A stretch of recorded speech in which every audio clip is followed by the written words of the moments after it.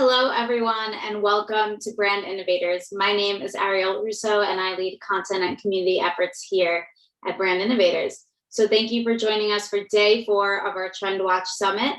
Today, we will be dedicating our stage to host essential conversations around diversity and inclusion. 2020 has been a year of emotional and political turmoil, and it's a time where marketers and brands now more than ever need to step in and create change on all fronts through internal and external efforts.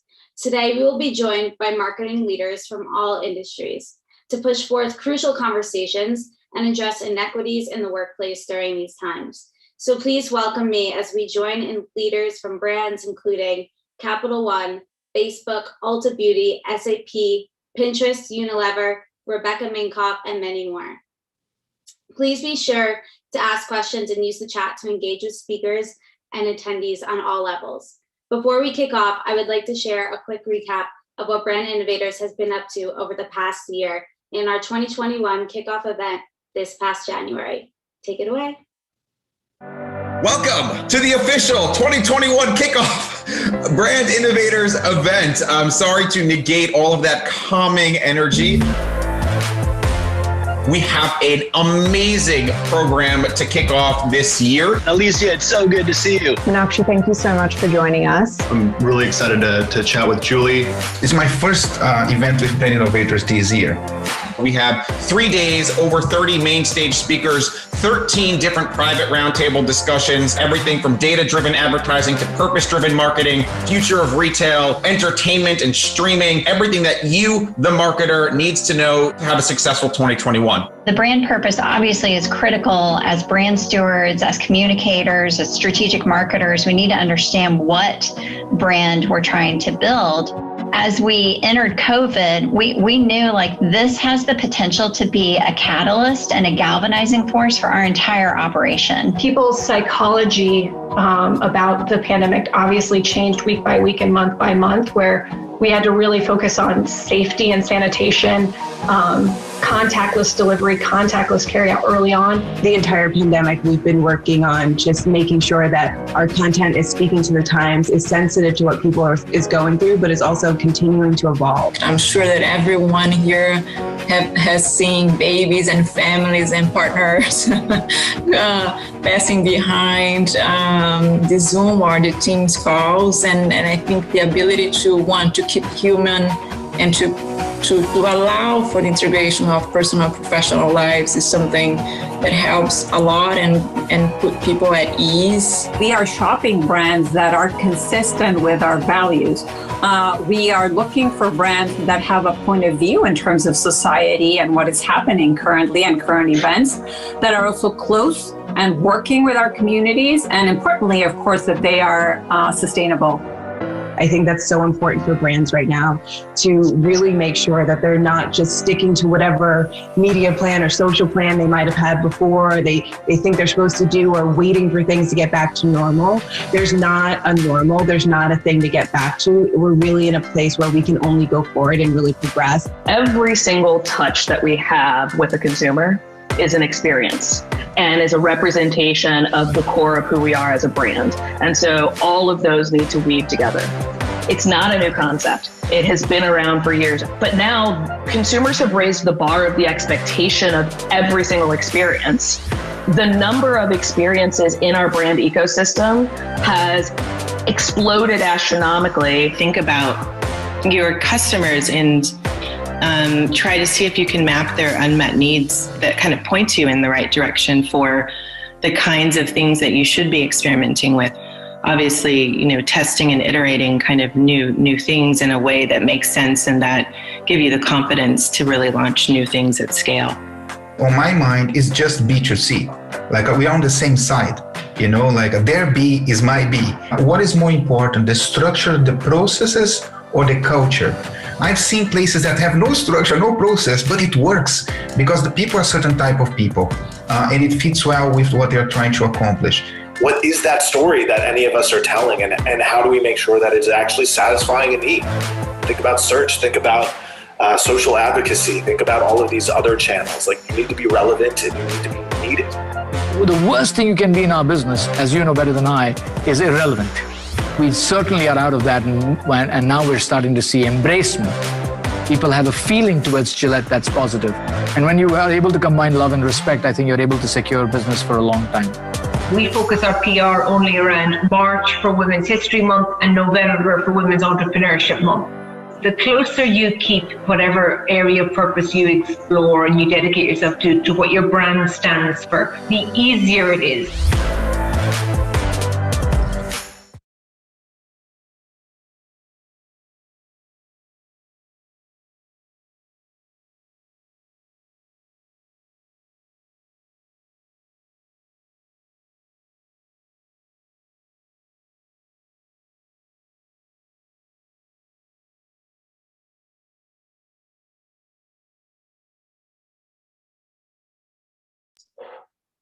I was on mute for that entire time. So thank you so much for watching that video. What a great event that happened in January. Please welcome to the stage for our first session, Roldy Levia, the Managing Vice President of Global Diversity, Inclusion, and Belonging from Capital One. And the session will be moderated by Daphne Leroy, the Vice President of Ad Strategy at Viacom CBS. Hello to you both. All right, good morning. Good morning. Take it away. All right, wonderful. As y'all heard, I am Daphne Leroy. I am Vice President of Ad Sales Strategy at Viacom CBS. And it's such a pleasure to be spending part of this morning with Roldy Leva, Managing Vice President of Global Diversity, Inclusion, and Belonging for Capital One. Just something to share about Roldy. He and his team partner with human resources and business leaders to build and advance strategic direction and deployment and alignment of his company's diversity, inclusion, and belonging initiatives. And for those of you who are probably well aware, Capital One has nearly 50,000 associates serving millions of customers from offices around the world. Now, let me share just a few fun facts about Roldy that are not in his bio. He's a passionate storyteller who studied journalism with a dream of traveling the world. And today, he brings that same passion and purpose to lifting up underrepresented groups in his global role at Capital One. And just a quick reminder for the audience before we get started, please be sure to post your questions in the Q&A section of your Zoom screen. After our chat, we'll be addressing your questions. So now, Roldy, let's get started. Just please, can you tell us a little bit about yourself? Where did you grow up? And who were your early influences as a kid? You bet. So first, good morning. Good to be here. Hope all of you are well and that your Friday is a good one and that all of you are safe and healthy. Listen, I find that people's names are the gateways to their stories. And so I'll begin with my name a little bit. It's my first name is Roldy. It's Irish. My last name, Leva, is from Spain, and I'm neither Irish nor Spanish, so go figure. But I was born in Cuba. And when I was 5, and my parents at the time were in their mid to late 20s, we boarded a fishing boat, like many Cubans at the time, and fled the island in search of a better tomorrow, which is what brought us to the shores of this great country. And we settled in Miami like many of the Cubans did. This was back in 1980. And listen, if you were a Cuban coming into the United States and living in Miami, it was a really comfortable bubble to be in. You get all the goodness of this country without the hardship of necessarily having to speak the language right away. My mother got a job at JCPenney without knowing English while she studied it, which is the type of opportunity she probably wouldn't have had as much of access to anywhere other than Miami at the time. But what she realized in that process was that immigration in this country was about assimilation more than anything else. And we needed to learn English and be, as she would say, as American as possible. She was always afraid that if we weren't as quote unquote American as possible, that we would be one day sent back to Cuba. So we moved to Orlando, and in Orlando, not too far from Miami, but back then it wasn't much more than a bunch of orange groves, a castle, and a mouse. I went to school with people who look like me. I'm white, but we're very different from me in every other dimension, right? So I took English as a second language courses naturally. I also had a tutor assigned to me to lose my accent as a Latino. And my first grade teacher couldn't pronounce my name and suggested I go by Rod. And so when people ask me, when was it that I knew that I wanted to do this work of diversity? It's not that I was in first grade thinking, well, all of this is wrong, and one day I'll be a chief inclusion officer. But that was my first memory of realizing that everything about who I thought I was potentially a liability to my being safe, feeling accepted. And so I adopted this persona of Rod. I poured myself into learning English, into sounding as, again, quote unquote, American as possible. I created this whole new identity and concealed my true identity. And today we know that to be what's called code switching or covering, a burden that so many underrepresented groups have to live with, and especially people of color. I ultimately was able to step into my skin and into my truth, and that allowed me to get into the work I did. You mentioned my passion for journalism. That was informed by this idea of being able to go out and tell people stories and help them step into their truth. And so that is why I do what I do today. My early influences in this work were like really powerful people in media. So I've always had a passion for media and the opportunity that media has to help people see themselves represented in a world where sometimes they can't and they don't. This is probably not a great story to tell, but one of the first memories I have of seeing a Cuban on film was the movie Scarface, which was based on a Cuban, but in fact was played by Al Pacino, who isn't Cuban at all. And so I just, that we couldn't find a Hispanic to play a Hispanic is a fascinating thing, right? And then even that depiction wasn't necessarily a very positive depiction. And so it's been really important for me to focus on representation and the importance of representation and fair and holistic representation of people's identity. Because representation matters and it creates safety. And so that's a little bit about me and sort of what influenced me in getting to where I'm at today. Well, thanks for sharing, Roldy, not Rod, but Roldy. And representation truly does matter. I empathize with your personal journey. My parents emigrated from the Caribbean to the US in the 1960s. So the story you're telling about that immigrant experience is something that so many of us can relate to, and it truly is impacting the work that you are doing. And by the way, you probably have the coolest job title. It's diversity and inclusion and belonging. Can you tell us about how that role came about, and tell us also a little more about the work that you're doing at Capital One? Yeah, listen, thank you. That's a great question. So the world is changing. It has been changing for some time. I think if 2020 taught us anything, is that it's changing really quickly and that we all need to change with it.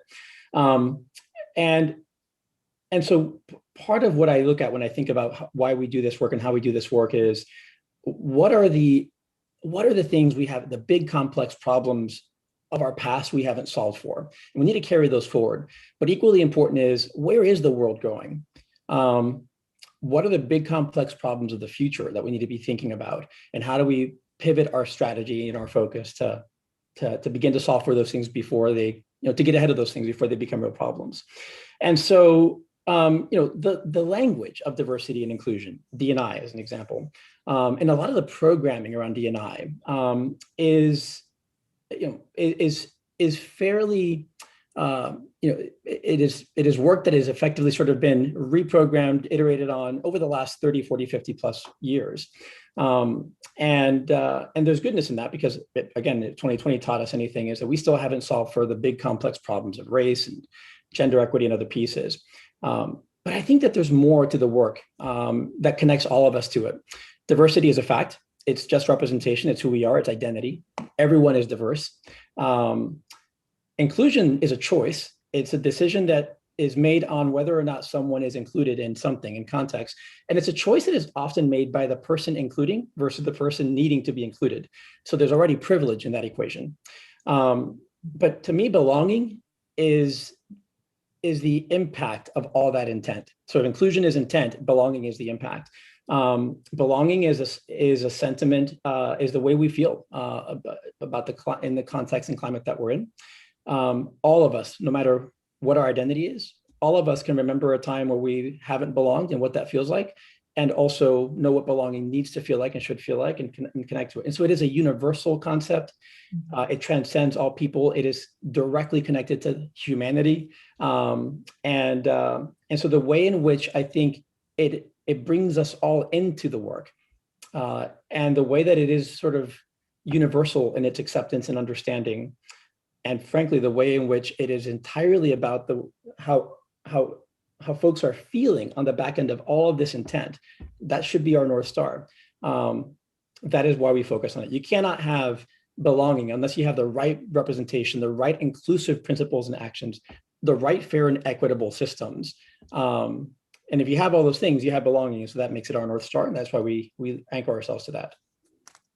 So well said, Roldy. You know, belonging is impact, inclusion is intent, and belonging is the impact of that work. And we know that we're living in difficult times, and we stand in solidarity with the AAPI community now more than ever, along with all communities of color.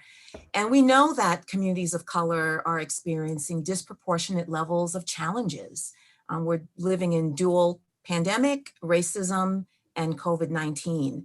So can you tell us a little bit about how Capital One is responding to these numerous challenges across the communities in which you serve? Okay, yeah, that's a really big question and a lot to unpack there. So first, again, 2020 was an extraordinary year on so many levels, and you're right to call out the dual pandemics, the COVID-19 and also the pandemic of racism, and that's been here and around the world, and all of us have been impacted by them. I also want to take a moment to acknowledge, and because it is connected and a little bit of the point that you started to make there, we're in the middle of Women's History Month. And I also reflect on the work that we must continue to do to ensure, just, equitable, and inclusive outcomes for women. And then especially women of color who are disproportionately advantaged and who are often overlooked. And that brings me to the recent attacks that we saw play out in Atlanta, where 6 of the 8, or in Georgia, not just Atlanta, but in Georgia, and where 6 of the 8 victims were Asian women. And there's a lot of debate right now about whether or not it's a hate crime. And I think that's, listen, while we wait for law enforcement to declare it a hate crime, you just can't ignore the fact that 6 of the 8 victims were Asian women. Asian women for whom racism and sexism have always been intertwined. And that is, I would say that is probably true of all women of color. And so, for them and for so many women of color, this racism takes the form of unwanted sexual harassment, which is often overtly racist. And while, interestingly enough, while most victims of violent hate crimes are men, there was a recent analysis of the 3,800 or so hate crimes against Asian and Pacific Islanders that have happened since 2020, and more than 2/3 of those have been reported by women.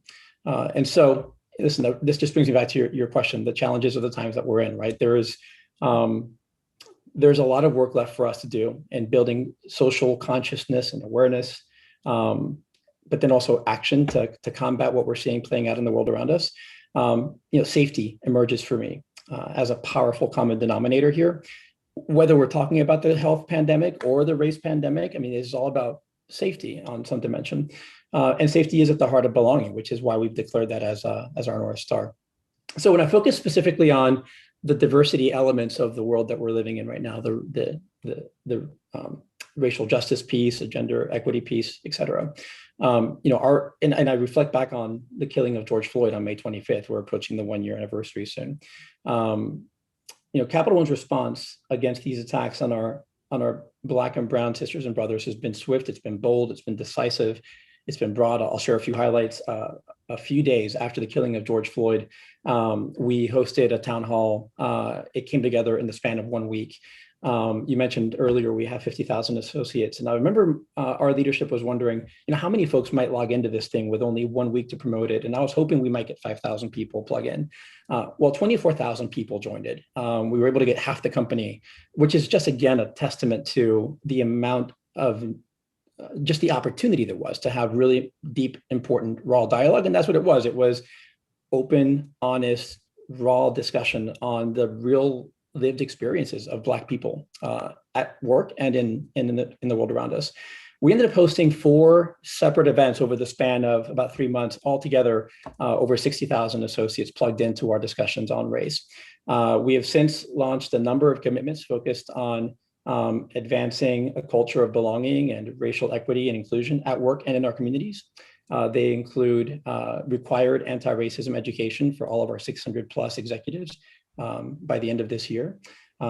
We early on at the height of the Black Lives Matter movement, we invested $10 million to support racial equity and inclusion in our communities in support of the movement. We have since launched a $200 million impact initiative to improve access and equity in our communities for Black and Brown people in particular. We are investing in and supporting Black-owned small businesses and suppliers. And so we're looking at the world holistically. We think we have 3 roles that we play, right? We are a business, a destination for employment, and a corporate citizen. And our focus is in ensuring we're making deep impact as much as we can and helping to kind of affect societal change in the world around us, both at work and in those spaces that we play in. Well, indeed, deep impact, and the forum, the dialogue that you're fostering, again, goes back to your passion around storytelling. It truly plays a major role in how you're building community and connections, not only across your company, but with your consumers and suppliers. Can you talk a little more about the impact you think storytelling has played in the work that you're doing? Yeah, since the dawn of time, we have been connected by story. It's how we first started communicating. And it has brought us together. Stories of grit and adversity and resilience and overcoming. And this is why I love the work that all of you do, because it is about connecting to people through story. And so I do think that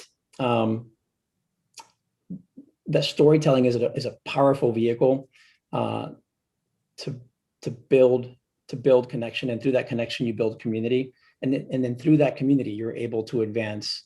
You're able to get farther and go quicker. There's an old African proverb that goes, if you want to go fast, you go alone. To go far, you go together. And so this idea of community and being in motion together is really important. And it's the only way that we're going to be able to make the changes we want to see in the world around us. I think the way that we've come together as a global community to combat a common foe of COVID-19 is an example of the goodness and the capability of humanity and what we're able to do. And we have all been touched by, or at least I have, by the stories of people tragically who have lost their lives because of the pandemic, but also the stories of people coming together to support one another, to help folks who don't have access to vaccination sites to get them. Just the number of volunteers who are out there administering vaccines and getting the word out. That's an example of the goodness of humanity and people coming together as community, and stories compel us to connect to these things. And so when I reflect on my work of belonging, it is essential.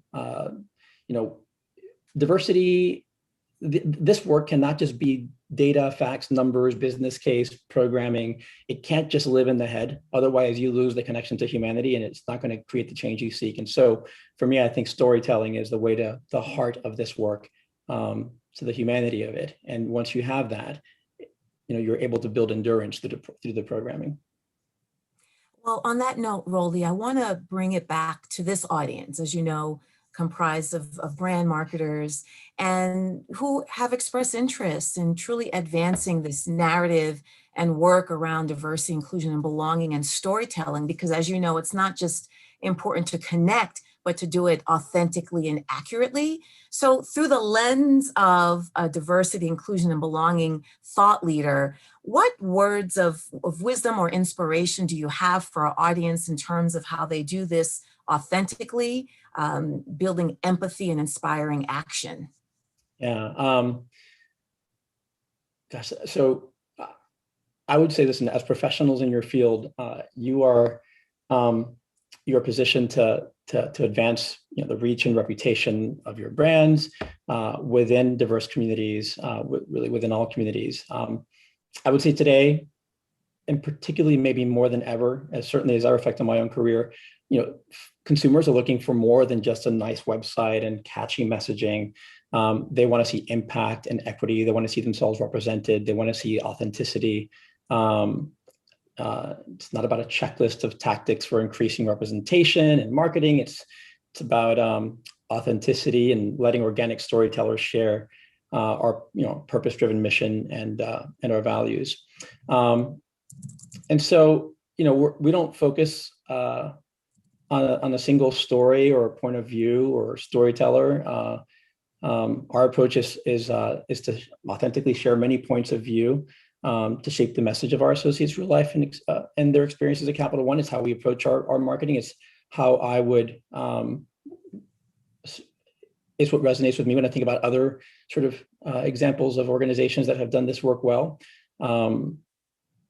And so I think the key is understanding your market, understanding the nuances of your market. Women are not monolithic. Hispanics are not monolithic. Asians are not monolithic. It is nuanced. People have different needs and are living different experiences. Be thoughtful to those, acknowledge those, and your ability to understand and connect by way of how you tell your stories through your products and your marketing, I think will serve you well across those three dimensions. Because it's not, if you're able to connect on one that way, and I talked earlier about your three roles as a business, as a destination for employment, and as a corporate citizen, people are savvy and they're scrutinizing and they're looking at you across all those dimensions. And so your ability to do one must also mirror the way that you're doing the others. If you have a great marketing message that is focused on the nuances of women of color, but you haven't developed your own women of color as a destination for employment, folks are going to know that, they'll know that and see through that. So I just think it's important to be really integrated in that ecosystem and work with your teams internally to ensure that when you tell that when you tell that story and deliver that message, that those values are lived across those three different roles that you all play. And Rolly, on that point, when you said the communities that we're serving, multicultural communities, are not monolithic groups, can you tell us a little bit about how the power of storytelling, especially for this audience of brand marketers, again, need to bear that in mind, really understanding the uniqueness of the communities, and you more than anyone understands those nuances and those specific approaches when it comes to ensuring that your employees and the consumers you serve feel as though they're being spoken to and brought in an authentic way. Yeah, so are you looking specifically for techniques that they might want to use, or just things to do? Just in terms of your general approach, you don't often hear someone even acknowledge that multicultural communities are not monolithic groups. So I was just curious to know if you might want to unpack that a little bit, just as part of the importance we're making around storytelling in terms of the DIB work you're doing. Oh yeah, so specifically in terms of my space. Right. Oh, got it. Okay, good. That's the connection. Yeah, listen, I think that that requires a lot of intentionality. I speak on college campuses every now and then, and I often ask, graduating folks who are about to graduate. I talk about the workplace they're about to enter, and I talk about this thing called diversity, equity, inclusion, belonging. And we give examples of some of the programming. One of the ones I speak often about is you're going to enter a workplace that has these things called business resource groups or employee resource groups. And there's one for women, and there's one for Black, and there's one for Hispanic or Latinx. And we give examples of what they look like. And I ask, how many of you would be willing to join those? And the majority actually don't raise their hands. And there's a lot more diversity in the classroom than there ever has been, right? More women in undergraduate in particular, and advanced degrees as well, more people of color. And so these rooms are diverse, and yet these programs don't resonate. And when I ask why, the most common answer is they feel too exclusive and too narrow. I'm not just Latino. I'm a Latino man who also identifies as gay, who also has an age and generation attached to it, who also has a socioeconomic status, a faith or an absence of faith, an ability or disability, we all identify across a range of identities. And so I think it is dangerous to begin to put people into one, and we have a tendency as humans to want to do that because it is the shortcut that our brains take. Like, what is the simple box that we can just categorize people in? But the world is shifting. None of us identify as one thing anymore, and so it requires intentionality. Our systems haven't caught up to that. So if you look at, even as I think about sort of what we are required to report out on in terms of representation and data through EEOC and other agencies, they are still fairly very narrow boxes. And so we have to do the work within organizations to acknowledge the fact that our associates, our employees, are in fact way more diverse than the categories we may have slotted them under before, and provide the space for them to do that. We have been really intentional about self-ID on sexual orientation and on gender identity, on the intersectionality between sexual orientation, gender identity, and race. We know that Black transgender women have a very different experience than transgender women, than Black women, right? So you kind of sort of have to nuance all that and approach it the right way. So that is the muscle that has to, and it's a new muscle for many organizations. That's why these roles are so important and these teams are so important, and why you've seen diversity officers grow exponentially just in the last year, because I think organizations are waking up to the fact that they need this work. Got it. And Roldy, it goes back something you said early on in this conversation: inclusion is intent, belonging is impact, right? So given all of your approaches and strategies, that really is the end goal, to ensure that you are making that impact in the work that you're doing. So in closing, I also wanted to pick on a point you made about, during this transformational year that we've had, the power of humanity, right? And how that truly is a common thread and a driver in the work that you do each day. Can you speak a little more about how that truly is part of your passion and purpose in the work that you're doing for Capital One? Yeah, I just get so, it's interesting. I heard someone recently asked whether they were optimistic for the future. And their response really resonated with me. The answer was no, that they were not optimistic about the future. And he went on to explain that the reason why is because the world has become so unpredictable. No one could have predicted 2020 as an example, and that was just a year ago. But that there was a difference between optimism and hope. And that he very much is hopeful for the future. And the difference, the way that he defined it, was optimism is an opinion. It's a state of mind. But hope is a spur to action. It's a state of being or a state of action. And so I think it's easy to feel down on the future when we've lived through what we've lived through as a connected society these past 13, 14 months in particular. But I have incredible hope for the world for the future because of what I know us to be. And I think our response to COVID is an example of that, right? I talked about it earlier. It's the first time in my memory that I have seen the world come together as it has, sharing knowledge, sharing information, sharing people, to combat a common foe. And there's such goodness in that when we can break down borders and walls and just connect on the experience, on the human experience.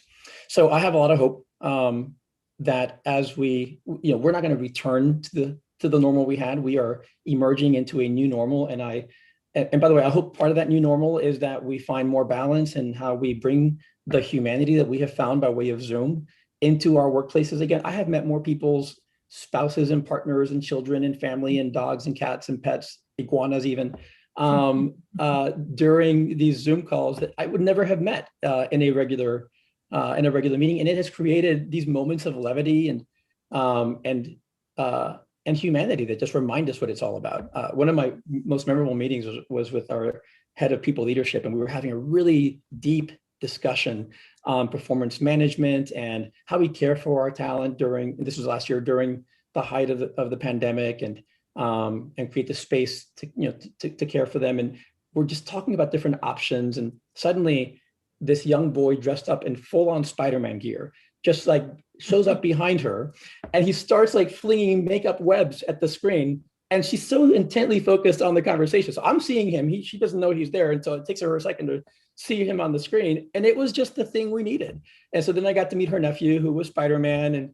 And to this day, we still joke about it. So anyway, it's a tactical, tiny example of the importance of humanity, to kind of remind ourselves of all the goodness that we have and what we're capable of. And I'm hopeful for that. And so that is the thing that I anchor back to, and why, again, belonging is so essential to the work that we're doing. Well, Roldy, hearing more about the work that you do truly makes us all even more hopeful for the future.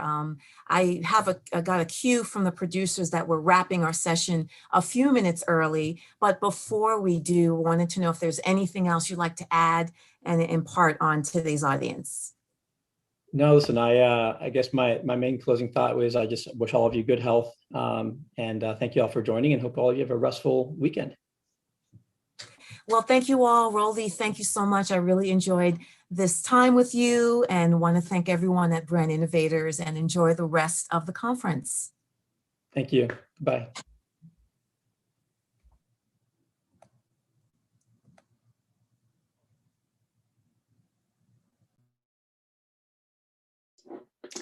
Thank you all so much for such an amazing session. One thing that really stuck with me was Roldy saying, if you want to go far, you go together. I loved that. For our next session, I am bringing three amazing people onto the stage.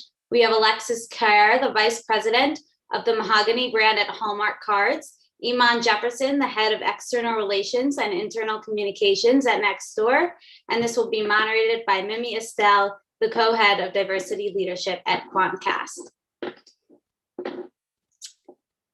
Hello.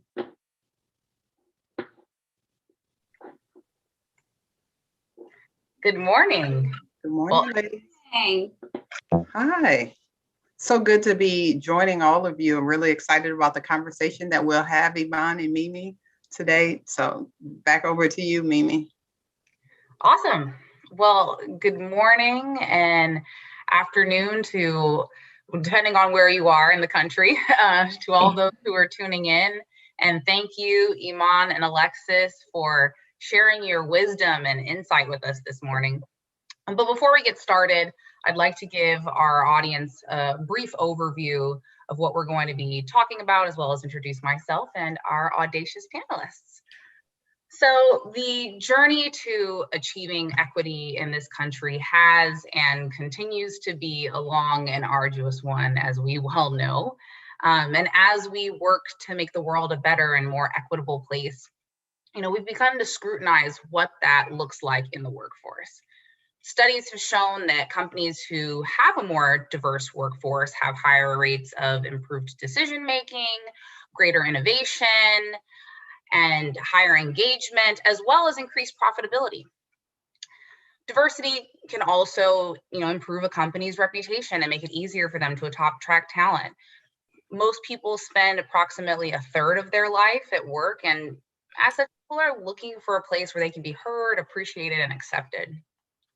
My name is Mimi Estelle Ziegler, and I work at Quantcast as a key account manager, as well as the co-lead for our employee resource group, Diversity and Leadership at Quantcast. And for those of you who aren't familiar with Quantcast, we're a global ad tech company and the creators of a new and innovative intelligent audience platform that empowers brands, agencies, and publishers to know and grow their audience.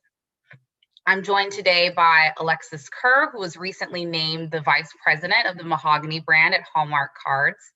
Alexis brings to this conversation and her current role many years of experience in brand and business growth from her previous roles at General Motors and Delphi, and is a proven leader in multicultural brand development. Also with me today is Iman Jefferson, who is the Head of External Relations and Internal Communications at Nextdoor. Iman is a brand communication strategist who's managed consumer and corporate communications efforts for a number of well-known brands and companies, including General Motors, McDonald's, Hanes Brands, just to name a few. So let's dive in. As Black women, many Black people often feel as though they have two identities. We have our work selves and our personal selves. And to an extent, we all leave elements of our personal selves at the door for the sake of professionalism. But to what extent is that really reasonable or healthy? I think we as Black people have arguably been operating under the notion that our personal identities are not professional. And that said, the two don't necessarily have to be mutually exclusive. So as Black women navigating what are often still predominantly white spaces in corporate America, do you feel as though you've been able to maintain a level of authenticity in your personal identity? And if so, do you feel that your ability to be authentic has evolved throughout your career? Hey, I'll start. Mimi, first of all, to the illustrious ladies on the panel, I've had the distinct pleasure of working with Iman. And so, celebratory congratulations for your new role at Nextdoor. And Mimi, just excited about the conversation that we'll have, and just want to say happy Women's Month. I think these conversations are important. And so to answer specifically your question, I think it is about personally, how do I understand what authenticity means to a person like myself within the confines of the company's culture. And so, when I think about that, I'm thinking about things like making sure I read the tea leaves. As girlfriends and friends, when we say okay, as an example, okay can mean 7 to 10 different things. It can mean, okay, I'm good. Okay, that's enough, which means stop, just as an example. So we could all say okay. And again, as an example, that could mean a ton of different things. And so when you think about corporations as large as Hallmark and Nextdoor and General Motors, and different cultures within the subcultures, within the culture, it's important to understand what does my authentic self mean within the confines of the company? And then also, am I comfortable with that? Another great example is that I am extremely direct. That was necessary for speed, expertise, and the work that I did at Cadillac and General Motors. But when I think about where I'm at Hallmark and understanding their culture, directness and curtness and being very clear, sometimes you've got to wrap that in a lot of the care that we think about as we communicate at the company. And so maybe it looks like me reframing, saying, I'm about to be very transparent. And that way I am understanding the company's culture, but I'm also serving my authentic self by getting out the things that I need to discuss. So be clear about in meetings. So for me, when I think about my authentic self, it is about how does that look within the framework and culture of a company.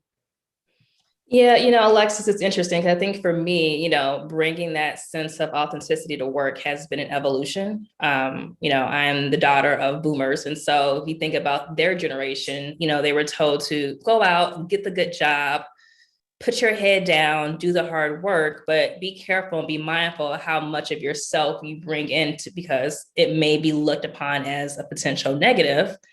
But because we're working in these spaces, we're working on behalf of brands and working in marketing communication spaces, it's important that we do bring in that sense of authenticity. And that sense of authenticity is our voice and feeling comfortable and sharing our perspectives and feeling comfortable in raising questions or pushing back in conversations because we're trying to get buy-in and we're speaking on behalf of consumers. And so if we really are trying to be thoughtful marketers, we need to make sure that we're bringing in all perspectives. So we're really doing a good job in talking to consumer audiences.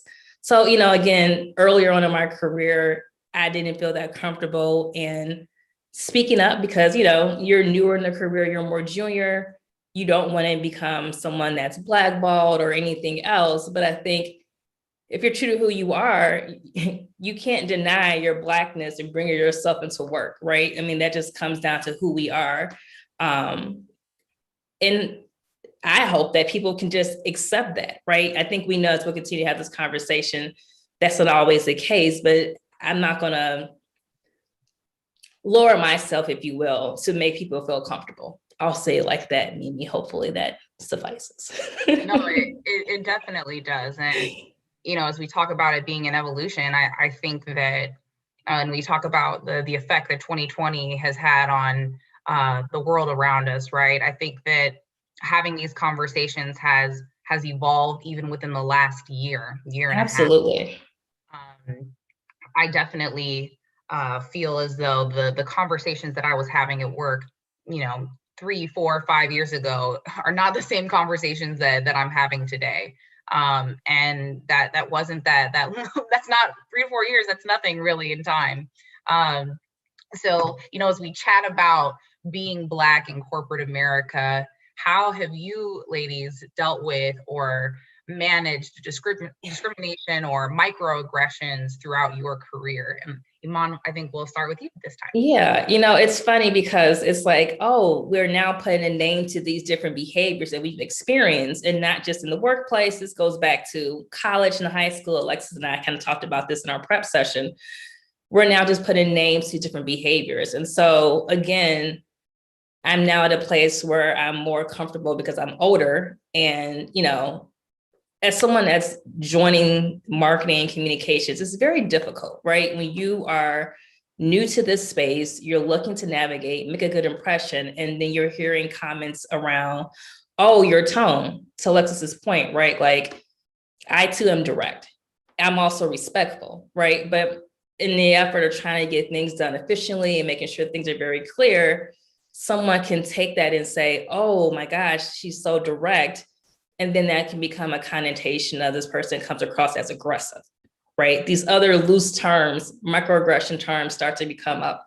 And that's problematic. Or things to say, well, I'm surprised, how'd you get here? Again, all this is very new for organizations, this sense of really being kind of honed into diversity.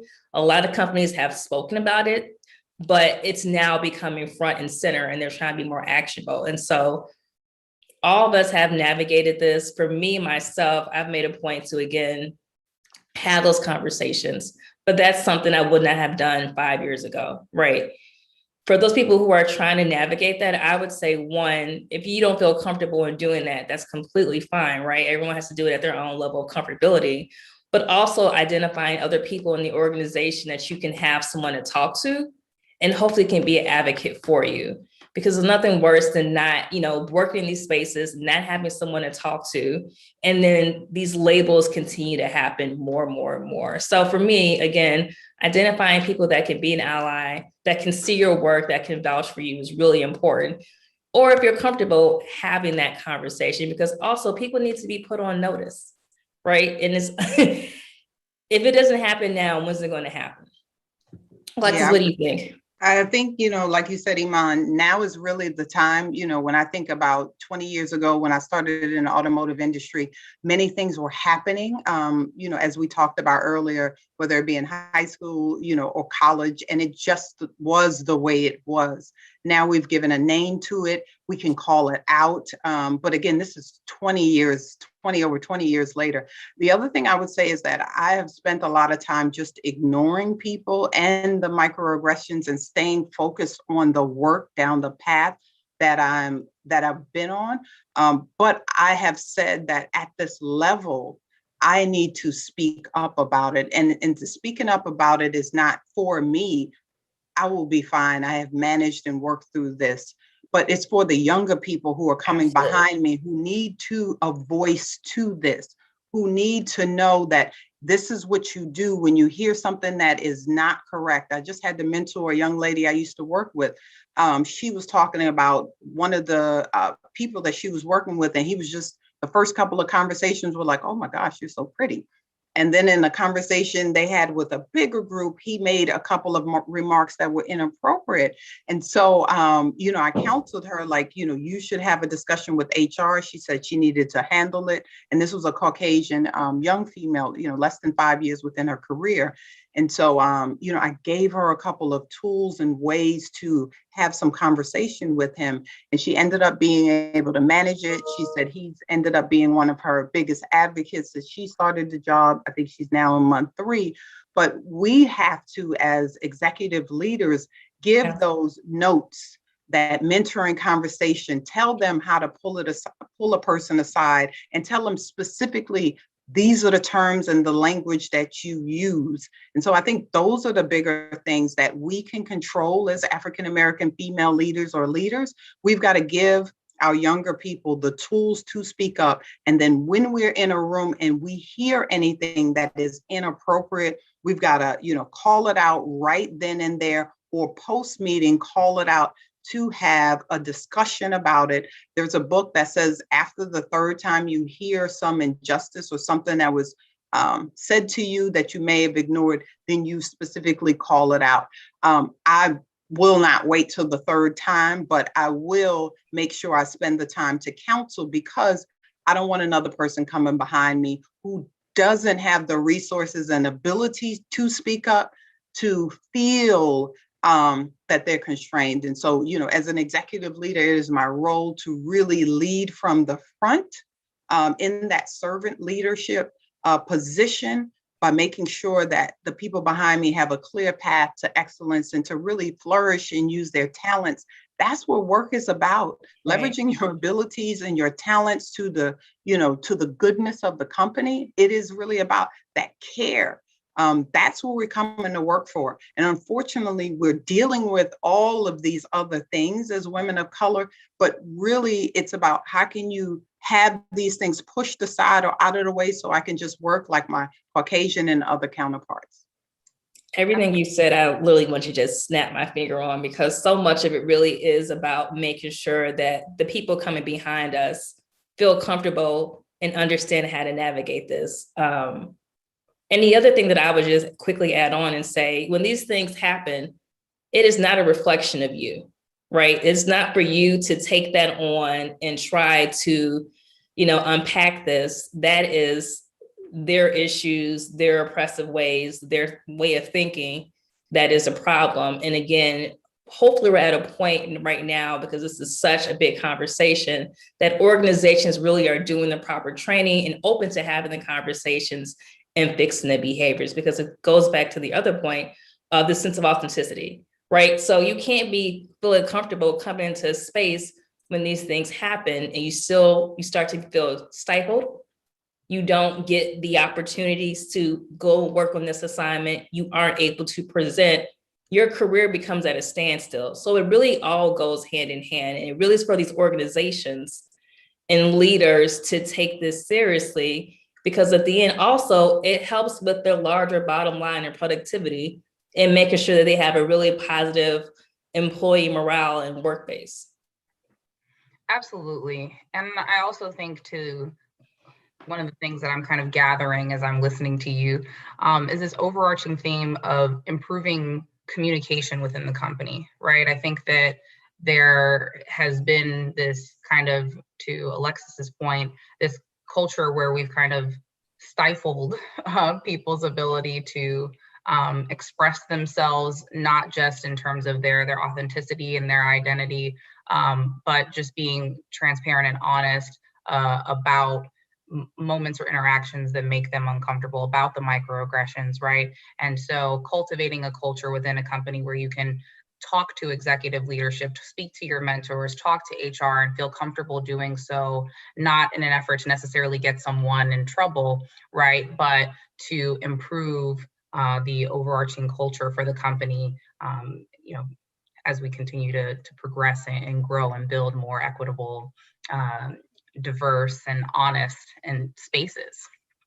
So Alexis, as someone who specifically works on a brand that is geared towards empathizing and engaging with a specific demographic, what advice would you give businesses and or people who are trying to affect change regarding diversity and inclusion within their organization? Well, Hallmark is your brand. I mean, we are a brand that's all about, creating a more connected world through people. And that starts with really care, And so as we think about DEI, and it's not just people of color, it's people in the, LGBTQ plus community, people with different abilities, as we think about our Asian brothers and sisters and what they're going through at a time like this, companies really have to pause and really embrace their internal employees. And so a lot of the work that needs to start has to and must start internally. And so as you can imagine, when you start internally with your employees, you're starting this groundswell that is really authentic to who you are. And then you're moving out and having conversations and audits with customers, making sure you're listening to their needs and then adjusting.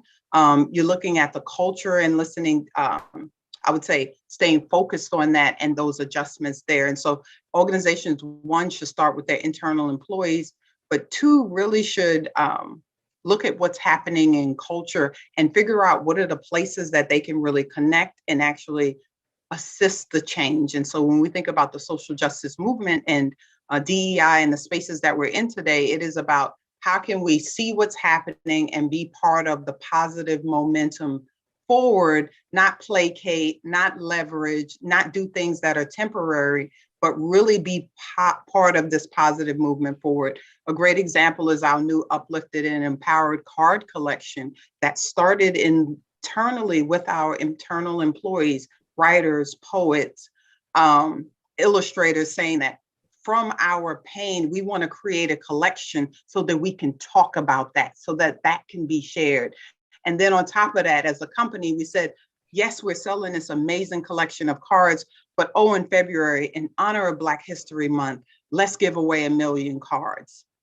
And now I came on board. I'm a product of us really leaning into the gaps and the spaces that needed to be filled, as it relates to our Mahogany brand, 30 years in the making, without a lot of marketing and sales focus, but great creative. And now I'm here to push that brand into new communities, but really also serve our community of women, really serve it. And I think the brands that do that will do exceptionally well. Absolutely. And so, as we talk about building a culture of diversity and inclusion that extends outside of the workplace, both in and outside of the workplace, right?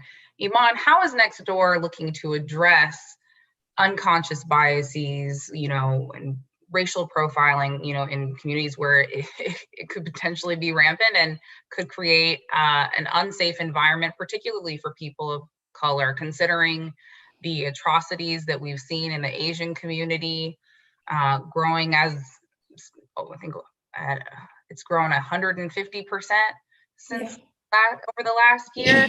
And, the atrocities that we've, continued to see over the years against the Black community. So I'll let you speak to that. Yeah, it's interesting. Nextdoor is a social platform built on neighborhoods. And what you know about neighborhoods is that you can choose your neighborhood. You can't always choose your neighbor. And so we are really a microcosm of what is happening in society. Every conversation is a social network platform, right? So every conversation is happening and these opinions are being shared. The goal of Nextdoor really is for us to create a space where everyone feels embraced and welcomed, particularly those people of color, right? Because of what's happening right now is being put on our sites as it is discussed in every public forum. And so for us, it's really about creating a space where people feel welcomed and they most importantly also feel very safe, right? So again, you can exchange ideas and opinions and thoughts, but doing that way in a way that's respectful, and again, that's safe. And so from a Nextdoor perspective, we've done a lot of different things to make sure that we are giving our neighbors the opportunity to, one, feel and see that we're committed to this. This is something that we're discussed constantly. It is a goal for our company. And it wasn't something before what's just happening now. This is something that the company is based on, right? This is not just an action because of what's going on. But things like just making sure people join our network, that they'll join the neighborhood that they want, are signing a member pledge that kind of outlines what the policies are and what we're encouraging and how they use this, the service, this tool, this platform, this hub. We also have things like our kindness reminder, again, that lets them kind of just see what kindness looks like. You can exchange thoughts and again, ideas, but doing that in a very respectful and safe way. And the other reality is, again, that, you know, what's happening now, we have to get comfortable with what's uncomfortable. And how do we have these conversations, again, where you may have a different opinion, but we don't want someone to not feel that they can share their thoughts in a respectful way. And so there's constant monitoring going on. We're making sure that, you know, our board is diverse and is reflective. That's from an external perspective, but also even from an internal perspective. Again, the purpose of ERGs and having open conversations, to Alexis's point, all those things help build a groundswell, and that we all see the mission and purpose, because at the end of the day, we really do want this to be a better kind of world, but we're also living in this world. And we know that there's so many things going on, and just having those kind of honest conversations and constantly looking at what we can do to make things better, safer, and welcoming people of color. Absolutely. And as we talk about honest conversations and being comfortable with the uncomfortable, and I think paying more attention to the world around us, and unfortunately the ugliness around us, right? And how that has become a growing theme over the last year. The Black Lives Matter movement began with a social media hashtag after the acquittal of George Zimmerman when he shot Trayvon Martin back in 2012. And the movement really grew nationally in 2014 after the deaths of Michael Brown in Missouri and Eric Garner in New York. And you know, kind of post-civil rights era, I'd say maybe particularly in like the 90s and early 2000s, especially after Barack Obama was elected. I think many Americans, you know, had, and some continue to have, the misguided notion that racism, which is arguably, you know, woven into the fabric of the foundation of this country, you know, and the caste system that is designed to keep I think people of color, but you know, particularly Black people at the bottom, you know, was not that bad or such a long time ago. And I think the brutal murder of George Floyd, coupled with the circumstances of the pandemic, right, really highlighted the considerable inequities that plague the Black community as well as other communities of color in this country. And so when did you feel more comfortable being vocal about the Black Lives Matter movement at work and addressing some of these social and cultural issues at work, and what factored into your decision?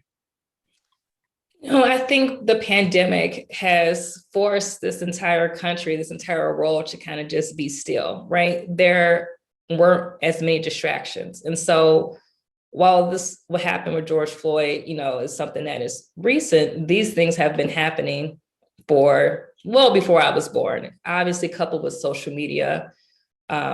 These things we're seeing more and more.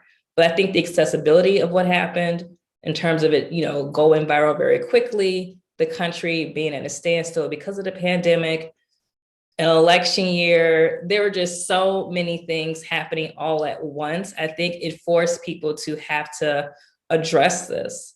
And again, from a brand perspective, you know, you have to talk to your employees, right? Like everyone is feeling and seeing this, and having these conversations amongst your employees is first what's important. And then also as a brand, how do you then join this conversation, right? This is a very uncomfortable conversation. Some brands haven't been a part of this conversation before. So when you wanted to make a stance, you had to also make sure that this is something that has tied back to your values and beliefs. Or if it hasn't, how do you enter that conversation very thoughtfully? Because you don't want to be someone that says all these things, and then again, a year from now, 2 years from now, that's not been reflected in your brand's values and how you guys come across when you talk to consumers. So I think, you know, again, this year is just, 2020, not this year, 2021 is new year, but 2020, I think just so many things happened all at once. And people are looking and feeling things differently. I think our, you know, social issues and concerns just as humans have changed and shifted because of what happened.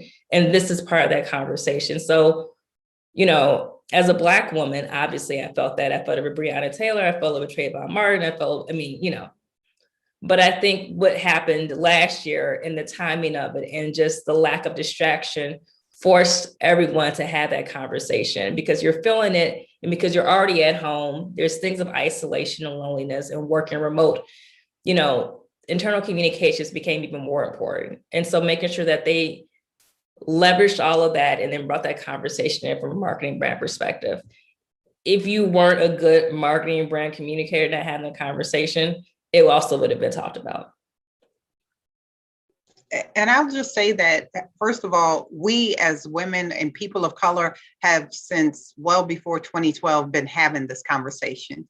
Last year, 2020, and all of the events, the pandemic, to Iman's point, just brought it to the forefront for the rest of the world to kind of join the conversation. Right. So the movement had already been happening. People have leveraged the hashtag, for, as you mentioned, nearly a decade now. And so it was just that flashlight on what was happening and the explosiveness and visceralness of it happening, like within 2 weeks. But it wasn't that we hadn't had massive injustices happen, within 2 weeks or within the same weekend. I can think of Chicago and, there was a number of tragic deaths over 1 weekend.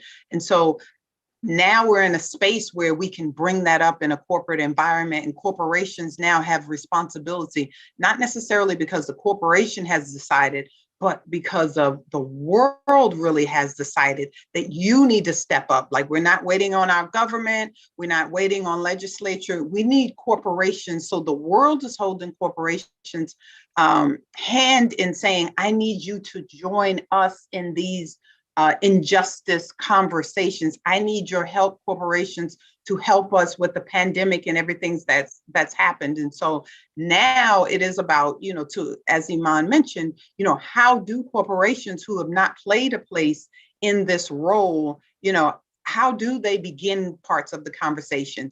And I dare say that you just start. You start saying, we don't know how to begin.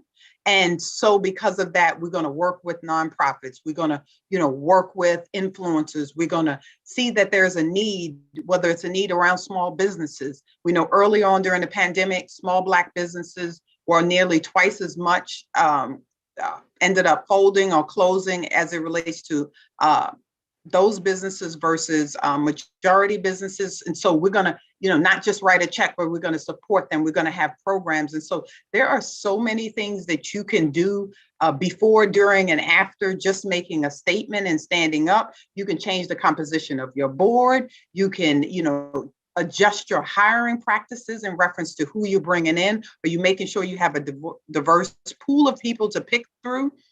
So there's so many things corporations can do. And then those who have started, you've got to track and have metrics around how is this success. Iman mentioned it. Are you still doing something 2 years later, 6 years later, 10 years later? And so if you think about other initiatives or pandemics like safety issues, companies put metrics around them. There's a task force. And so when you think about these injustices with people, even the ones that are happening in an LGBTQ plus arena, when you think about those issues, you've really got to take action. Diversity, inclusion, anti-racism, all of those isms take action. And companies have to find themselves on the right side of doing the work with a strategic roadmap to get there, for there to really be change within their companies, but also within the communities that are buying and they're servicing in their products. And so I was excited to come over to, Hallmark. We have a new vice president of DEI, but also she's got a 10-point plan of how we're moving forward. We're looking at all of the assets that we've made in our enormous catalog of product, and we're looking at them from a lens of cultural sensitivity. And so it is action that we're taking. That audit will be done probably before the year is over, but it's looking at every single product that we have and we've created and looking at it from a lens of, is this culturally accurate?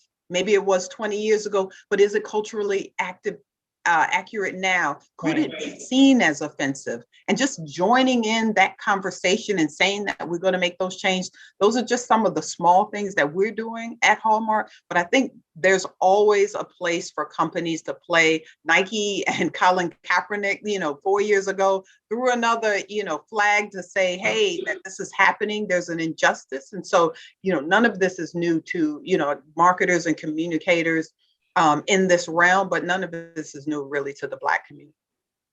And the other piece is that consumers are now really saying, and the research is backing it up, that they are supporting brands that are committed to improving social issues, right? So you have to be part of this conversation. If you really want to respond and continue to get those consumers, they're looking for that. They're expecting that now.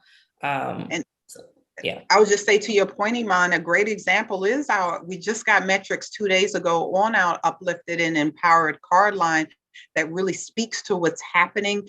Are you okay? And we saw that the audience that bought them in Walgreens was much younger than the target audience that we had for our original mahogany cards. So I dare say too, that when you get it right, you also are financially benefiting from it as well. And so that is always the conversation, what is the financial piece? It definitely pays in the dollars and cents as well when companies really do get it right. Right. And I think there's something to be said too for saying that we haven't been a part of the conversation, right? Rather than trying to come in and give the perception that you have been or that you know what you're talking about. And I think that speaks for but brands as well as individuals taking the time to reflect, see where you haven't been a part of the movement or the conversation, educating yourself, and then taking action. And I'm taking this from Iman. I'm going to just let everybody know I stole that from her. But I think that's super important, and being okay with saying, I don't understand, I am not educated, and I'm going to take it upon myself to educate myself as we see what's going on in the world around us with the Meghan Markle conversations, the debacle with the royal family, and the subsequent conversations that kind of have come out of that, right? Instead of saying, kind of asserting your opinion when you are a person of privilege, right? Taking a moment and taking a step back and saying, I don't understand. I'm going to take the time to reflect, attempt to educate myself, and then maybe come to the table or the conversation with constructive questions. And I really like the point that you made, Alexis, about, is this culturally accurate, right? And thinking about the evolution of culture as brands try to connect with their consumer base. But I'm going to take a second here, and we have, I think, a little bit of time left to open the floor for Q&A. Someone had said, where do you see the biggest generational differences within DE&I? And I'll give it to you, Alexis, to answer that one. So Iman made a great point earlier, and it was that, her parents, our parents, tended to say, keep your head down, stay focused, ignore everything, and so my generation, I definitely was told that. I have Caribbean parents. My dad is from Jamaica. My mom is from the streets of New York. An amazing woman, but she always keeps me grounded and focused. And so as I think about what happened and how I, navigated through my own personal journey during civil unrest, as well as the work that I had to do, it was great to have my parents, who were part of movements earlier, just pour into me. And so I think that piece is, many people may not, necessarily have that opportunity, but I did. So now my generation, I tend to stay focused on what is the job at hand, but I also am like, but I have to speak up. I have to speak up. I have no problem with speaking up. And if I think about Iman's, generation, or, what she brings, a little bit younger than her, myself, and she is going to speak up. She's probably not even going to think about it. She's going to speak up. And I think that's wonderful. And then the younger people that are, below her, that cross generation or blended generation, they don't know anything but speaking up and saying, I don't feel comfortable. I don't understand what you said. What did you mean by that? So they're not thinking, that's going to take me a couple of minutes to think through, position, read the tea leaves, read the room, see if that okay was okay. Maybe I'm looking for another Black person to see if, he or she has my back. And if you think about generations, that are coming behind me, they're not even thinking this is the new norm. They were born with a Black president. They were born during a time of civil unrest. And so when you think about that, it is going to be different. And for me, in my role right now, I just had a meeting last week with some of the younger generation. It was to say that you can aspire to be wherever it is you want to be, but it's not necessarily going to be easy. Just because you get a lot of no's does not mean that a yes is not going to come. But what I didn't do was try to silence them in their voice, in their existence. What I didn't do is leverage some of the tools that was used on me to help me navigate 20 years ago, or even 10 years ago, or 5 years ago. I let them be who they were. I provided some insight kind of behind the curtain to say, here's some other things to think about. You have a wonderful creative view, but think about the business side. We still are here to sell products. So think about that. So I gave them some considerations, but I also listened to and allowed them to continue to move forward in their voice. And I think, when you think about women who are in my position at my age, early 40s, it is important that we don't pour down the things that were directly told to us, but we leverage them with the culture and with our expertise and say things like, use the language, ladies, that you hear in these meetings, use them back when you're pitching ideas. But I never tell them to be silent, not be themselves. I don't tell them those type of things. And so it's about that evolution, even in my leadership and the way that I see the world. I've got to evolve too as an emerging, leader as well. So that piece is important. Iman, if you'd like to speak to that. Alexis just took everything out. But I mean, I think the biggest thing I would just echo and say that, we aren't seeing people who look like us in these more senior roles. And so that's also part of the question of asking, why aren't these things happening, right? Because if you don't see people who look like you, then where do you see yourself in this organization? So I'll just leave it at that little part. No, I think that's great. And I think it's so important that we see people who look like us, right, within our organizations to help lead us and guide us. So, and when you think about, I think the generational differences, we talk about having boomer parents.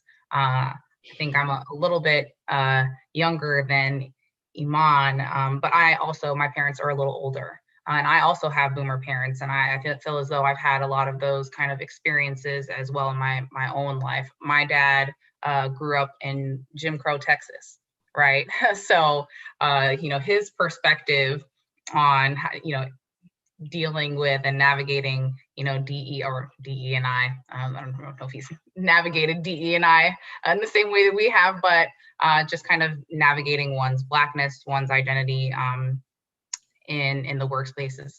Very and it's tough too, right? I mean, I was talking to my mom about this panel last night, and we were talking about my dad, who is deceased now, but how he worked in corporate marketing and in the 80s and late 70s, and the frustration he would have with, microaggressions, blatant racism, and would come home and talk about it. And so frustrated about how that was happening. And I was like, not on my watch. If I can call it out respectfully and, just provide some awareness. And again, it's not for my benefit. It's for those people who are my peers, who are coming up in the communications field, to see there is a pathway to growth and that you can use your voice and be respected as well. Right. And thinking about how, how you said, not on my watch, right? Understanding that how it's about, not speaking up before was about maintaining job security and one's livelihood, or in certain instances, maybe outside of the workplace, maintaining, your safety, right? Not speaking up, not talking back in Jim Crow, Texas could mean your life. So and thinking about how that transcends not just being outside of the workplace, but also in the workplace, and how that shapes our interactions with people, and subsequently how we raise our children. Absolutely. So are there any more questions before we're kind of winding down on time here? So I want to make sure that we answer any questions from the audience. Hey, Mimi, one thing I will offer is, as you look at myself and Iman, we came from the same company, but as we think about authenticity, she is wearing her hair in braids today. That is what works for her. I'm wearing my African print garb. And I think that is a sign too, to just say, we are trying to push and help younger people who don't feel comfortable with whatever it is that their creativity brings. And so leaders also have to exhibit, trailblazers also have to exhibit some of the qualities and authenticity, that we want to see in the young people behind us. And I think that piece is important. There are so many things that I think that happen in Black and Brown communities that are unsaid, but they, for us, are a nod to, yes, this person gets it, or their vision for us to say, yes, I too have permission to do that. Maybe wear my hair in a natural, wear it back, wear it in braids, maybe wear my African print that I wouldn't have thought of, or just whatever. And some of those things may seem so small and insignificant, but they mean the world to people. When I had that conversation last week, I didn't think anything of having a conversation with 4 to 5 African-American females at Hallmark. But to them, it was like, wow, we appreciate you just sitting us down and having a conversation. We appreciate you just listening. And so I will say, for all the people of color who are in any position, and I don't just mean senior executive, but any position, make sure you support, help, listen to, give feedback to the younger people coming behind us. Right, absolutely. I did have a couple questions come in. So one person asked, any advice on speaking up when being the only woman of color on a small team? She went on to say, I had so many feelings and emotions and didn't feel I could have them. I smiled trying to keep up since our team didn't freely have conversations, so I didn't feel seen. Yeah. Hi, team. This was a tough weekend for me, based on everything that just happened. And for me, I'm going to need XYZ, or I'm feeling XYZ. I think the thing is, it always feels uncomfortable. It does, even for senior execs. It is all, because it's an uncomfortable conversation, to Iman's earlier point. And so if you feel better, most of the time when you have a quick conversation, maybe it's not with the entire team, but at least your leader, and then your leader can bring it up as necessary to a bigger team. And sometimes maybe your team is not who you need to have a conversation. It is that girlfriend chat, and COVID has put us on, a million group chats. And so maybe your place of discussing that may not be your workplace. For some it may, but it may not be. And so it is about finding whatever that safe space and place is for you to have that discussion, but you owe it to yourself. I have had to have it at work. I have seen other senior executives send out an email to the executive staff and or to me saying, hey, I feel this way. And so you've really got to get it out. Other than that, you can't be focused at work and contribute everything you need to contribute. And I would just quickly add that, this is when, your manager who is acting as a leader needs to, in fact, be a leader, right? Like, this person is responsible for your development, growth, and hopefully emotional safety at work, right? So if you aren't feeling comfortable, there has to be some space that you can bring up this conversation. And hopefully you're having one-on-ones with that manager, and you have to say, and I know it's difficult, I think her name is Monet, to do that, but you will feel so much better at least expressing to that person, because that is their job, right? They are managing you. They need to understand what is going on. And so it's for you to hopefully leverage that. I mean, they should also be asking these questions. It should be a two-way dialogue. But if that's not happening, it's their responsibility to make sure that you are growing and feeling seen. So I would just make sure that you're having this conversation with the manager. Awesome. Do we have time for one more question? If not, that's okay. Okay. So the last question was, how has COVID changed how you deal with DE&I in the workplace? I think a lot of companies are talking about it that we're not talking about it or focused on it in the past. And so I think COVID has brought a light to that. But I also think civil unrest has played a bigger part in it versus just COVID. COVID was kind of the beginning, but civil unrest really cause companies to take action. So it's conversation and then there's true action. And so civil unrest really allowed many or prompted many companies to really take action and have at least a leader, initiatives, and what have you. Second. Awesome. I would just say real quickly that, again, I know we're closing out, that, this is an ongoing conversation, right? This should now become, hopefully, the DNA of your company. This is not just a trend right now because it's something that's that's top of mind, but this really should be incorporated into your strategies moving forward. And if that's not happening, you have to raise those questions because you're missing out on an entire consumer audience if you're not interested in having these conversations.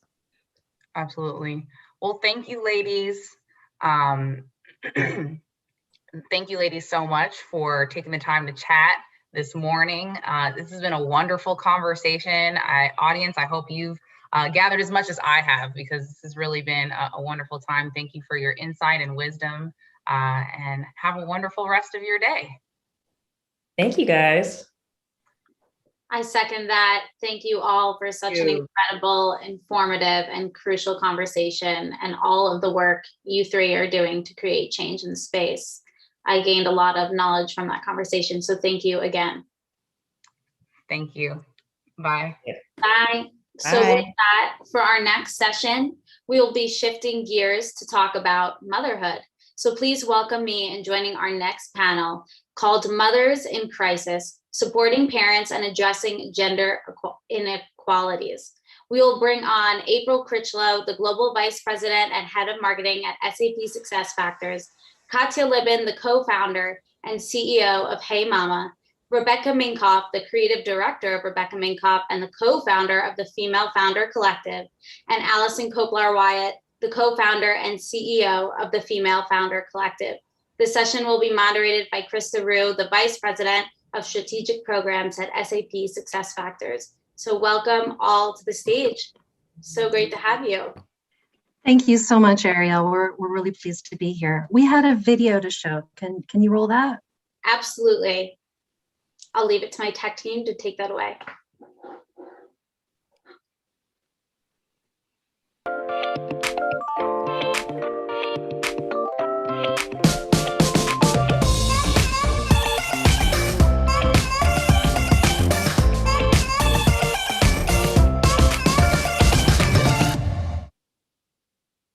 Great. Thanks so much. It's such a nice setup. So we're here today to talk about Back to Best for Parents, but also put that into the lens of the crisis of motherhood that's happening right now and the gender inequalities that are a result and that we're seeing as part of the pandemic. It's always been hard to climb the corporate ladder as a woman and as a mom especially. So it's no surprise that women were the first ones to fall off of that ladder with the pandemic. We're seeing the lowest levels of women in the workforce since 1988.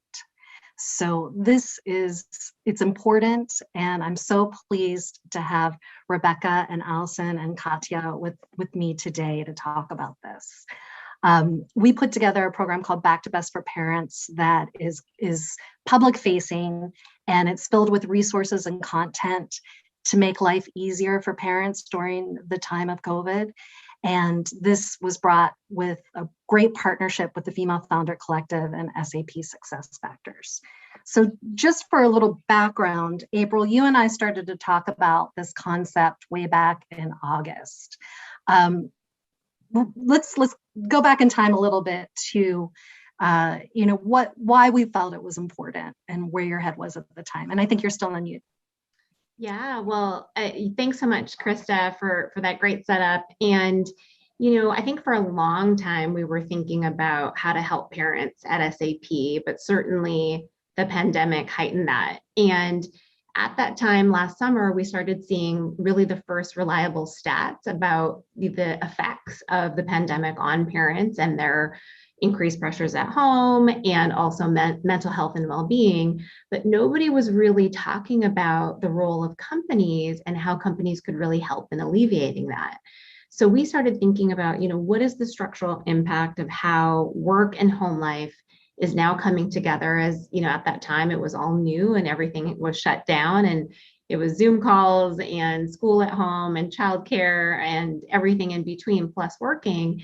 And we really thought, wow, this has got to be really affecting moms. And certainly, Krista, that was really affecting us. So yeah, I think everyone here today is a mom of small kids, either preschool or in school, elementary age. So we're in the thick of it and we're living it for sure. Rebecca, Ali, and Katya, why did you feel that the Back to Best program really aligned with the values of the Female Founder Collective and Hey Mama? Who wants to start? I guess I'll jump in. Yeah, go ahead, Allison. Well, I think trend-wise, we've been seeing women exiting the corporate workforce for a long time, unfortunately. And that's sort of the impetus for starting FFC. And just some context, Rebecca and I actually met through Hey Mama. And so, they were sort of the inspiration behind this notion of mothers and work. And as you sort of thought about what moms need, it is community. And I know we're going to sort of get to that later, but yeah, again, trend wise, you've been seeing women exiting the workforce at a high rate, not necessarily not working, but they were actually going to start their own companies. So we actually started to create something to be a platform to really support them. And as part of that, we felt like in talking to SAP, there was this huge space to connect the people that were providing the solutions for these women that really needed that sort of support with the broader workforce, so that we could sort of stop that trend. We could stop people from actually leaving the workforce. So I think from a Back to Best perspective, we were super excited to sort of curate these incredible companies that were being started by moms who had left, and we're trying to help with the fact that it's really difficult to prepare meals. So you have these meal delivery companies that are very nutrition based, that that you can trust. You have at-home education solutions that moms have been creating and starting since years ago, right? Before this pandemic even happened. And so the pandemic just heightened it. Hey Mama was started, Katya, what was it, 5 years ago? 6. Can you believe it? Six years ago. And that was way ahead of its time, and sort of showcasing the fact that in order to survive and thrive, moms really need that community. So we wanted to sort of bring all of these incredible solutions that were already being created into one place, so that it would be easy to find and really support the parents that needed to be able to connect to those. Oh, I think you're on mute, Krista. Thank you. As part of the program, we were able to introduce Rebecca to a couple of guests as well with her Superwomen podcast. And I think we heard some great stories there. And I know, Rebecca, that you're talking to thought leaders and people in the front lines all the time. What are you hearing around the impact of the pandemic on women especially? So I think we all know the alarming statistics. I think in talking to these women, it is not lost that it is happening at the highest of the high levels, right? With the load that women are shouldering, down to, a woman who's just starting out in her career who happens to be a mother. So this pandemic has equalized the inequality that exists across the board. And I think our goal was, if you're not going to be able to find that support within your home structure, how can you lean on the company that you work for to truly provide that sort of net, whether it's educational services for your children with BUMO, or a community like Hey Mama, or, you know, all the incredible other brands, which I urge you to go check out on the site, because you know, you're working all day for this company. They should have that net that supports you. And that will allow you to take some of that load that so many women have shouldered by themselves and share it with the people that are also supporting them. So I think that was the goal. And then if you do indeed decide to leave and leave, you know, corporate America and start your own thing, we got your back there too, with the Female Founder Collective, to give you that net again for how do you start and run your own business. So I think we're trying to approach it from a multi-pronged attack, so that no matter where a woman decides to go, stay or leave, that she feels that she has a community or resources she can go to get that help.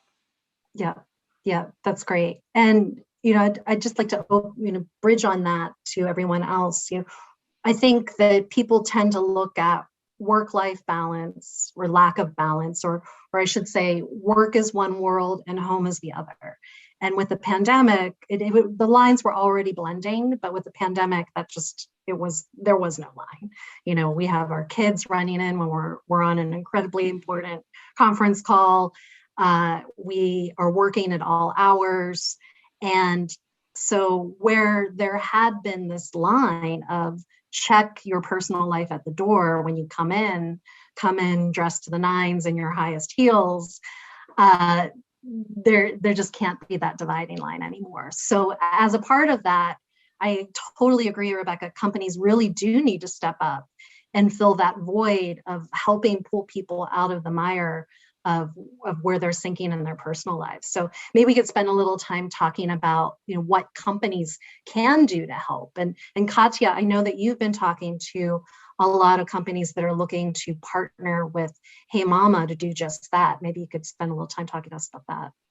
Yeah, absolutely. And I'm such a fan of this whole program, because I think, you know, what it does in so many ways is it shows that companies really do and can take on a huge responsibility to care and really be there for this segment of their employee base that's really struggling at the moment, in a way that like we've never really experienced before. So I think beyond it being good for business, it's also the right thing to do. And I just really commend SAP for all the work you guys are doing to support working mothers.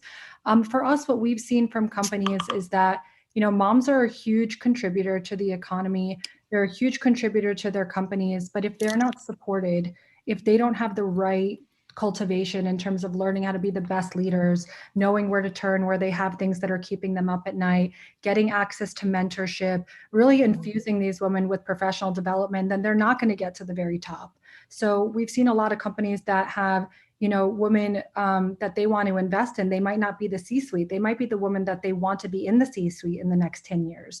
So how are they putting together programs that help address that? And for us, that's looked like a combination of these corporate membership programs where companies are buying Hey Mama memberships for their mom employees. They're looking at doing trainings and workshops that really look at some of the unconscious bias that I think mothers can face in the workforce. They're looking at professional development in new and innovative ways. It's not a stagnant, I need to watch this video where it's, you know, you're sitting there and you kind of feel like you're in school and maybe you're falling asleep. It's about learning from other women, connecting with women in your industry, and really leaning on community and events and content in a new way, I think, to build the next generation of leaders.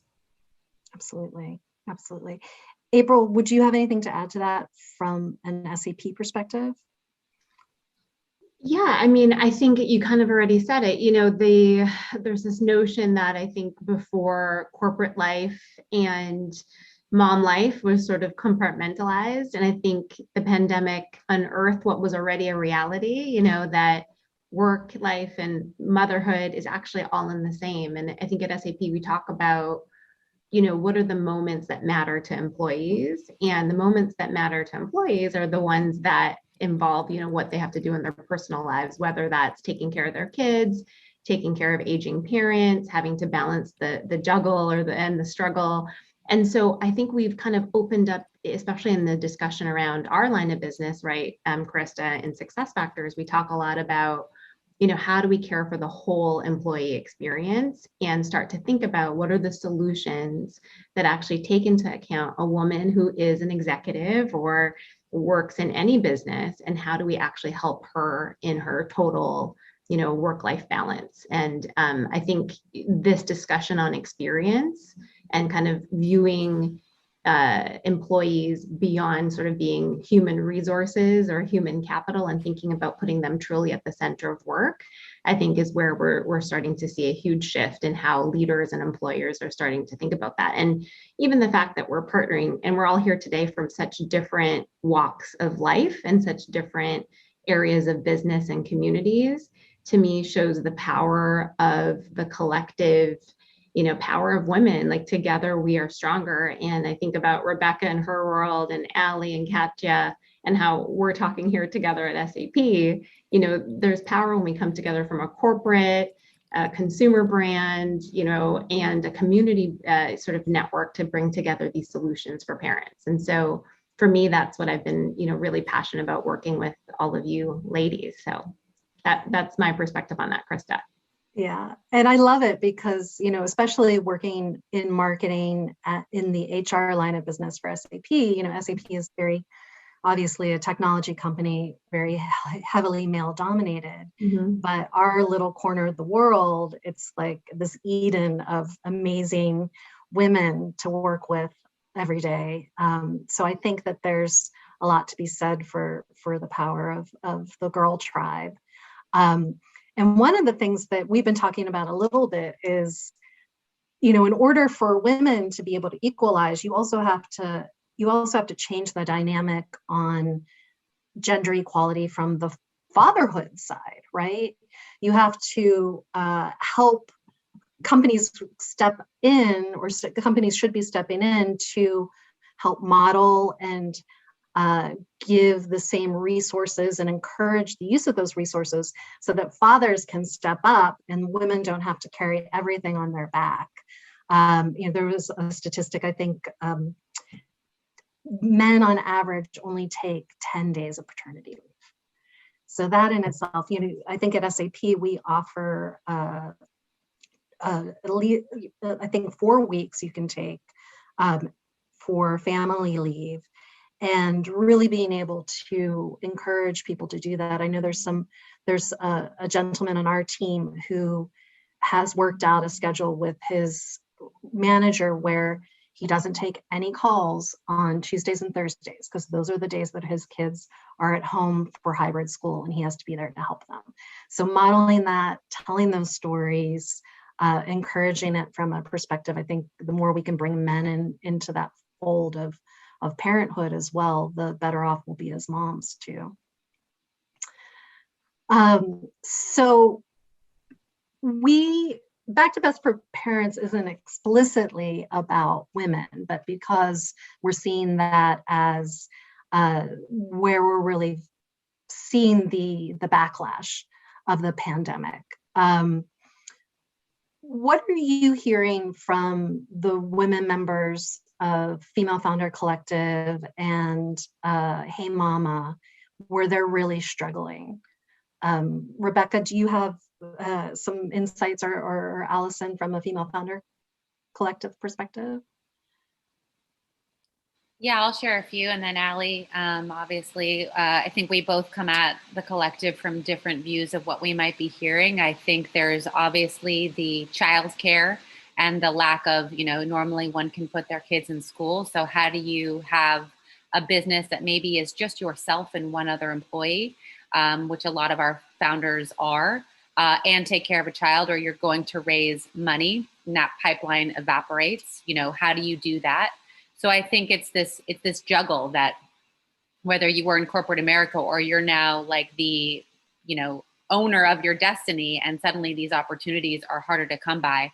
How do you sort of get through that? And what resources do you turn to in order to market differently, to have customer experiences that maybe you can't have anymore? So I think the struggles are similar. They might seem more intensified because you are the one responsible for your own paycheck. Absolutely. Absolutely.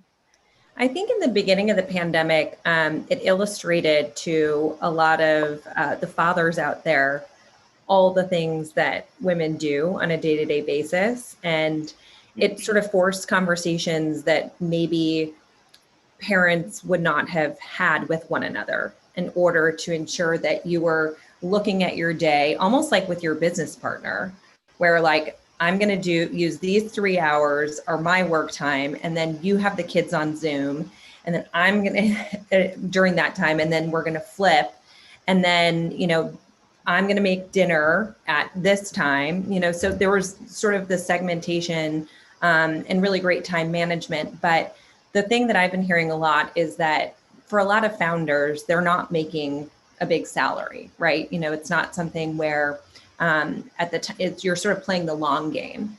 And because you're playing the long game, if they had a partner that perhaps was had a more stable income, then they end up inherently being deprioritized and being the sort of default caretaker, which, as Rebecca was mentioning, you can't run a business if it's sort of part-time and in between, you know, helping your kid on Zoom and helping with homework, or trying to think of activities for them to do for 3 hours in the afternoon while you have to handle orders that need to be sent out.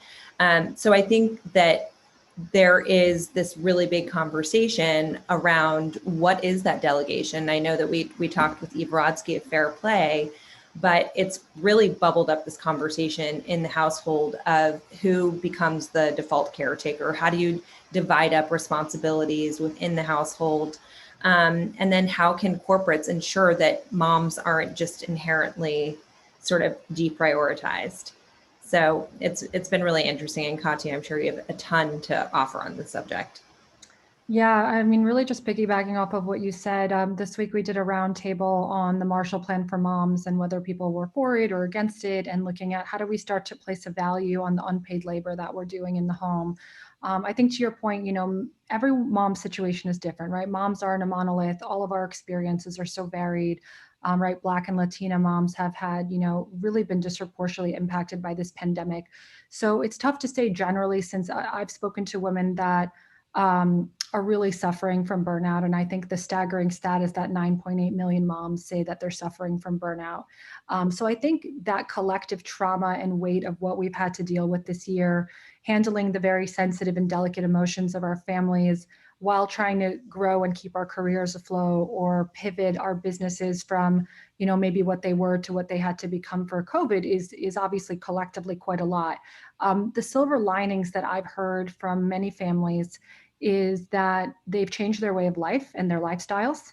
In many cases, when I'm speaking to people, you know, I'll go in and I'll be like, how are you? Are you guys okay? Like, how has the past year been? And a lot of women have said, you know, we moved and we ended up living in this place that we never thought we could live all the time. My partner and I are working remotely, and that's hard, but I'd never give up the time I've spent with my kids. It's been incredible to come together as a family. There's not all these distractions with all of the different, you know, all the sports drop-offs and all the crazy scheduling. People were so overscheduled before that there's some fear about, you know, kind of starting to ease back into that. So I don't think we could speak for all moms overall. I think there's been very, very different lived experiences. And Al, you and I talk about this, like if you have help at home, that's a very different experience than if you don't, you know, and for those that don't, it is, you know, probably this burnout is just this relentlessness of taking care and of managing everything. For those that are lucky enough to have help and that were able to move somewhere where they could be in nature and spend time with their family, they might COVID might have been an incredible time for them to get grounded and focus on what's important. I think there's going to be an interesting sort of moment of reckoning in terms of the flexibility. Katya, you had talked about some people are scared of going back. And I think, like you said, the silver lining is that you've been able to be home with your families and sort of work from anywhere. And that really, on one hand, if you do have help, that can be very helpful for parents, right? Particularly for moms, if you want to go to that pickup, that drop off, or have the flexibility to, you know, sprint to a drop off and then come home and work in your PJs or your workout outfit, whatever you choose. It's a really helpful thing. And frankly, for moms, a big, and women overall, flexibility seems to be one of the number one things they want out of their career. So I think that it's going to be an interesting conversation coming up for employers around how do we continue to have that flexibility while not letting the women and particularly mothers in the workforce fall behind. Mm. Yeah, I'll add to that, Ali. I feel like, when I first started, my son's almost 8, so 8 years ago, I felt like I couldn't share if I needed to go do a pickup, at work, if I needed to sneak out to go and grab my son. It's just, it's so crazy to me that was something that we had to we felt like we had to hide or sneak in a work day. And I feel like you're so right. There's this almost a bigger conversation now on the need for flexibility for women. And if you look at all of the stats as we start to open up and look at the workforce and going back to offices, the majority of employees are saying they don't want to go back to a full-time situation. They want the hybrid situation. If I can go back to the office a couple days, if I need to, great.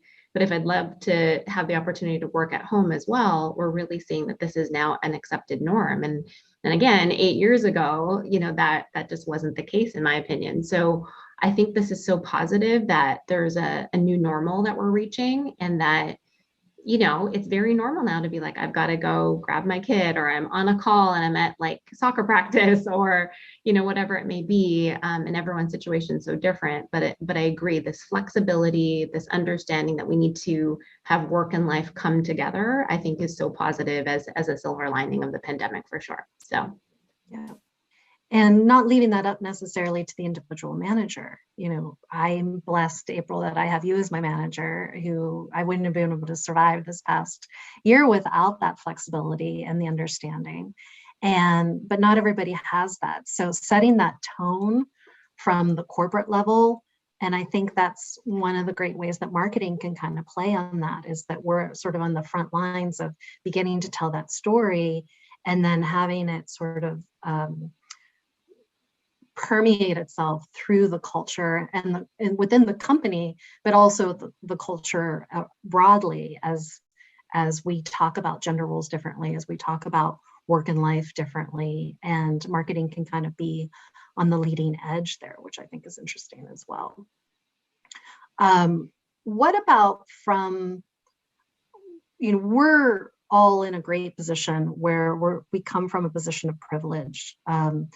Certainly from a perspective of minorities, Black and Hispanic women have been impacted much more strongly.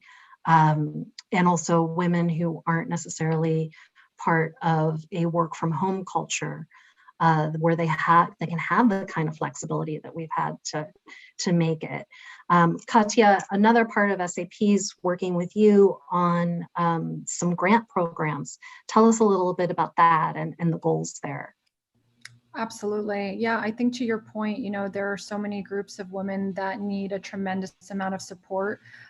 These membership grants are really a way of extending this lifeline to more women, getting them access to a year-long membership with Hey Mama, along with individually matched mentoring and really tailored resources to help them move forward in life and career.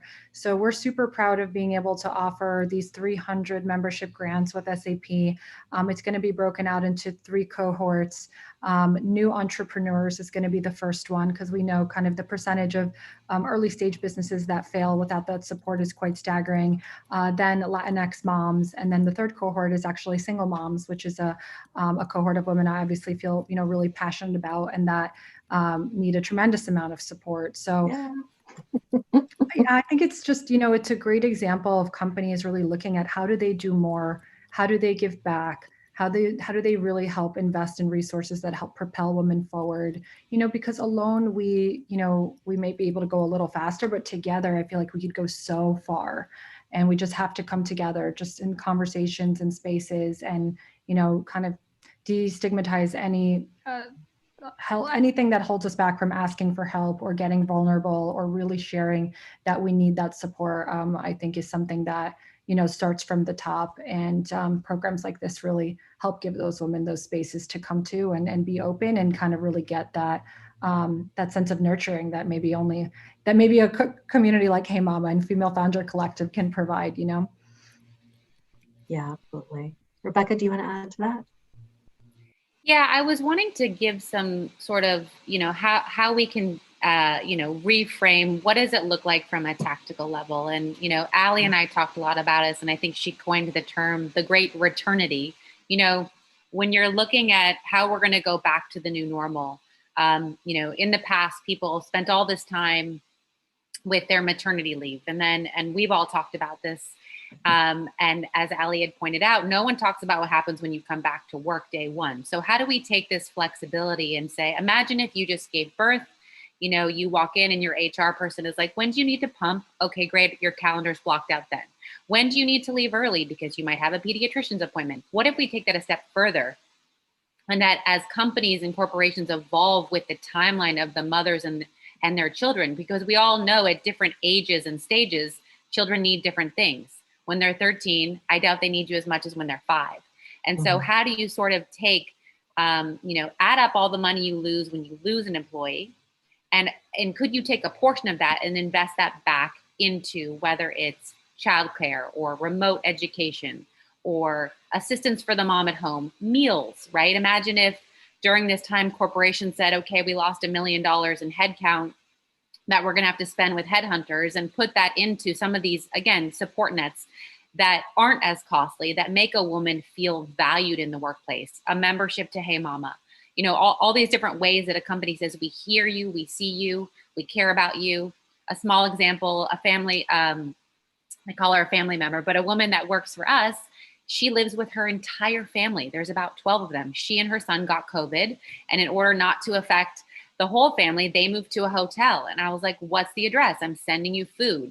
What does your son like to play with? I'm sending you toys, and if we can do that for anyone who experienced an extreme situation, what could corporate America do to be like, all these people are individuals. They are not cogs in a wheel. And so what are the individualized programs we can make for women at these inflection points within their career? And I think the power of that would affect everybody in a much more positive way.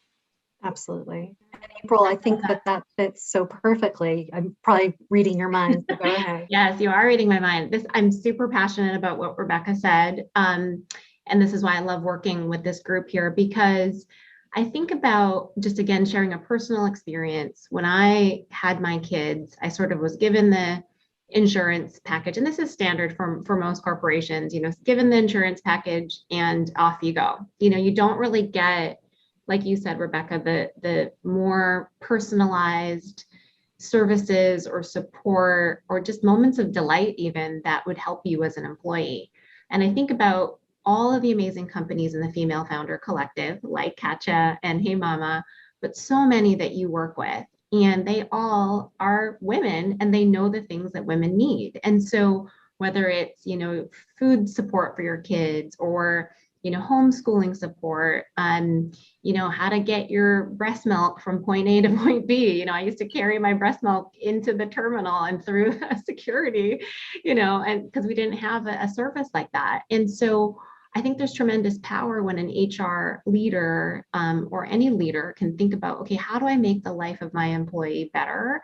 And in particular, as we think about working parents, how do we help them with those very specific moments that I think are hard to, scale to everybody. But I think in working with you guys on Back to Best, I think we've curated a really awesome list of things that are helping parents in the pandemic. How do we now make that tactical, right? Like you said, Rebecca, how does that actually get embedded, in our solutions? And how does that actually become something that's automated and easy? I think that's our next challenge. And I think there's so much opportunity there. And I do think that those moments and those services and those support opportunities would be a win-win for the company, for the employee, and then certainly could be game changing if you think about supporting women-owned business and small business to be able to tap into the scale of an enterprise. That's huge. And so I think about, again, as a marketer and as someone who helps to lead the brand for our company,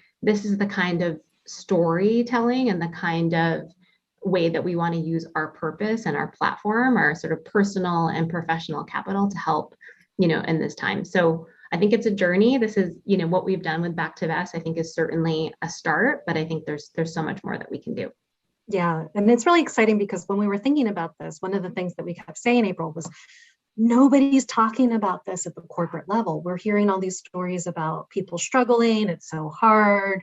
Everyone's talking on their favorite social media and complaining about this, that, and the kids home and missing our lives. But no one was really talking about from a corporate level how we can help.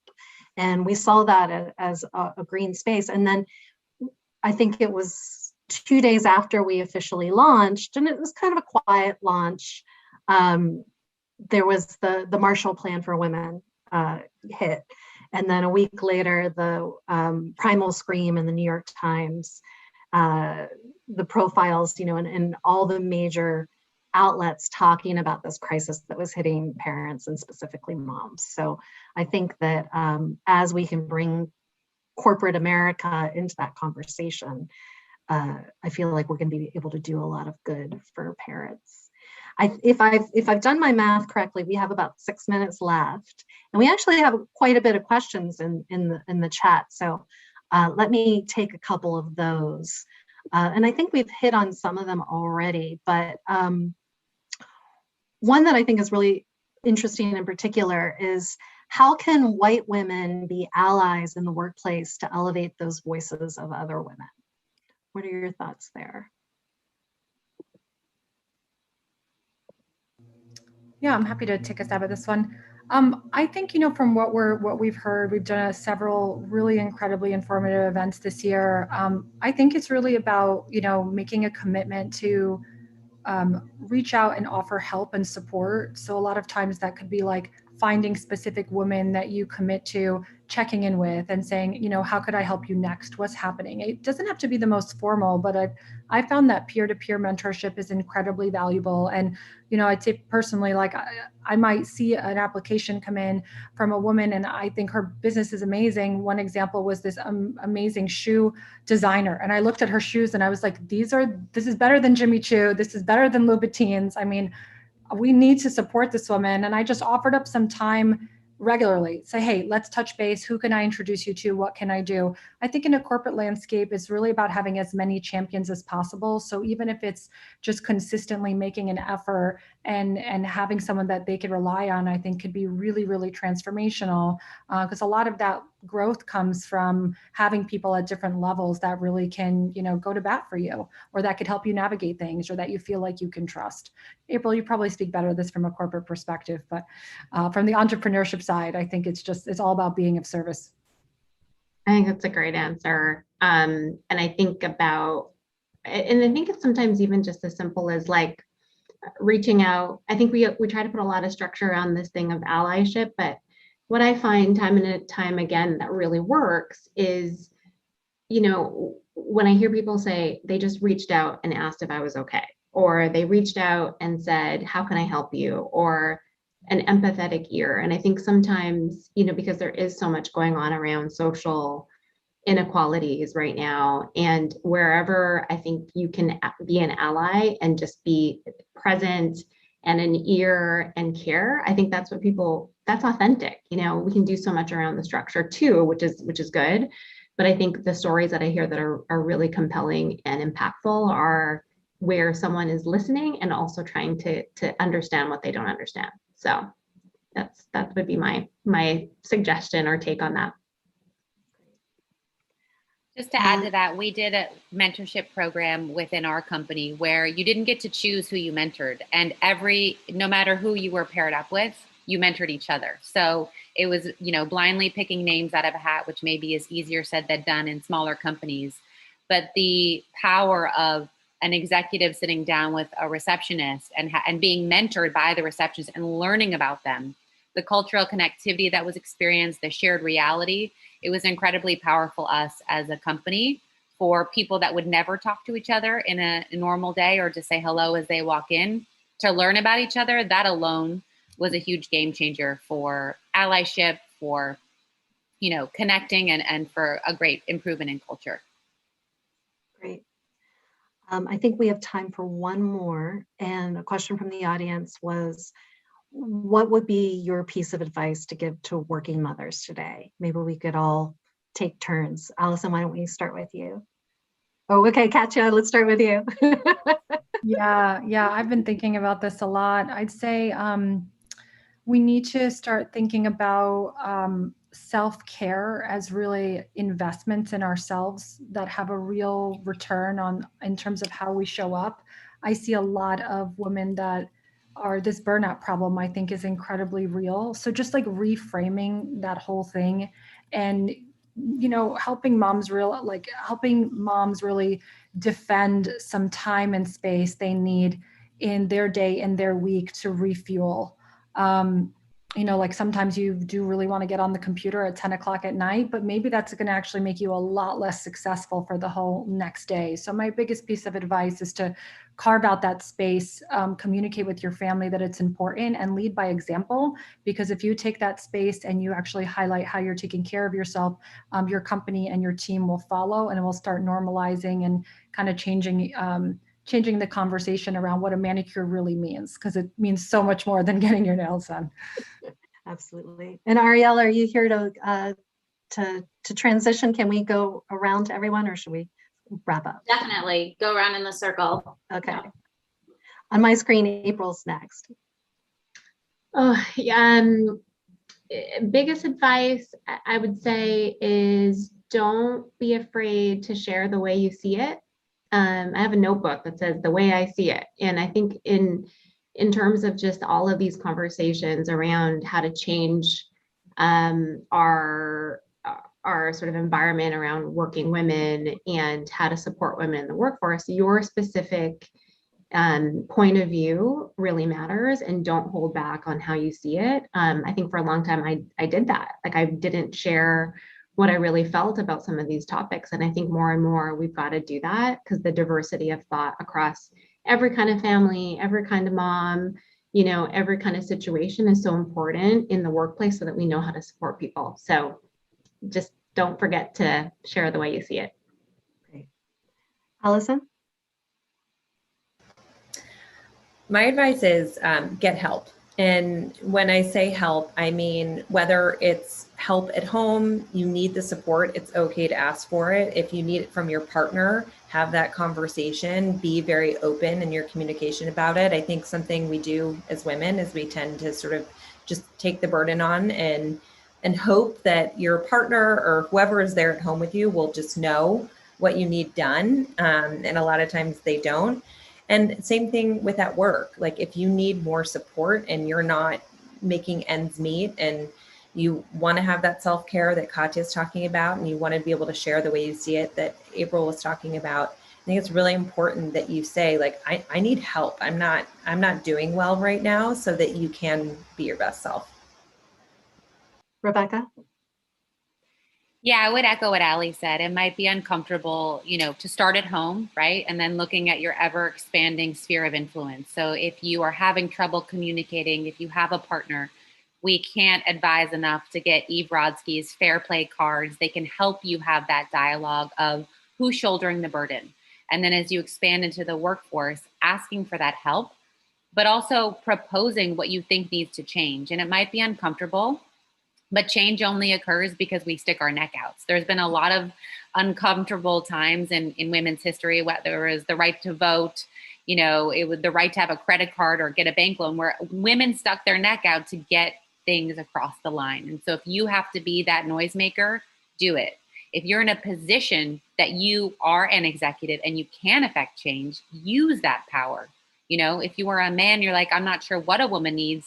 Believe us, we have lots of opinions. You can ask us and we can help shape what that experience should be like for working women, because it won't be the same as men. We're a different user experience. We got different bodies, different intuition.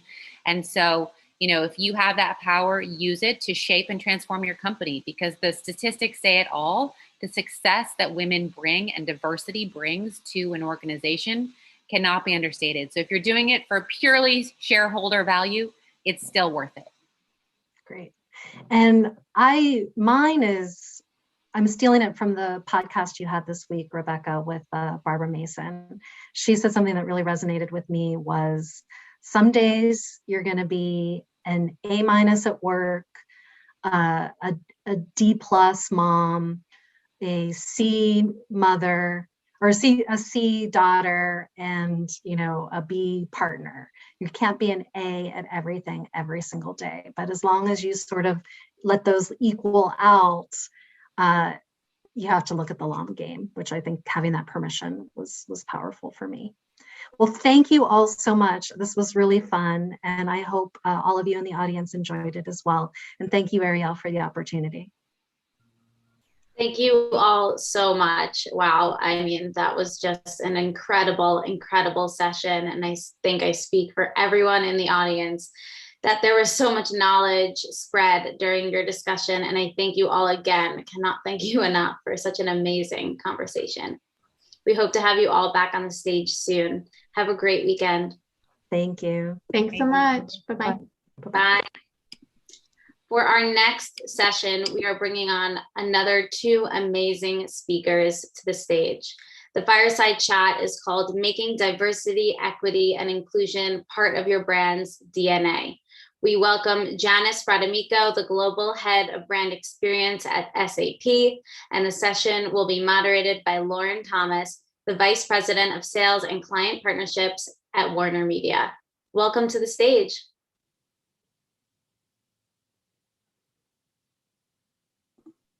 Hi, Janice. Hi, can you guys hear me all right? Yes, how are you doing today? I'm good, how are you? I'm doing well. We are just waiting on the moderator. Oh, there she is. Hi, Lauren. Hi, guys. Sorry about that. I was in a yeah. Hello. Well, I'll leave it to you two to take it off. Thank you so much and have a great session. Sure. All right, awesome, thank you.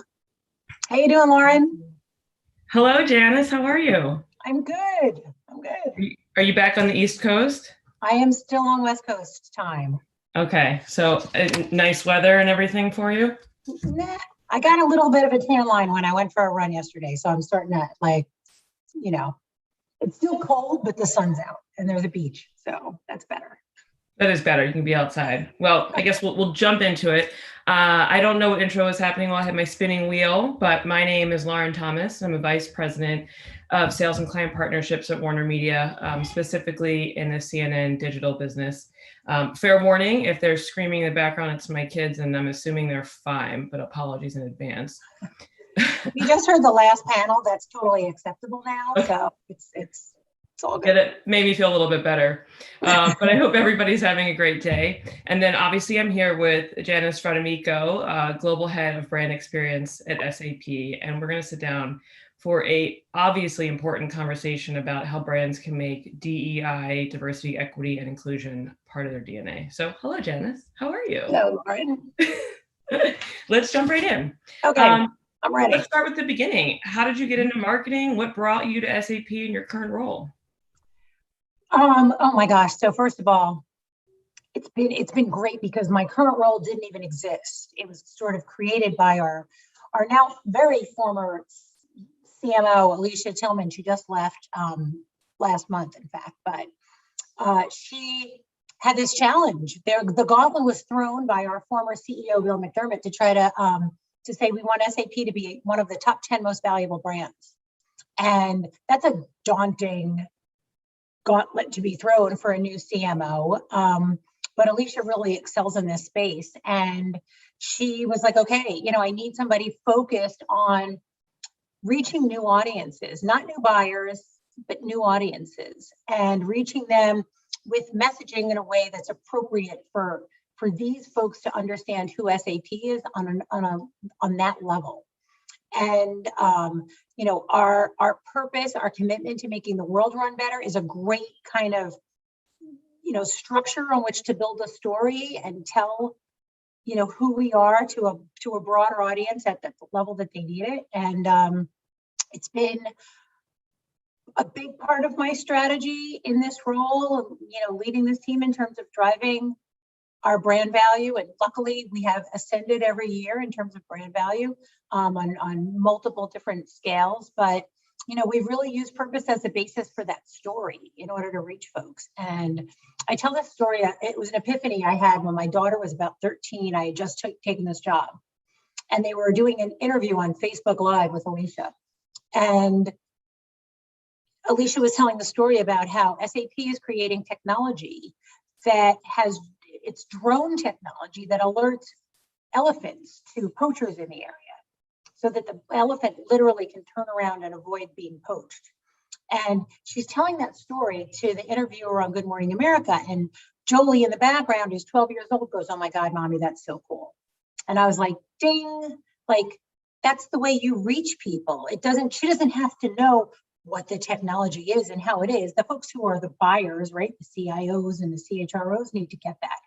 But the broader audience just needs to get our technology is helping save elephants' lives. And that's a good thing. And that's a good thing for the elephants and for the world, and also for our company and our brand. That's great. I mean, it makes a ton of sense making that personal connection, regardless of what your product is promoting. Yeah. So this is obviously a really pivotal and challenging time this week in particular, right? There's a lot going on. Since we spoke, we didn't prep for this. Yeah, exactly. You know, a lot of violent attacks against Asian Americans and Pacific Islanders, and it's horrible to witness. It's a horrible event, multiple events that should not be part of anybody's story, right? And at Warner Media, we remain in solidarity with the AAPI community. And I know that you guys are the same based on some other stuff we talked about. What's the conversation been like internally or with your external partners this week? You know, we're a little bit ahead of it. We have a really fantastic Chief Diversity Officer, Judith Williams, who was ahead of this curve and really thought, we're seeing these attacks on Asian Americans go up and we need to address it. And, you know, she's kind of looking at herself personally in the mirror saying, I need to be a better ally, and SAP needs to be overall better allies. And so I think it was about 2 weeks ago now, we had a note sent out by our CHRO saying, you know, I see this is happening and we feel for you and we're aware of this. We had an open and honest town hall featuring some Asian Americans who were talking about their experience and others just sharing. You know, it was really truly a town hall where there was a lot of emotion in it. And this format had started last year after George Floyd was murdered, and racial equality was, you know, rightly so at the forefront of the discussion. And we had these really emotional, engaging, kind of, you know, very almost like naked conversations about what the truth is, that in terms of the experience of people who are Black or people who are brown or people now who are Asian, and allowing for the rest of us to sort of understand it and understand our role. So we haven't talked about anything new since then, but it's been this ongoing dialogue that started a couple of weeks ago. It's been mainly internal and employee focused, just letting people know we got you and we hear you and we want to know your story.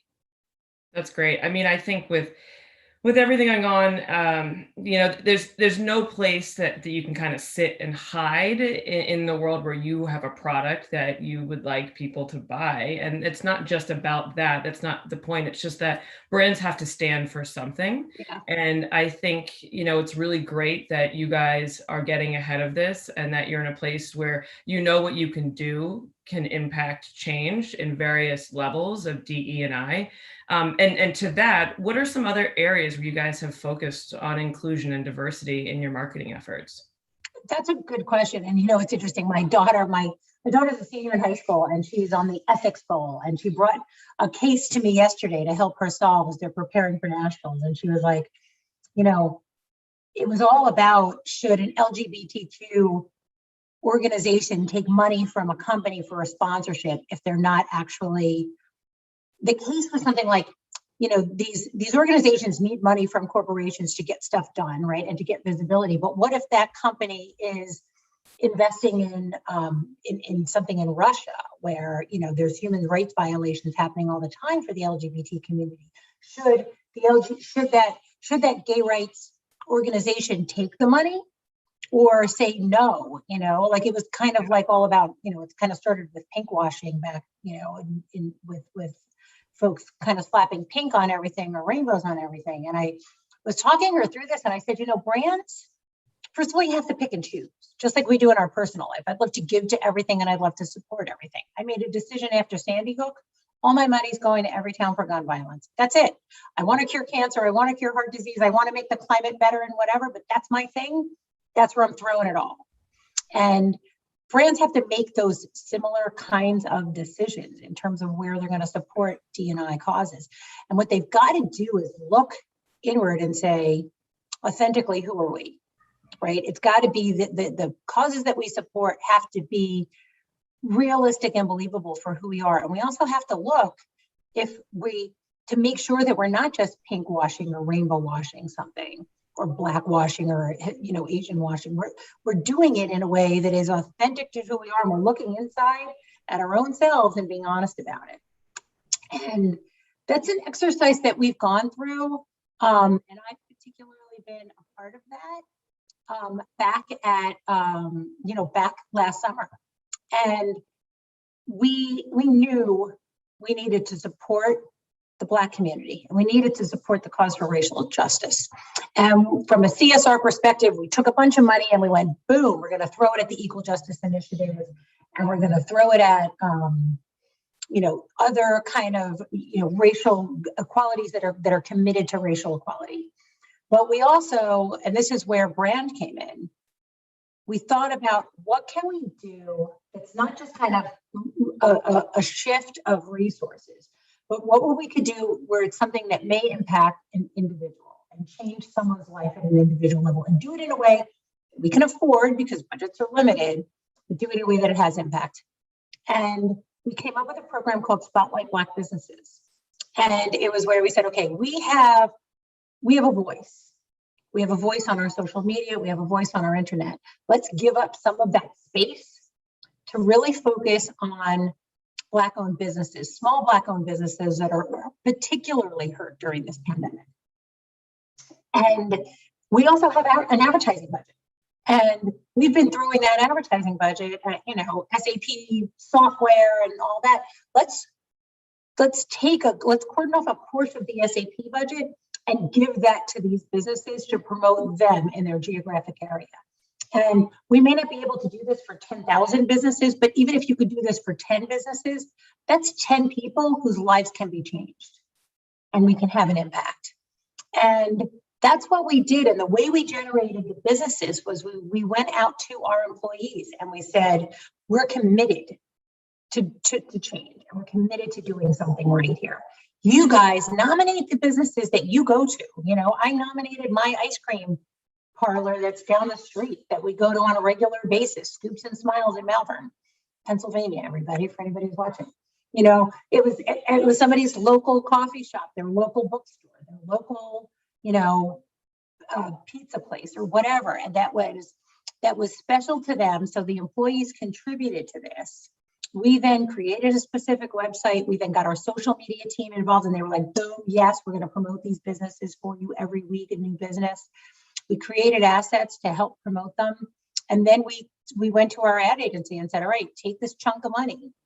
And what can you do? It doesn't take a lot, right? I mean, a local bookstore, their budget for the year to advertise is maybe $5,000. And if we could do geo-specific advertising for these companies on their behalf, first of all, we get the halo effect. And let's we want to build our brand, right? But we want to do it in an authentic way. So this was advertising that was, kind of in a little way sponsored by SAP, but focused on source booksellers in Detroit and Scoops and Smiles in Malvern, or Boon Boona Coffee in, out in Seattle. And it was, it's been effective. These folks have been very gracious as a result. There are folks who, whose businesses didn't go under, and we're going to continue it through this year. And we've actually expanded it to now during Women's History Month, we're focusing on female small businesses and created assets for them. We've employed our brand ambassador, Cameron Champ. He's a pro golfer, great guy. He's a Black golfer. He speaks on behalf of people of color on a regular basis. For Black History Month, he did a specific interview with 4 of these businesses. We gave up our logo while he was playing in, tournaments around the country. We have our logo on his ball and his bag. We gave it up those weeks and said, put the business's logo on there instead. and the pro golf organizations noticed it. So it was a way for us to really walk the talk and make a difference. Now, I'm not going to pretend, Lauren, this is a long answer, I know, but we've also had to look inside. We've got a lot of work to do in-house to increase our numbers in leadership and across the board in terms of Black and brown employees. We're not where we should be. And that was an honest conversation that we had to have too, and say, look, we've got to make a commitment to up those numbers, and we've got to have all those internal initiatives involved to do that, because we can't be saying one thing externally and not doing something internally. So both of those kind of cylinders are firing, so that we're legitimately walking the talk and working to increase the numbers internally, while we're also supporting these businesses externally. Taking a step back a little while ago, I love that you guys took input from employees to drive who you're going to support. I think that's amazing. We are very similar in that what we are doing needs to reflect our consumers. At Warner Media, we know that 40% of the population is multicultural. And if we're not, to your point, walking the talk, we're doing disservice to the people who consume the content or the product that we're putting forward. And CNN specifically has 40 years rooted in purpose content. And like you were saying, lending your name and your expertise, SAP, to these small businesses, we're trying to do whatever we can to promote exactly that at CNN too, with our purpose initiative, which literally gives away free media when brands are providing CSR messaging. So anything to help move the needle in that regard, to really promote it, and give things that are of value, like putting the logos on the golf course. I think that's amazing. And I love that you guys are doing that. I was also obviously digging around your website and doing a little more. And I would love if you could talk more about the Autism at Work program, because I have a nephew on the spectrum. I've sent the videos to my whole family. And that is such a big thing for my sister-in-law, when she's like, I just worry about his future and what kind of independence he had. And I was tearing up. If she could come and see these people work on a regular basis, she wouldn't worry about his future. And this is a great example of where brand and marketing and advertising and DEI can go hand in hand. We did it with the Spotlight Black Business Program, where we definitely got a brand benefit from it, but we're helping those folks. We recognize exactly what you said. There was a time where, and it probably still exists today, we've got a customer meeting or an event, let's gather up all the right people and send them out to the customer or put them in front of people for the event. It's all a bunch of white guys. Nothing happened between you that said, wait a minute, maybe that's not what our customer looks like or the community looks like. And, you kind of back up now and you think, no, I want to send a team in that has lived experiences that can be shared, right?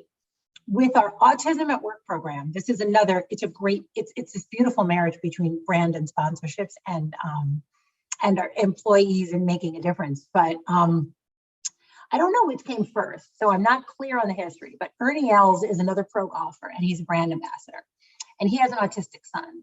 And he also founded the Els Center for Autism down in Florida, and does a big event every year and is very active in supporting autism. And he is an SAP brand ambassador, so it's very nicely tied to then this Autism at Work program, which is we work through third parties to source neurodiverse candidates to be employed by SAP. And there used to be, I think there was an aha moment maybe a few years ago that said, hey, look, people who are neurodiverse and specific people on the autism spectrum are really good at technology. There's sort of a way of thinking that it's not, we're not doing anybody a favor by hiring them. We're building our business by hiring them. Like, it's smart, right? This isn't, we should feel sort of good about it, but not really, because it's totally benefiting us, right? And now we're also understanding, as we learn more about neurodiversity, that folks who think differently and are somewhere on the spectrum bring a level of innovation and creative thinking and a new way of looking at things that drives value across the business, not just in technology and programming, but in HR, in marketing, in like wherever you are. And, Jose Velasco, who is a big supporter of our Autism at Work program, said, I'm going to get this quote wrong, but it was something like, a lot of these folks, their thinking is on the edges, and that's where innovation comes, is from the edges. You don't want, somebody once told me, if two people agree, one of you is unnecessary.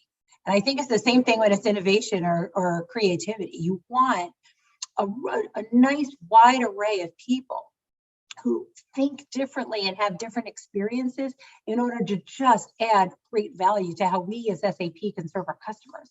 And that's what the Autism at Work program has brought us. And we've, since made a commitment to a certain percentage of folks who identify as being on the spectrum to being part of our workforce. We've done challenges with Dell. I keep saying it was last year, it was 2 years ago, because I have forgotten that 2020 even existed. But we did a great program with Dell in order to help use technology to create apps to help folks who are on the spectrum with the recruiting process and the onboarding process, and even being, part of a working community. That program got press attention. We tweeted about it, we posted about it. I wrote an SAP News article about it. We made sure our brand was out there, but it was legit because we're really doing it, And so we're like, let's drive brand value from this, because we're doing the right thing and we want to be able to celebrate that.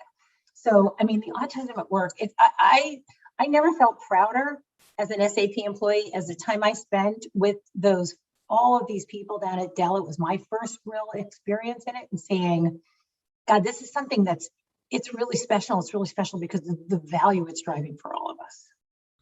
I love it. And that brings up a question in terms of guiding brands, right? A lot of brands are doing charitable work or things that are promoting diversity and inclusion, and have been doing so for years.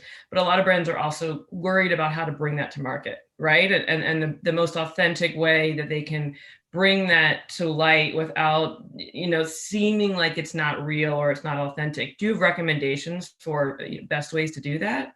I think it's the looking inward at who you are and what you sell and who you serve. We have an SAP company called SuccessFactors, and it's HR software. That software can help companies deal with unconscious bias in the recruiting and hiring process. So when we can look and say, okay, we sell this technology, we can offer this to other companies in order to be able to take the bias that often exists out of recruiting and hiring, and therefore help them drive their numbers, help us drive our numbers.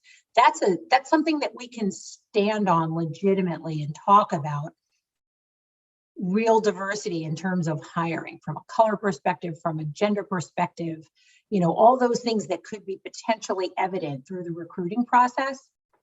It's something we could talk about. It's something we could take to market. It's a platform we could stand on and talk about, because we also have software that can enable, CNN and Warner Media to be able to do the same thing, or Peloton, or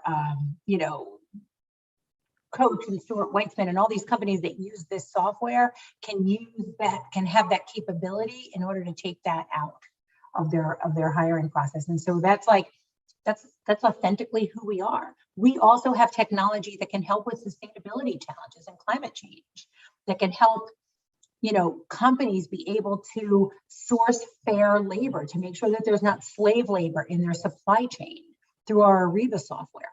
That's something we can talk about because we actually do it and serve it and make it. And so, those are just some examples. And I think a company's got to look inward and say, okay, what do we do? How do we make it? Who do we serve? And therefore, how can we take these things to market in a way that not only serves our brand and helps build value and hopefully customer loyalty and engagement, but also makes the world run better. I think I see, you see a lot of companies doing a great job of it. Well, and I think in a really kind of dumbed down way, just me consuming the way that you are speaking about this, if you can talk about an initiative or a program you do with the enthusiasm and the excitement of which you are, it feels like something. I talk about everything with enthusiasm and excitement. When you're talking about the program thing, I can still see that you genuinely have pride in the work. And I think that's probably a good litmus test to see if this is worthy of, disseminating that information. And I think that's great. We kind of touched this a couple different ways, but I would like to get a little bit more kind of honed in on how do you manage unconscious bias in marketing efforts?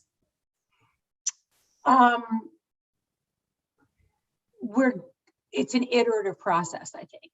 In our marketing efforts, there's always the easy stuff, right? In ensuring that diversity is represented in our materials, in our ads, in our commercials, et cetera. That's kind of the table stakes, right? It's when you dig deeper and you look at how did we select speakers for our events that we're putting forward. There's a big focus on that right now at SAP. Those are marketing-led efforts to, whether they're in person or online, to promote our business, to drive demand, to not just build brand, but also build demand. And, there's a different process that I think has been happening over time for us to look and say, we've got to value not just a person's expertise and their job and how long they've been with the company, because that may bring us a bunch of white guys.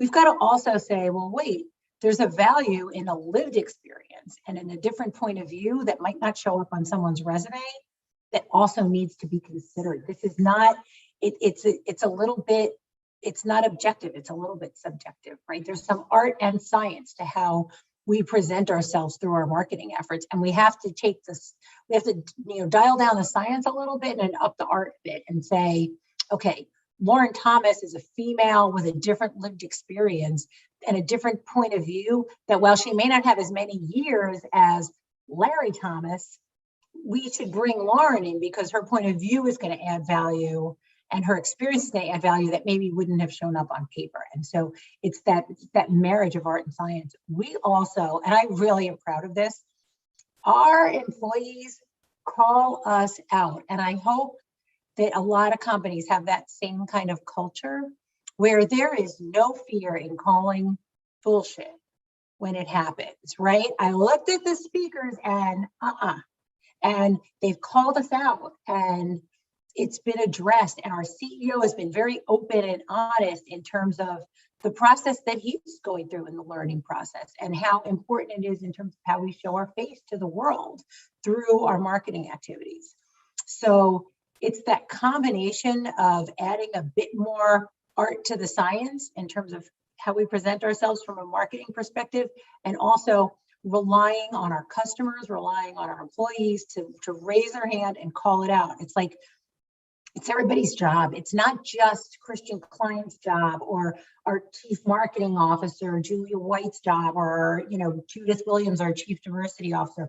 It's everybody's job to make sure that we're presenting ourselves as a diverse and inclusive brand. And I think that is really taken hold right now at SAP, and we don't have any shrinking violets who are willing to step up and not just be part of the problem, but part of the solution. And that's been the kind of beauty of what I've seen happen in the last few years. So I agree. And I think that what's been, more and more people are finding their voice and feeling empowered to speak up. And I think that's wonderful. And you spoke a little bit earlier on anecdotally about, partnering with people with opposing DEI views. Have you personally ever had to deal with partners who are on the opposite end of the spectrum in terms of that? Or, I don't think so. I mean, I don't think anybody is open about that, I guess. I don't know. I mean, I know, we've seen it. We've certainly seen it in the last 4 years of, people kind of coming out of their holes, et cetera, but I haven't seen it in business. I've seen it more accidental, where a bias is there that it wasn't, they didn't even realize it, I think, both internally in terms of how we do things and externally. It's never with ill intent. It's often accidental. And I do think the one thing that I just believe in my heart of hearts is that everybody is teachable and that everybody's kind of on this learning journey, including me, right? I mean, I screw up all the time. So it's acknowledging that it's a journey and that it's now within reason, seeing those little areas where, I didn't even realize that. We did something the other day. This was a bang my head against the wall moment. we were promoting the Spotlight Black Business Program. I think it was, or no, it was the Women's History Month program that was focused on small Black owned businesses by females. So female owned small owned businesses, I never know the right way to say it. Black female small business owners. And Julia White is our chief marketing officer. She is a white woman. And she did a video kind of introing this. And that was the thumbnail we put in our social media. It was Julia White. Her last name is White. That was the thumbnail saying, Spotlight Black Business, highlighting these female owners. Nobody even realized it. It came up the other day and I was like, oh my God, how did I let that happen? Right? I mean, I think we were all excited. Julia just came to SAP. She's, we're so excited to have her here. She's a rock star. And we were so excited that on her first day, she was willing to make this video for her. We made her the thumbnail without even really getting out of our own head and being like, that's the thumbnail picture, is a white woman named White talking about Black business owners. So it's a process, right? And we fall and then we're like, all right, we got to, let's dial it back and realize what's the goal here. That's hilarious. But it was pretty funny. Yeah, I might get fired for that, but it was. So in the beginning, you said that a conversation with your then 12 or 13-year-old daughter was also an aha moment, right? Of how brands need to face forward. Do you ever use your kids still to kind of test? So the last call that I was on, we're talking about how we want to build a series of stories for our 50th anniversary, which is next year. And I said to everybody on that call, find your focus group. Okay. It's one thing when we're like, I'm going to meet with the CIO of XYZ company, and I got to talk to him about, the technology stuff. It's a different thing when you're going out there with a brand message, and the right thing to do is find your focus group. And my kids and my mom are my focus groups. I'm like, do you guys get it? Are you guys entertained? Are you, are you interested? And if not, I got to start again. I mean, I feel like with your daughter's ages and where they are, it's probably like perfect timing to really. Yeah, teenagers don't have a problem telling their parents right. they're doing wrong, so it works. I highly recommend a teenage girl for anybody's focus group. Does this make me look fat? Do you get that? Like, no matter what, yes, you're going to get an honest answer. Janice, I got to tell you, that sounds terrifying. I don't think I have interest in that. Yeah, don't do it. I don't recommend it. Pearl, are you here to wrap us up? Yeah, you have like 2 more minutes if you have any closing question or remarks. I mean, we went through a lot. I learned a lot from you, Janice. If there's anything that I didn't cover, chime in. But I really appreciated hearing about the initiatives that you guys are working on and how you're managing DEI from your side. It's a lot in line with what we're doing too. So it's really refreshing to hear. I think the only thing I would end with is just for every company, there's a way to build your brand and do the right thing at the same time. It just has to be honest and authentic, and you have to make it a process. You're going to slip and you're going to fall and you're going to stumble, and just, I'm very comfortable accepting failure as part of my life, and everybody should be. So, you just keep learning. It's an iterative process. We're all kind of going through it. That's exactly right. I agree. Well, thank you. Thank you so much. Thanks for all the work you're doing with battling unconscious bias and the media, and your hiring and recruiting. That means that's the step forward. And especially thanks for supporting the AAPI community. That's very, very important right now. I mean, we're segueing perfectly into our next panel. Hopefully you both can tune in, but hopefully we'll bring you back soon as well. Thanks. Loved hearing from you. Thank you so much. Thank you. Right, take care. Bye-bye. Bye. All right, next up, I've been waiting weeks for this. This is a very, very important conversation, especially in this time. So we have an all-star panel that we put together to discuss industry advocacy and the AAPI community. We have Mita Malik, the head of inclusion, equity, and impact from CARTA, Everett Taylor, the Chief Marketing Officer from Artsy. We have Eric Toda, the Global Head of Social Marketing from Facebook, And it will be moderated by, oh, and of course, So-Young Kang right here.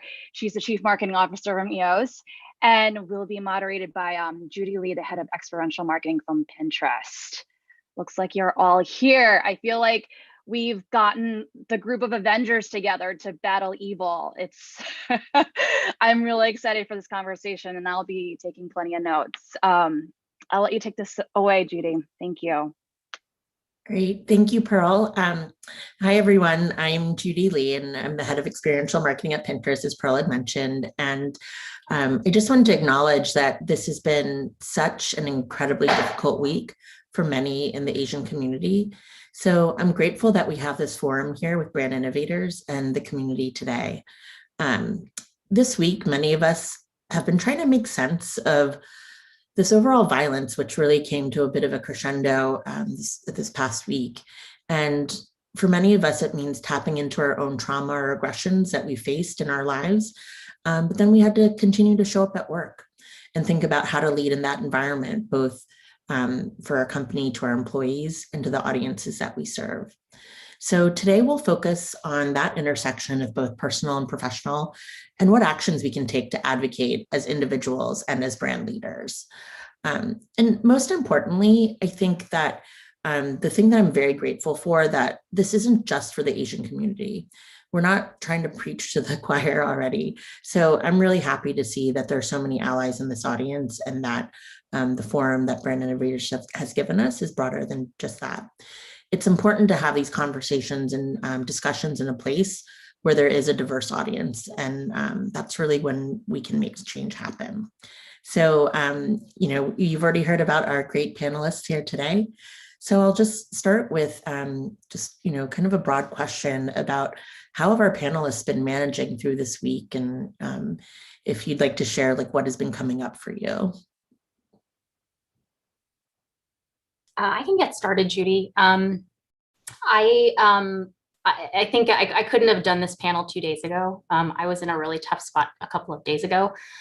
And I think not only because of, it's sort of the culmination of the thing that we all kind of saw coming, that the violence would come to a head in sort of this awful, terrible way, but that it is this confluence of all these different kinds of issues.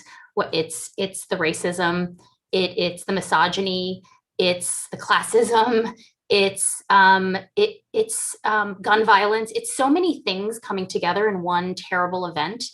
And so it has been really challenging. I mean, I think the 2 days ago, I joined my first meeting in the morning, and my team asked me, hey, how's everyone? How are you? And purely by reflex, I said, great. And then I just I checked myself, and I was like, actually, I just have to say, I'm actually not doing great. I'm having a really rough day. And they were so kind and generous. And I think that as leaders, one of the simplest things that we can do is just remember that we have to be generous leaders, and be aware that the people that we are leading, the people that we're working with, are going through their own journey for all of the things that are happening in the outside world, whether it's the pandemic, whether it's racial injustice, whether it's economic circumstances. And I think that that really came to a head for me personally this week. I will say it's been tough. It's been a tough month, to be honest with you. And I do think that this week I was on a panel hours before the shooting, and I was talking about the need for our message to transcend past the Asian American community, and why that was important, and the need for allyship, and the need for understanding, at least empathetically, how we're feeling. And then a few hours after that, that's when the news came out that there was a shooting in Atlanta. And I honestly cried. I cried a lot. I cried because I felt like all the actions that we've been taking, trying to advocate, trying to get on all these threads, trying to get on these panels, trying to raise awareness, it felt like there was for nothing. It felt like we weren't making enough progress. It felt like that there was no action that we can take that would help. And so that helplessness is why I cried. But I also remembered that in the face of such hate And in the face of such violence, we need to remember that we need to continue to fight, and we need to continue to push forward, because if anything, if what the Me Too movement, if what Black Lives Matter taught us was that this is a worthy fight, worthy of our time, worthy of our attention. And this is not, again, not just our fight. This is a cultural awakening. This is a cultural awakening that's been happening for a few years now. And that fight is a worthy fight, because the reality is that whether you're a parent, a friend, a family member, we have to continue to fight for a better future. So then the people that come after us don't have to have the same conversations. They can have a different conversation. And so I think the way that I've been trying to get through this week is trying to get through this week. I'm actually on a mental health day today, to be honest with you. But this is an important conversation to have. And how I've been trying to get through the week is just encouraging everybody that this is a marathon and we're up against a lot. And we need to continue to push past the boundaries of our own community so that we can encourage allyship, not just from the white community, but from the Black community, from the Latinx community, because the more that we all understand empathetically that like this is not new, first off, and that racism isn't just targeted at one group versus another, it's targeted at everybody in any way, shape, and form, the more that we can start to really solve the bigger issue, and that's taking the work that we learned from last summer into the future, and not just through May and not just through this moment, but for the next minority community hit and the next one after that. Yeah, thank you both for sharing. And Everett or Amita, do you have anything to add? I'll jump in and just say, in my allyship work this week, I think what has been really difficult and triggering are the headlines of he was just having a bad day, or is this really a hate crime? And that is just even more deeply upsetting and triggering. And part of my work that I take seriously is educating people on that when they ask me those questions. And I think that is not only is what happened devastating, heartbreaking, painful, but then also the misinformation and misreporting that continues only makes it more painful. And so I think, anyone who is on their journey to be an ally and learning, like that's a really big piece of like the miseducation and really standing up when you hear something that is factually incorrect. Yeah, this was tough. It's crazy because one of my best friends, man, it's hard not to get emotional. One of my best friends is an Asian American woman that lives in Atlanta and lives not too far from where everything happened. And when I visited her, we've been past that, and I couldn't help thinking when I heard the news, like it was just really tough, man. It's to live in a world where just because you look a certain way or you're from a certain community, that someone has that much hate inside of them is just hard to bear. And I really felt for my colleagues this week and had so much empathy for them, and tried to do everything I could to support them and wanted them to understand that this isn't just a moment. This is something that we have to make an impact moving forward. We have May coming up, and a lot of brands are going to come together and they're going to do this and a lot of performative things. And, I told them about our commitment past May, past this moment. This is something that's extremely important. And this is just basic human decency. And so, I'm really thankful for everyone on this stage, because I know how hard of a week that it's had to be. And, I thank you for your voices, and thank you for having me here as an ally. So. Yeah, thank you, Everett. Definitely appreciate that, because I feel like even just that proximity, I feel like there's just a lot of empathy between anyone who's ever kind of faced racism, violence, hate, anything. And so truly appreciate you kind of being here as well. And one of the things, like especially from a cultural perspective with the Asian community, is that is this notion of like reticence to bring activism to the workplace, or one where the Asian community tends to be a bit quieter. So I just wanted to read something from a recent interview that Michelle Kim, the CEO of Awaken, did with CNBC, because for me, this really encapsulated a lot of my own struggle and what I've seen within my company and with some other folks as well.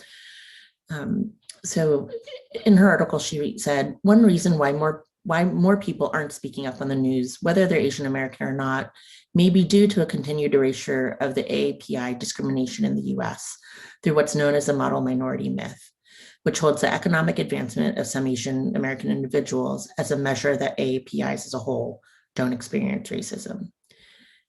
To me, this is one of the main reasons that it's been so important to be vocal and to be an advocate, both as an individual and as a brand or company as well. And I know that, being part of another group, I've seen a lot of statements come out and a lot of folks kind of sharing.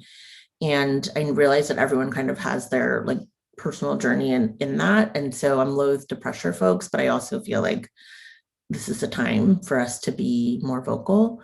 But I would love to hear kind of how you've reconciled that, either professionally or personally in your company, and what advice you maybe have for those who may be a bit more fearful of speaking up at work, and for others who may be a bit earlier in their journey. There was this quote from the Obama administration right before it ended, and the quote was, and it was to encourage people to speak up. It was to encourage people to participate. And it was, is there space among the woke for the still waking? And what that said to me was, everybody is on their journey, and a lot of people are afraid of saying the right thing, the wrong thing, and offending one person or another. And there are going to be a lot of mistakes made. And this is what I've told every community and every brand that has reached out over the past month. There's going to be mistakes made. Some things are going to anger a lot of people. Some things are going to please a lot of people. But as long as you can fall forward, that's progress. That's progress, right? And I do think traditionally, you're right, Judy. I think that we've been cast as this model minority that stays silent, that keeps our head down, and we won't speak up and we won't challenge. And that makes us raceless. That also pits us against other minorities by saying that we're on a pedestal because we're white adjacent. And that's where a lot of anger and loathing comes from.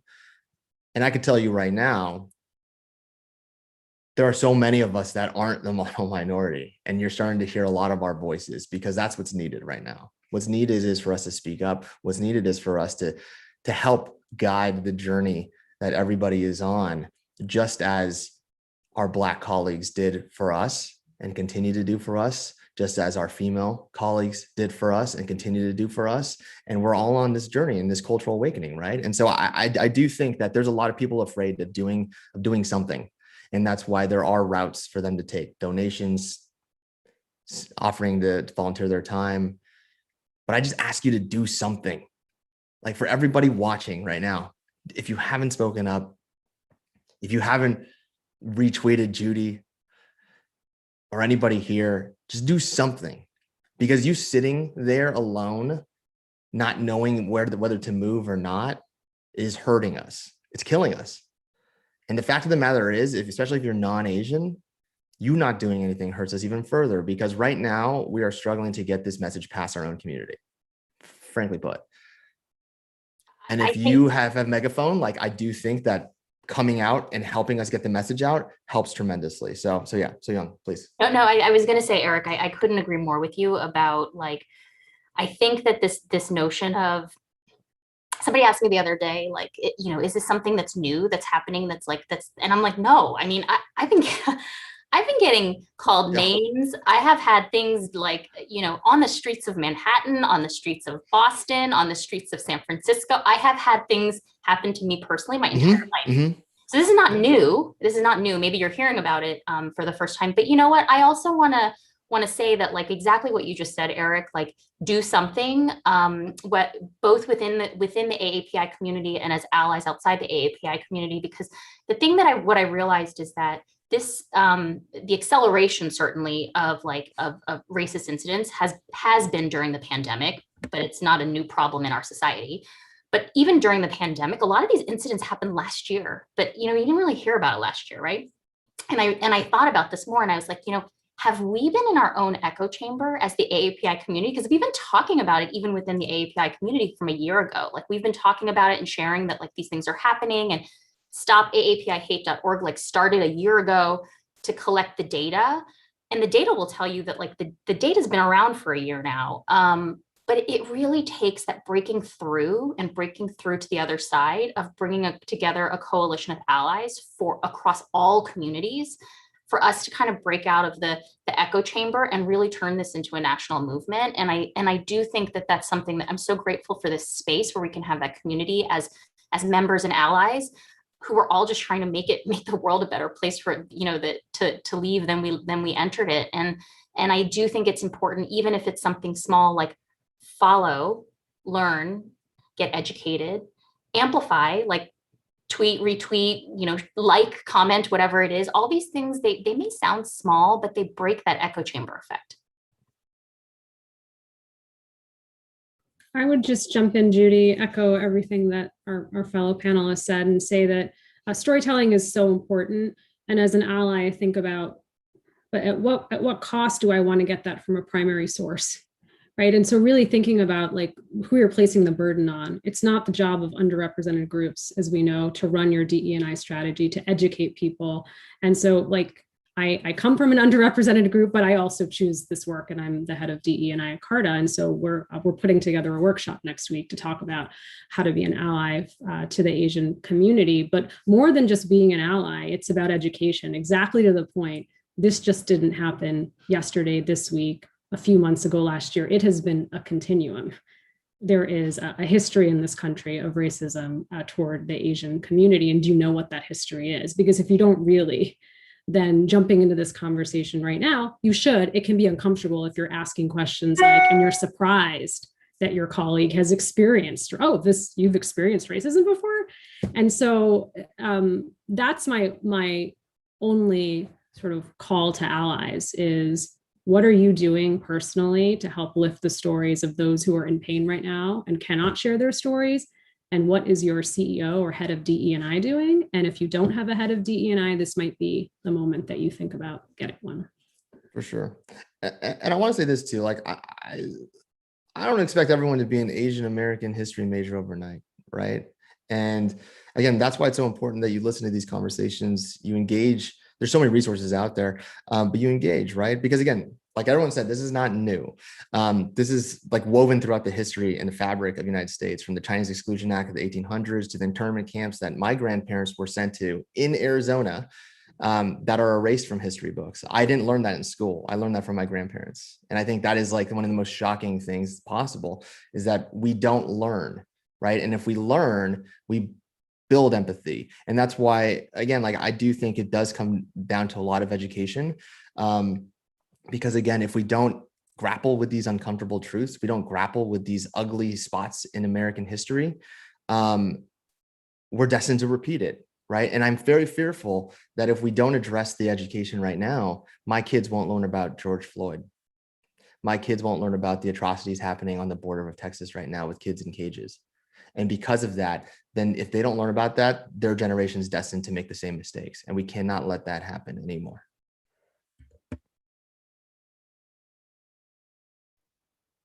Yeah, thank you all for sharing. And I think, some of you like touched on this a little bit through kind of talking about what companies and brands can do, and knowing that we have this marketing audience. I'm sure that many involved and many who are here, both as attendees and as panelists, have had a busy week. And would love to hear from this panel about, what can brands and do to support and advocate for the AAPI communities or Asian communities during this moment that feels a bit more than, as Everett had mentioned, more than performative, and that feels authentic. And it can be anything from what you're doing externally. And for me, it was so important to have public statements, even though there may be a lot kind of woven into that. It was just important just to say something to acknowledge what was going on. And I realized that, I think, being part of this email list, I've seen, and a lot of folks have been sharing, wow, we've got one from the CEO of Walmart from America's Heartland, like that's pretty major, because I could definitely see there being a lot of fear of alienating maybe what they might think of their core. So I would love to hear from this group about what some of those things are that you've been thinking or improving upon, both internally and externally, or any great examples that you've seen as well.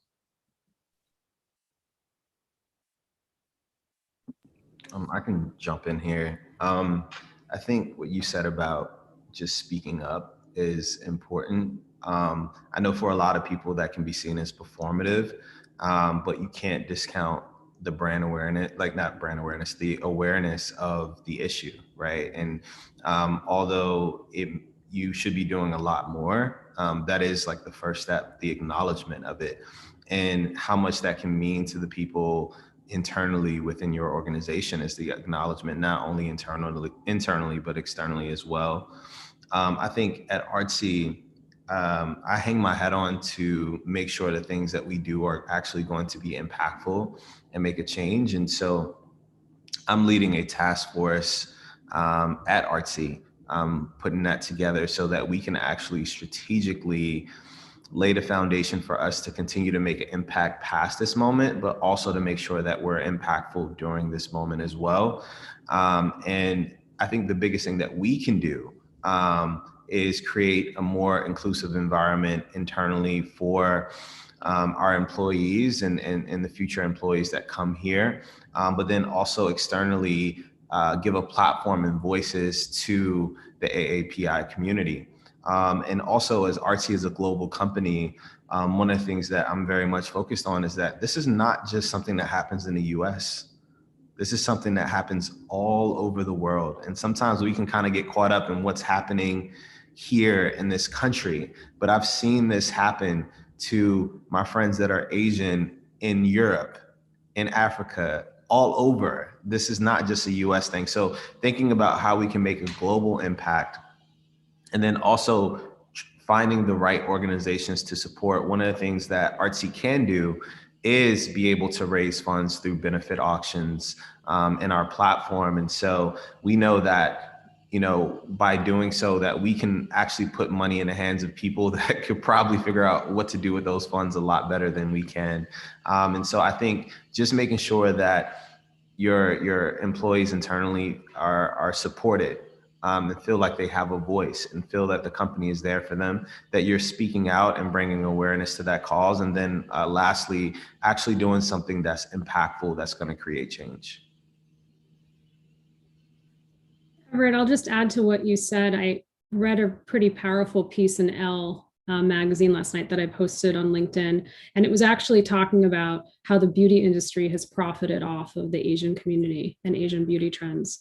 And ancient rituals, whether it's sheet masks and rice water and essence and all of the things that you've seen become commoditized and make money off of. And you think, what does the beauty industry owe the Asian community? A lot right now, a lot. And so I thought the Tatcha founder posted a really beautiful note on Instagram of her own personal journey of being a part of the AAPI community. But then to your point, storytelling and just coming out with something very personal, but then also talking about specifically what Tatcha is doing. And so for anyone who is in the beauty industry listening, I would really ask you to think about specifically whether it's starting with storytelling, which is really important, and just coming out to stand with the community, and what you might be thinking of doing long-term.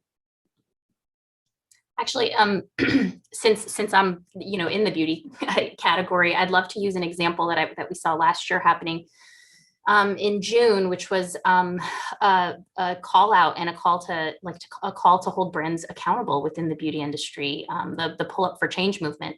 And it was really started by somebody who's like, look, you brands, you beauty brands, you profit off of the dollars that Black consumers spend on your brands. And I want to see the receipts of what are you doing to give back to our community. And this was also very specifically about corporate America and the fact that corporate America is incredibly, disproportionately white when a lot of the consumers are actually, representing many different communities of color. And so it was a really, I thought, an incredible way to leverage the power of consumers who today vote with their dollar, leverage the power of transparency in social media, and then hold brands accountable to basically show, tell me, and very specifically, tell me who at the manager level, director level, C-level, board level do you have, and be very specific. Don't just say diverse, be specific and say, no, this is, we have Black, Hispanic, Latinx, Asian, and I thought it was just a brilliant movement, that was started by one woman who was just kind of like fed up with seeing it. And I thought that was really amazing. It was a great thing to learn from.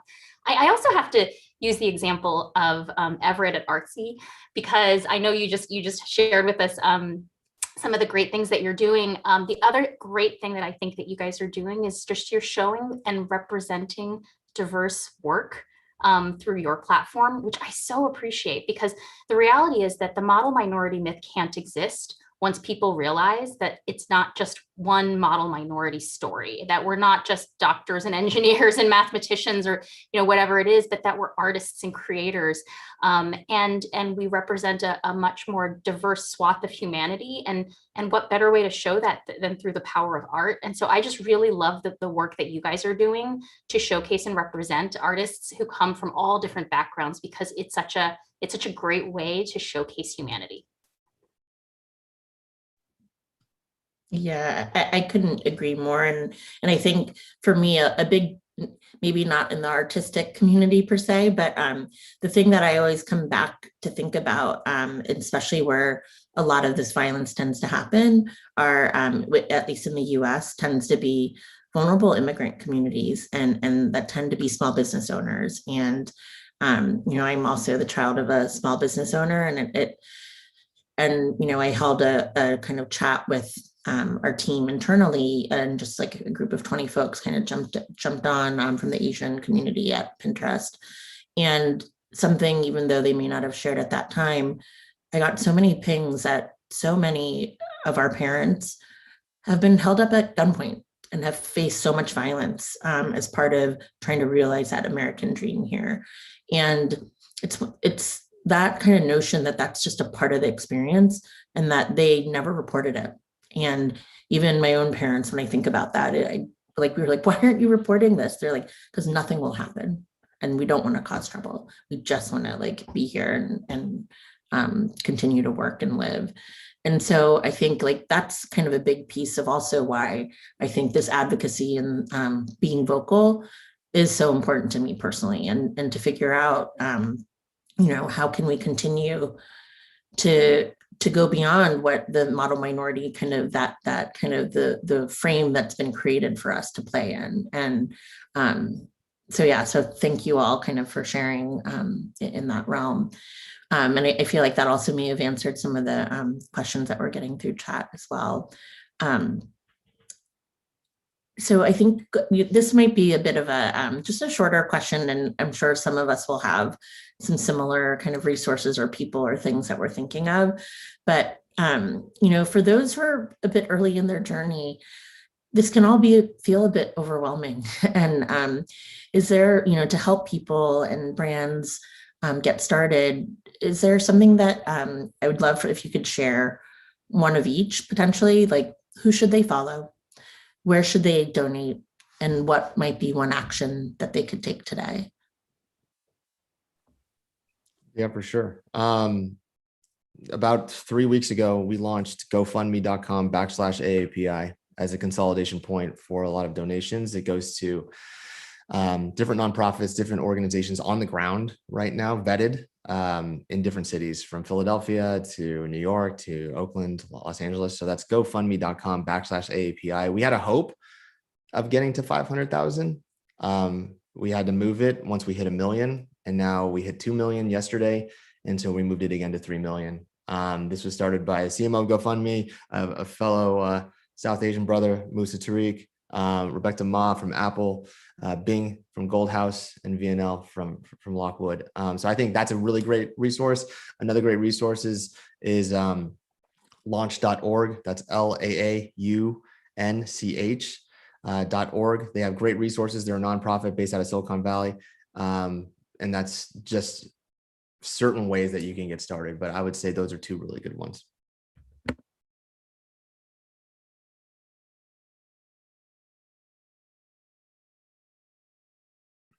Judy, I'll just add about, if I can ask people just to do one thing, and that's to realize that racial trauma is real and not to deny it. Just because you haven't experienced it doesn't mean it doesn't exist. And racial trauma can lead to mental health issues, anxiety, depression, concern for others who aren't with you in this pandemic. And then also real physical issues, whether that's being linked to cardiovascular disease and other kinds of diseases. And so one day off might not help, but it is about offering people the space and time for those who are experiencing it, to give them as leaders that space and time. We are also, Modern Health is an amazing partner of ours, and we're offering healing circles through them. And so just take the time, if you haven't experienced racial trauma, not to minimize or deny it, but to understand what it means. Yeah, that's a really good one. I do want to jump in there and just say, again, this is not new, and a lot of us have experienced racism, and therefore a lot of these things can be really triggering, especially if you're in the Asian American community. So do be aware of that, and do be conscious of that when you are speaking with, a fellow Asian colleague. It's just like things can be triggering. I did want to say one thing, that there's someone asked, like, what else can you do outside of donate? Donate your time. Go to these places that are affected, and donate time to be a chaperone, walk the elderly home, just be there. I have found and have heard that if you're not from the Asian community and you go to these areas affected, hate crimes do decrease. So just go, visit, obviously get takeout, just be a good patron. That certainly helps a lot. And we're in the marketing community, right? We're in the marketing community, we're in the creative community. One thing I do want to say is a lot of these nonprofits are struggling not financially, but struggling for our creativity, for our strategy, for the way that we see how to get awareness out there. So you can also donate time, for sure. You could also donate your skills. And I do think that, to Everett's original point, this is about awareness. No one knows awareness like us. No one knows it like us, right? And we know how to look at these things and say, here's how do you get a hashtag out there. Here's how do you get a brand out there. Donate your skills, because I do think that makes a tremendous difference.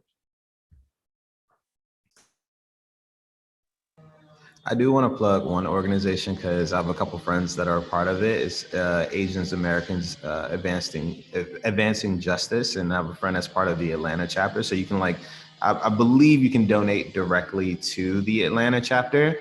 Yeah, I'm a little biased, but I love what they're doing, and I love that organization, and I love organizations that are focused on changing public policy and trying to make an impact in that way. And so just wanted to shout them out.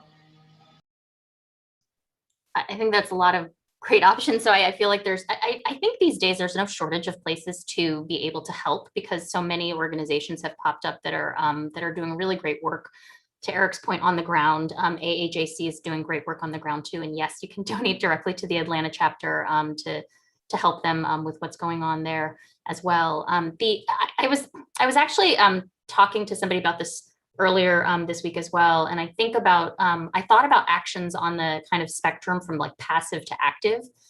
And as an individual, I'm not speaking from a corporate level or from an organizational level, but just as an individual, what can individuals do? I think that the passive is something that we talked about, which is follow, break out of your own bubble and listen to what's happening in other communities.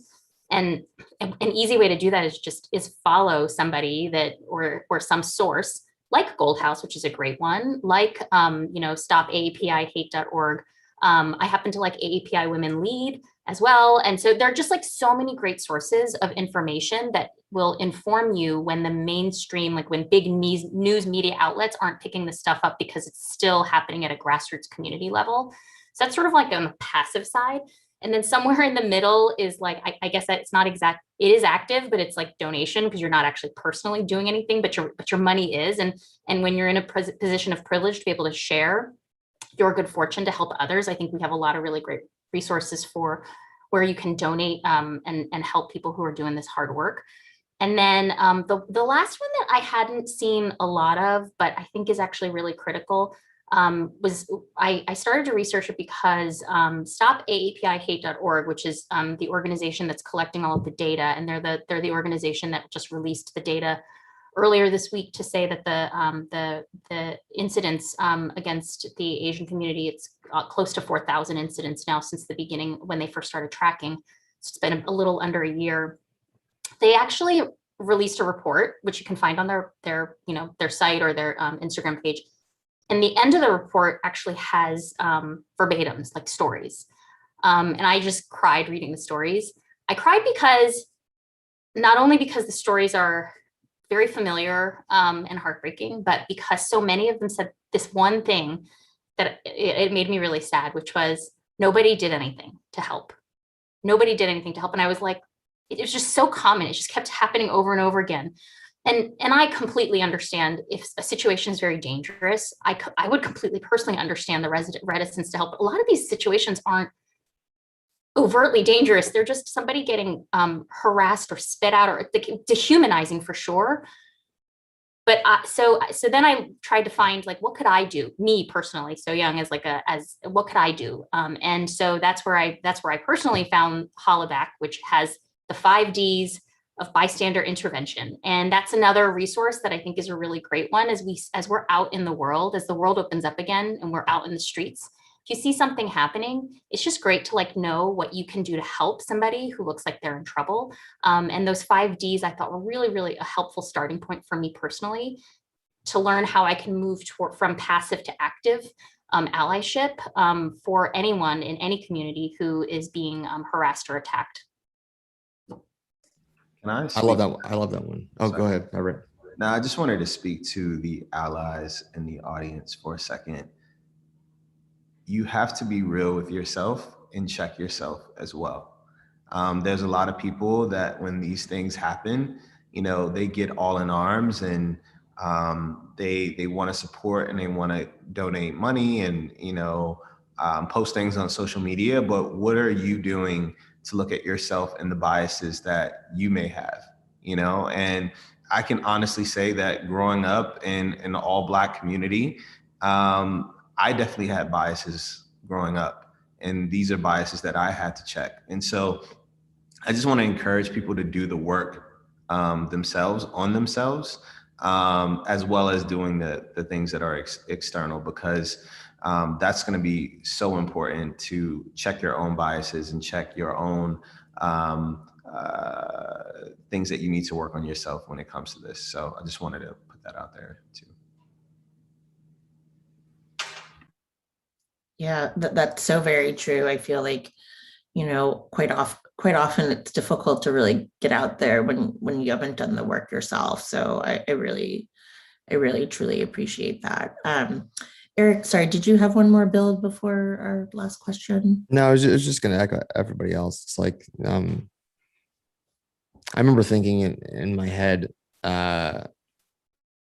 about that one instance in Carmel Valley where the Filipino family was harassed by another patron in a restaurant, and they were just relentlessly harassed. They got it all on video, and you could find it on the internet. I'm sure it's a very tough thing to watch because he's relentless.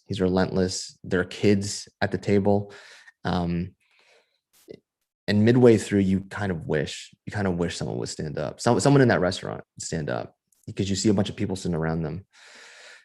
And then eventually you see the waitress stand up. She kicks him out.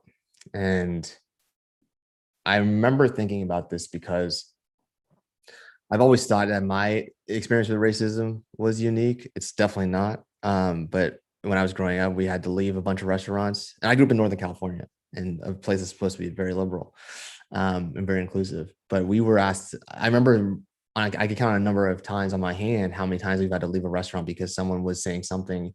Someone called me a chink. Someone called my dad a chink. And it's embarrassing. It's so embarrassing, right? And you kind of wish when you're a kid, like, is someone going to stop this person?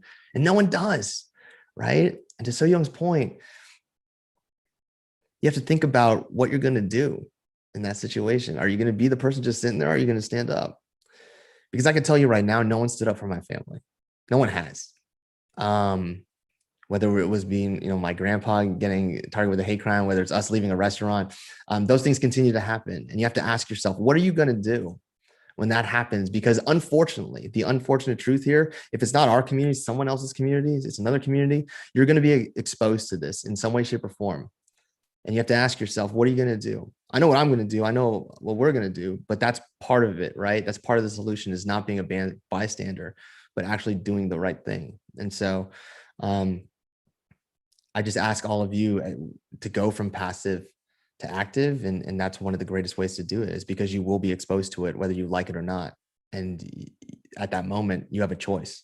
And I do hope you make that choice for the right reasons.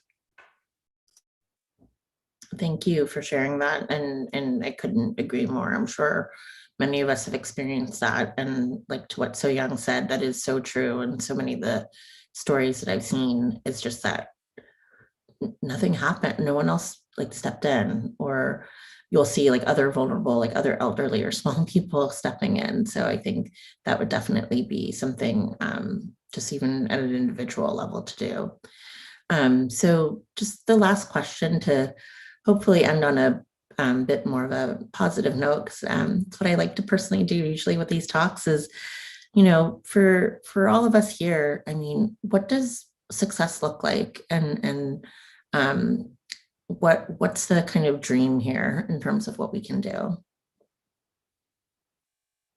I'll jump in because what Eric said really resonated with me. And as the mom of a 5 and 8-year-old, I'm just hoping they grow up in a different world and the experiences than we all had. But I also would say to what he said is like, hate starts at our kitchen tables, and be really intentional about language with the young people in your life. Crazy, stupid, weird, lazy, right?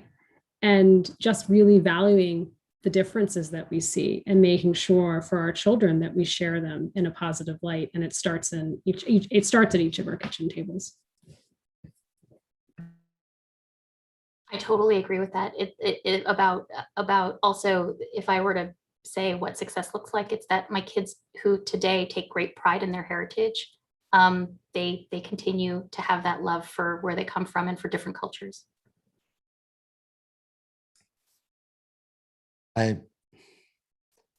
Success looks like to me, and I love that you both spoke about your kids, because every time I think about my kids and like what's happening right now, I get very, very emotional. And so I'm trying to pull it back right now because it means so much.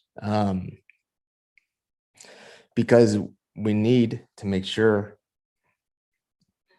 that they do have different conversations than we're having. I need to make sure that they don't get targeted for not being white passing, and they're half, right? My kids are half and they're not white passing. And the fact that I even have to say that breaks my heart. And that's what success looks like to me, is that they have different conversations. They live a different way, and they don't think like I did that racism is just a part of my life. From when I was a kid, leaving restaurants, to even when I got into my career, white colleagues used to tell me all the time, "Oh, Eric, like we don't see you as Asian, we see you as one of us." And I used to think that was okay. I used to think that assimilation was totally okay. And it's not okay, right? And I just don't want to feel, success looks for success for me is my kids don't feel the same pain that I feel right now as we speak. That's what success is for me. Yeah, for me, I just hope to live in a world where there's just basic human decency, that people care for one another, stand up for one another, that we don't find so many ways to separate each other due to things that genuinely don't matter. And I know that progress is a slow process, but I just hope that everyone is committed to trying to leave the world a little bit better than they left it, than they came into it. So, you know, my heart goes out to the community and anyone who's dealt with this. You know, we're all in this together, so. Great. Well, thank you, everyone. Thank you to So Young, Everett, Mita, and Eric, and to the Brand Innovators team for having us. And thank you all who've jumped in to hear us share. Thank you so much, all. Thank you. This is so important to the AAPI community and to me personally. I mean, I have dealt with a lot of this kind of stuff growing up, and a few years ago, I thought, oh, this is done. I mean, like, everyone loves Asians. There's crazy rich Asians. People think that Asians are so beautiful, but it never really ends. And like, this was so triggering for me because I thought of like my childhood growing up and how I tried to not uplift my own culture. I was like, I'm so proud to be a Twinkie. I'm Asian on the inside, white on the inside. That was such a thing that we used to say. But now I'm like, I don't care if I only have 1,000 followers or if I can't donate like more than $100. You got to do it, and you got to keep fighting the good fight, and don't be. I can't stay quiet any longer and not be proud of who I am, proud of who we are. So thank you so much. I mean, I was just telling the team, I'm like, I'm not going to be able to capture any like good smiles from this panel because it's such a serious situation. But I am so grateful for each and every one of you for taking the time to talk about this subject, and for all the attendees for listening to us. And hopefully you can take something out of this and retweet, donate, take action, stand up, and just support each other. And it doesn't end here. Thank you. Thank you. Thank you. You guys. Well, this is going to be a fun transition. Our next panel up is Carla Davis, the Vice President of Marketing from Ulta Beauty, and Eden Zilov, Director of Global Brand Marketing from Shea Moisture Unilever, and it'll be moderated by Stacy, Group Planning Director from Mindshare. Welcome to the stage. Hi there, guys. So sorry it took me a second to get my camera No on. worries. Thank you so much. I just want to say thank you to everybody for joining today, and good afternoon. I appreciate everyone listening in on a Friday at 2:30. My name is Stacy Abreu. I am one of the beauty and personal care director supporting the Unilever business at Mindshare. I want to let you know I'm so passionate to be here today. I have literally dedicated my entire career to driving innovation in media by leaning into the polycultural consumer across many different sandboxes, from comms planning, media planning, creative development.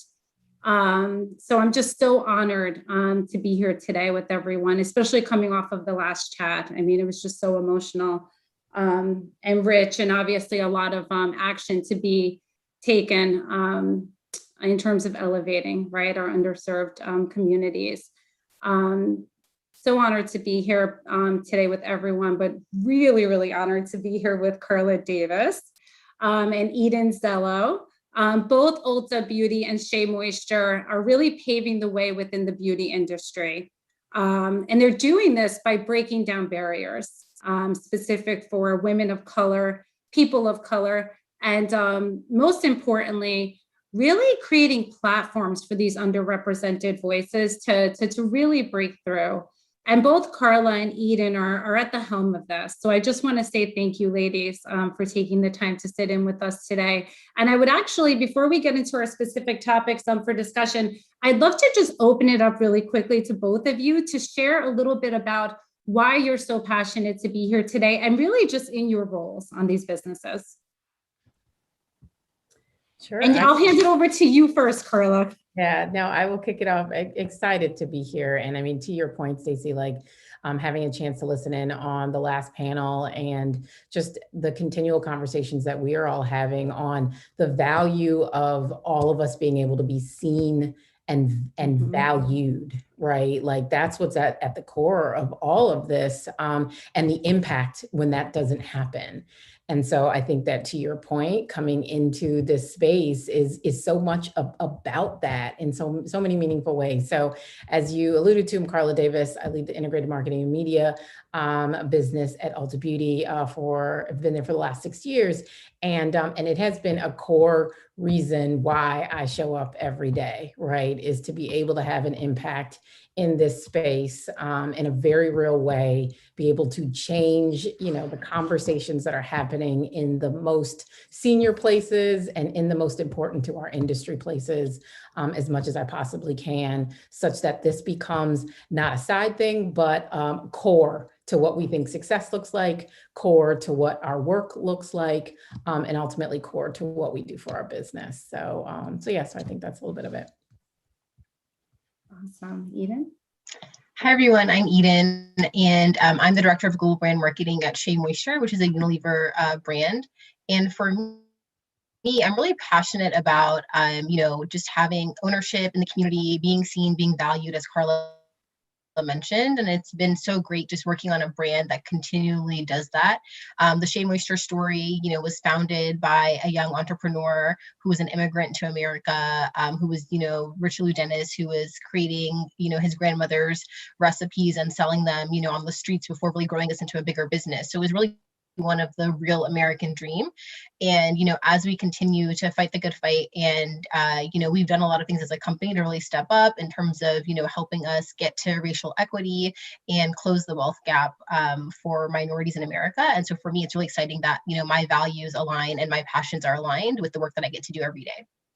I love that, Eden. I can't agree more. It's amazing. I mean, we're all in, just such wonderful positions to be able to take our personal experiences and inspiration, right? And drive change and impact within these communities. Thank you both for sharing that. Now that we have our juices flowing, I'm just going to quickly touch on our topics for today. I really want to lead with each one of the brand's purposes, right? And the intended impact on these communities. And then we'll shift over to really just, helping to drive education on the front of what is the gold standard in terms of reaching the Latinx and Black communities, and what are your experiences, right, as key marketers within the space through the lens of authenticity. And then obviously we want to touch on some of the beauty trends. I mean, we're coming off of a profound year, a lot of pivots and changes in 2020. And then we'll end with just personal inspiration of what it means to be in these positions. And I'm going to kick off with you, Carla, on the brand purpose front. I have to tell you, I mean, I've just been, personally, I'm a huge fan of Ulta Beauty, but I've been really moved over the past few years, but really coming into 2021 by the brand's commitment. And I'm specifically talking about the launch of Muse, which is also known for the audience as Magnify, Uplift, Support, and Empower. And this commitment is truly really elevating all women of color in one way or the other within the industry. So Carla, I'd love for you to just talk a little bit about that and the intended impact behind it. Absolutely. This has definitely been a kind of a program, an initiative, a movement of my career, because it's allowed me to take some things that, back to even what Eden was saying, like things that are so personal to your life experience and your values, and really be able to put them in the forefront of your business, which you just, reality is there aren't often times and places when you can do that. So yeah, I mean, at the core of Muse is this idea of recognizing the impact of the voiceless. or those that have not gotten credit for their influence and their inspiration on a much larger industry. And that's really a lot about the, in this case, it was the Black beauty enthusiasts. I think to your point and back to purpose overall, like in the last couple of years, we have really doubled down on this idea that like Ulta Beauty is about possibilities. But being about possibilities means you have to acknowledge where there are barriers for people in being able to access those possibilities. And so when we started down this path from you specifically, it was, hey, there is an insight here about a group of folks that have been at the forefront of driving change and innovation and inspiration that have not been given their due. So how do we use our position of power in order to do that? So it was one thing about creating communications that acknowledge the fact that we get that, but it also had to come, as we like to say, with receipts about like what we're going to do because we get that, right? So yes, need the proof points, right? But it was like, hey, we can't just come out with a love letter to this group about how much we appreciate you and all these things without showing fundamentally how that's now impacting how we operate in our business. And so, really proud that we were able to launch this campaign, but not in a bubble. We launched it with very real business changing efforts like, committing to doubling our Black-owned brands and doubling down on the amount of dollars that we're putting into media that talks to support or supported or is built by this audience and audiences of people of color, and ensuring that like when we start talking to this group, it's not just talk, but that it's walk as well. So, yeah, that has been a major part of what helps me get up every day, is knowing that like we are really trying to, make real impact in this space. It's amazing when you're able to do that. And I have to tell you, I mean, looking at this proposition and just hearing you talk about it, I mean, it truly is coming to life. I mean, in every facet of your business, from your products, your services, to your marketing approach. And really, again, like we'll talk about what it means to truly be authentic later, but leaning into that. And on that front, I don't want to lose sight, Carla, of the fact that, I mean, Ulta has historically really been a key retailer, if not the key retailer, for many Black-owned brands. Some that pop up in my mind are Juvia's Place, Beauty Bakery. So I just love for you to talk about whether or not, all the work you guys have done in that space, was that really a guiding light informing Muse? And if so, how has empowering those specific businesses really led to that commitment and where you are today as a brand? Absolutely. Because I mean, I think, when we think about the value of representation across all things, right? Like so much of that ultimately comes back to economic value and economic power, right? And that like a lot of times who's put in front is because of who has the influence, who has the power, and who has the dollars in order to do that. And so, as we are bringing in more of these Black-owned brands and seeing like what tends to be the hurdles or barriers for them to be sustainable, we have to look at the industry as a whole. And are there some barriers that are systematically set into space or spaces and places that create that?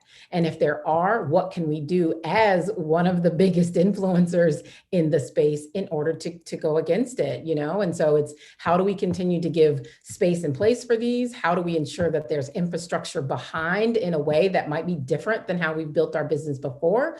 But if we are honest about like, hey, if the way we've built some of the things we've done hasn't, organically created this, maybe we need to rethink it, and I've so appreciated the business wanting to have those kind of conversations because it's uncomfortable sometimes, and it pushes people outside of their comfort zones.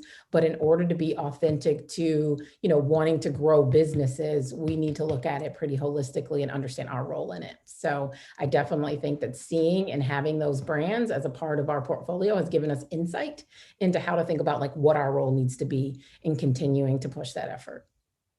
That's amazing. And you kind of leaned into the authenticity piece. And I think it's a really great segue for you, Eden. When I think about Shea Moisture, I mean, that's literally the word that pops up in my mind. I mean, from the ingredients to the products and the brand mission, to your point, staying true to that, right? From its inception, made with love for you and your body. And I think today, more than ever, which is really just a function of what's really gone on in culture over the last year or so. But today the brand has really shown up in a very authentic way to support its key communities during the social unrest of 2020, and specifically through the program of community commerce. So Eden, could you talk a little bit about that initiative through the lens of how it's impacting both the consumer and the marketer? Sure. So at Shea Moisture, I mean, we've always talked about overserving the underserved consumer, and that has always been the Black and Brown community for us. We've also talked about the power of entrepreneurship and how that's really tied to our family roots and the roots of the brand. And we really believe in the power of entrepreneurship to close the racial wealth gap in communities worldwide. So we've done a lot of programming around supporting women of color entrepreneurs and African American entrepreneurs in the US and globally, but we now kind of went above and beyond in 2020. So I would say at the start of the pandemic, we launched a community commerce fund worth $1 million for Black-owned businesses. We noticed that Black-owned businesses were suffering at rates, much higher than other demographics, and also had to deal with a lot of health implications as well due to COVID-19. And due to lack of access to the PPP loans that the government was giving, there wasn't really a financial infrastructure or resources for these businesses to thrive and really kind of bounce back after the pandemic. So we actually partnered with several organizations and launched this $1 million fund for Black-owned businesses. And throughout this program, we've been able to launch 20 programs. We got over 9,000 applications, and we've been able to support 100 businesses thus far. We're continuing to double down on our efforts this year, so you'll see a lot of upcoming funds in different spaces this year. We recently announced a $1 million fund for male entrepreneurs as well. So, we've been pretty true to the female community, but we're now opening it up to male entrepreneurs and have a couple other things, coming up. I would say definitely be on the lookout. We have more information on SheaMoistureFund.com if, you're interested in learning more about the different fund and grants that we offer to Black and Brown entrepreneurs and what are the opportunities that are coming up.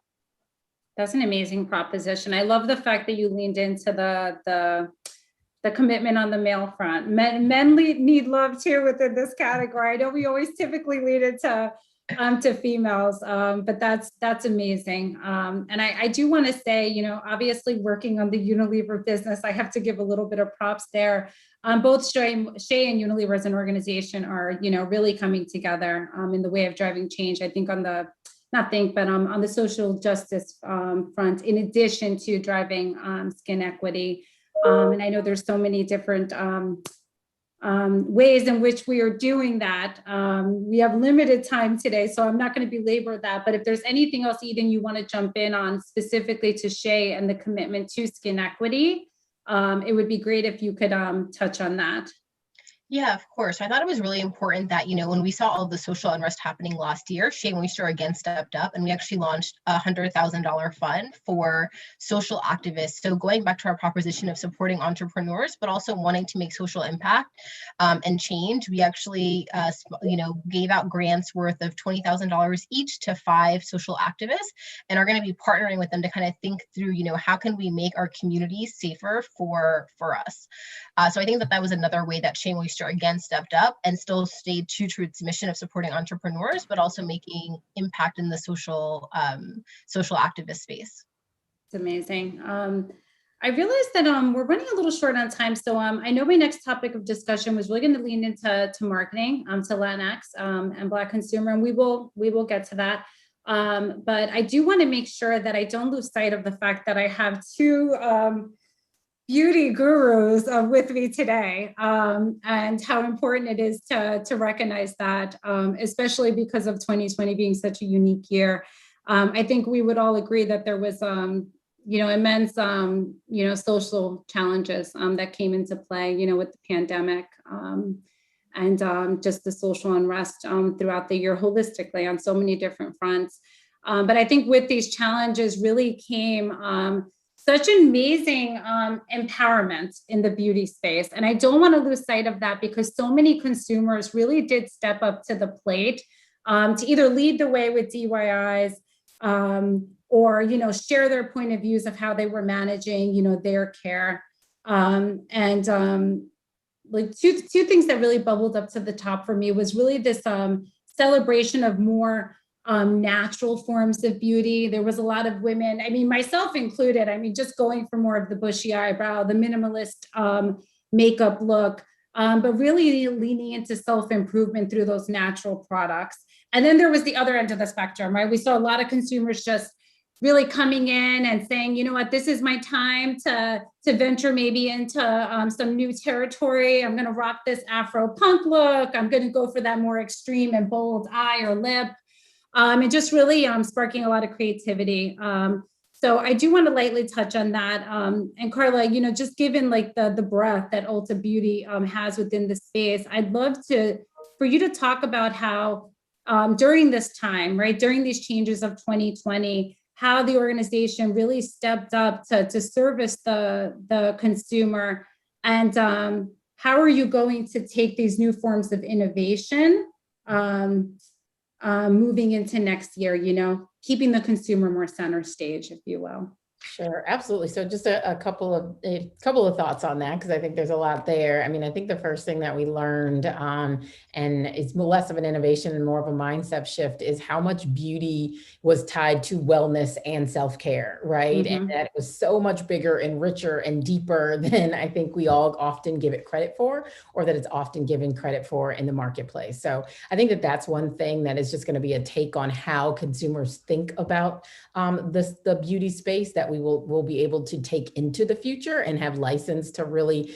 ensure that we talk about it in the way that it really impacts people's whole, you know, their lifestyle and their life. And it's not just about like, you know, products and color palettes. It's definitely that. And so I think that that's a big piece of it. I mean, what we really had to do and quickly pivot into, and that was like the word of 2020, right? Mm-hmm. Was to be less in some cases about selling stuff and more helping guide them on what to do with the stuff they have, you know, and really becoming more of an advisor and a coach of how to best leverage what you have access to in any shape or fashion than I think we ever had been, and really kind of focusing on, you know, other buzzword is content, but like storytelling and providing more value that is above and beyond product and promotion.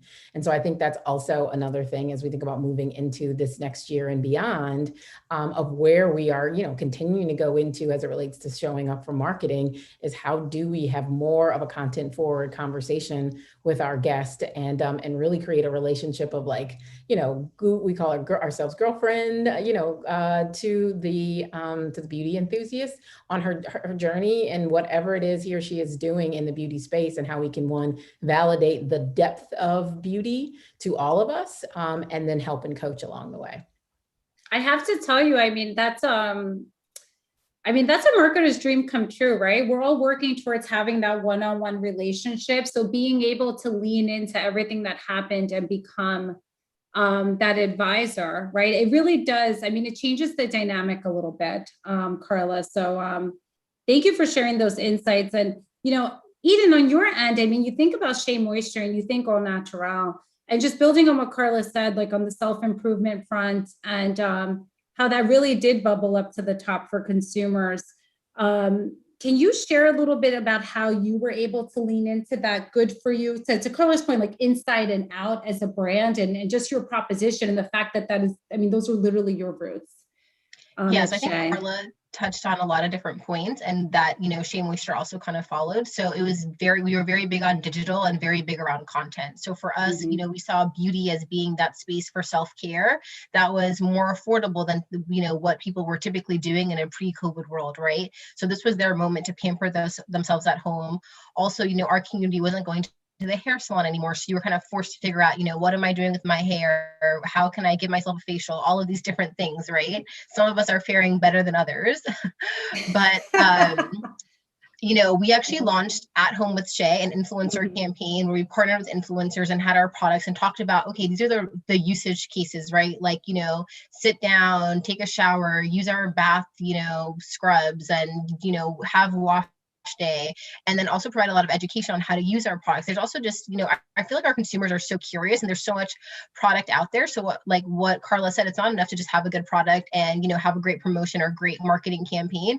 You really have to provide education and teach them how to use these products and teach them how to use multiple products within your range, or and cocktail and DIY. And, you know, are we masking once a week? Like, what are the best things for the consumer? So for us, I think that having this digital content was super important. What was also really nice is that we are a very experiential brand. So in a pre-COVID world, again, we used to do a lot of events. We used to be able to engage with our consumer one-on-one. And then we were able to turn that into virtual. And as someone that leads global brand marketing, it was great for me because now I could invite my global consumers to things that they would not have access to before. So actually going virtual made it much easier for people to feel more connected to the brand. They got to meet, who are the faces behind the brand, who are the influencers, learn more about the product directly from the brand. So it also just gave us a different level of brand voice within kind of the marketplace. That's amazing. Brand voice, and it just really sounds like intimacy too, and just like taking that journey with them. And I do agree, everyone did fare differently. My hair is pretty long. I didn't master the haircuts myself. Just building on that, do you what are your thoughts in terms of, what's really going to carry forward? Eden, do you see this newfound, self-care continuing as we start to open back up and really just get back out there? I do. I mean, I think that everyone has been stressed out during this pandemic. I think that everyone has kind of been really in tune with their bodies and are going to continue to focus on self-care and wellness. I think that we're going to start looking at, more holistic beauty. Some of the key trends that I see kind of continuing are really around ingestibles and vitamins kind of being the next thing that we look at. Male grooming is also really big. I know that we mentioned we're supporting male entrepreneurs. Male grooming has also been really big. And then also looking at sustainability, both in terms of like packaging, refillables, really just being like super conscious around that as well. The younger consumer, the Gen Z consumer does really care about that. So it's, going to force beauty companies to continue to innovate and making sure that not only is, what's inside your packaging good, but what is the packaging itself? How are you recycling? What are the things that you're doing? So I think all of those things will kind of continue in a post-pandemic world. Yeah, that's, I think that's it's definitely a valid point in terms of, caring from the inside out. And I think holistically within our industry, we're going to see a lot of continuation in terms of, self-care and maybe just new tips and tricks, to be honest with you, that the consumer has learned over the last year. And then the fact that we do lean in so heavily, we're literally here talking about diversity and inclusion. Those are the culture shapers, right? And changers. So we should continue to see those trends really marching forward. I would love to take the opportunity now to talk a little bit about the gold standard of marketing. And I'll be completely frank and honest with the audience. There's constant optimization, right, needed on that front. And there's such a gap to be filled in when we think about that. And again, because our consumers really are culture shapers, I would say, it's more important today than ever to make sure that we're being innovative, right? And we're leaning into creativity within media. But for me, my personal experiences and what I'd love to talk about on this front is, what does it truly mean to be authentic to this consumer? And how do we really, I do want to stop for a moment and acknowledge that Carla has to unfortunately drop a little bit earlier. Carla, thank you so much for joining us today. Do you have any final parting words? Yeah, no, I know. I'm like so sad. I'm like dropping in the chat. Like, I'm so sorry. Okay. I love these kind of conversations. And yeah, I will just kind of have one final shot on this one. And I think you guys have some additional conversation that could be really rich. But I think, at the end of the day, when we think about like authentic, I think a lot of that has to be, how do you understand what has been in the DNA of what you have always done? And done is the operative word, right? And what that means that you can be depended on, trusted to do in the future. I think what we often run into is like what people have said all along, but has that often aligned with what they've done all along? And so I think that that's what has been some of the elements that we both have been able to lean into as we've built our purpose and thought about authenticity, and also where we've had to challenge ourselves. Because there are some elements of like, we can say, yes, we feel really good that this has consistently been something that we've done, but this is also something we know that we've been saying that hasn't been as consistent. And so now how do we challenge ourselves to bring that more specifically to the forefront so that it can actually be a core value and that we can feel truly authentic in that? I think the last piece is when you're building things that are for specific audiences, make sure you build it with those audiences. Can't get more authentic than that. So that's going to be my sign offs. And I know Eden's got some great words to say here as well. Thank so you, much, Carla. That's an amazing way to end in terms of authenticity. We appreciate your time today. So Eden, I see a couple of questions popping into the chat right now, but before, I think we have 10 more minutes. So before we go to some of those questions, I do want you to share your words of wisdom. I mean, Carla, for me, she literally summed up my entire career, right? I've been in the market 18 years. I'm constantly talking about the power of the what meets the where, and what it means to truly be authentic to this consumer, and making sure that we're showing up in terms of that across the spectrum, right? So from our talent to the insight that drove our messaging and how we choose to talk to them. But I'd like to open it up to you to have you share your words of wisdom on that topic, and then maybe we can take some of the questions from the chat. Okay, sounds good. So yeah, I'm completely aligned with what Carla said. I think that you have to involve, this community in everything that you're doing, when you're, thinking about marketing to them.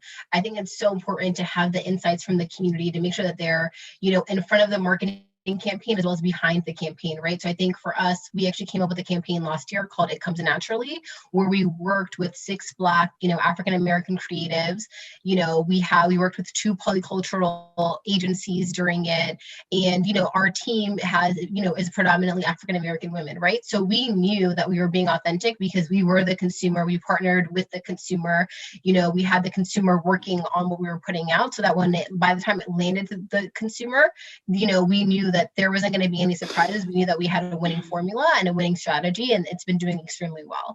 So I think it's super important to, keep that core community involved in the process as much as possible when you're creating for them or when you're marketing to them. I also think that you have to meet the shopper and the consumer where she or he is, right? So I think that there's so many different interesting, places where people are. So whether it's new forms of social media, TikTok and Clubhouse, or if it's just events that they go to that are, Shea Moisture used to be at Essence Festival, we're at Afropunk, we're everywhere where we know our consumer is. So it's making sure that you're also creating that brand awareness and showing up in the places where you're able to interact with your consumer in a one-to-one way.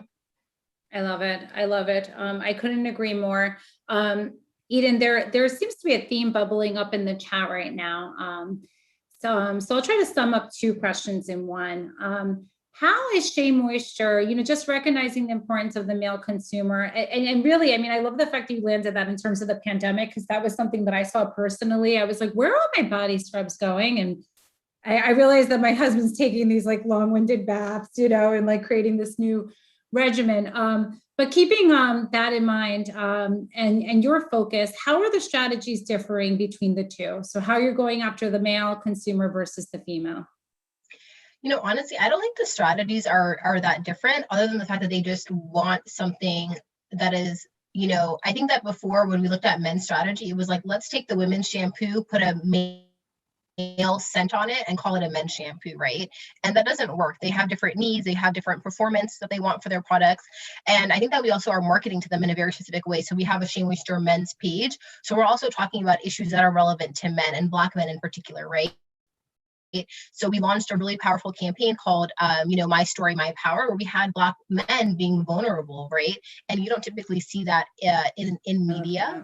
So I think that we're also able to resonate with them. And we were also able to understand that, a lot of men were using these 5-in-1 products. I think I saw a meme around this where it's they'll have a 5-in-1 product that does everything. And guess what? That product probably isn't doing all 5 jobs super well. And they wanted, I think that we used to think of the male consumer as being just someone that wanted a very simple solution, and that's actually not the case. They actually want to buy 4 or 5 products.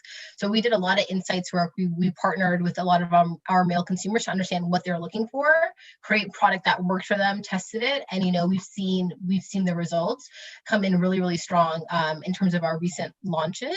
I also think that there's an easement in terms of grooming and what is seen as respectable in the workplace, right? And I think that's also helped a lot too. You didn't see a lot of men wearing beards or having long facial hair or growing out their hair too. And now they are, and it's more acceptable. So I think that because of that, men are also now only learning how to take care of their hair and their facial hair, right? If they never had those things, they weren't really worried about it. So I think there's also this, it's almost like the naturals movement that happened for women is now happening for men.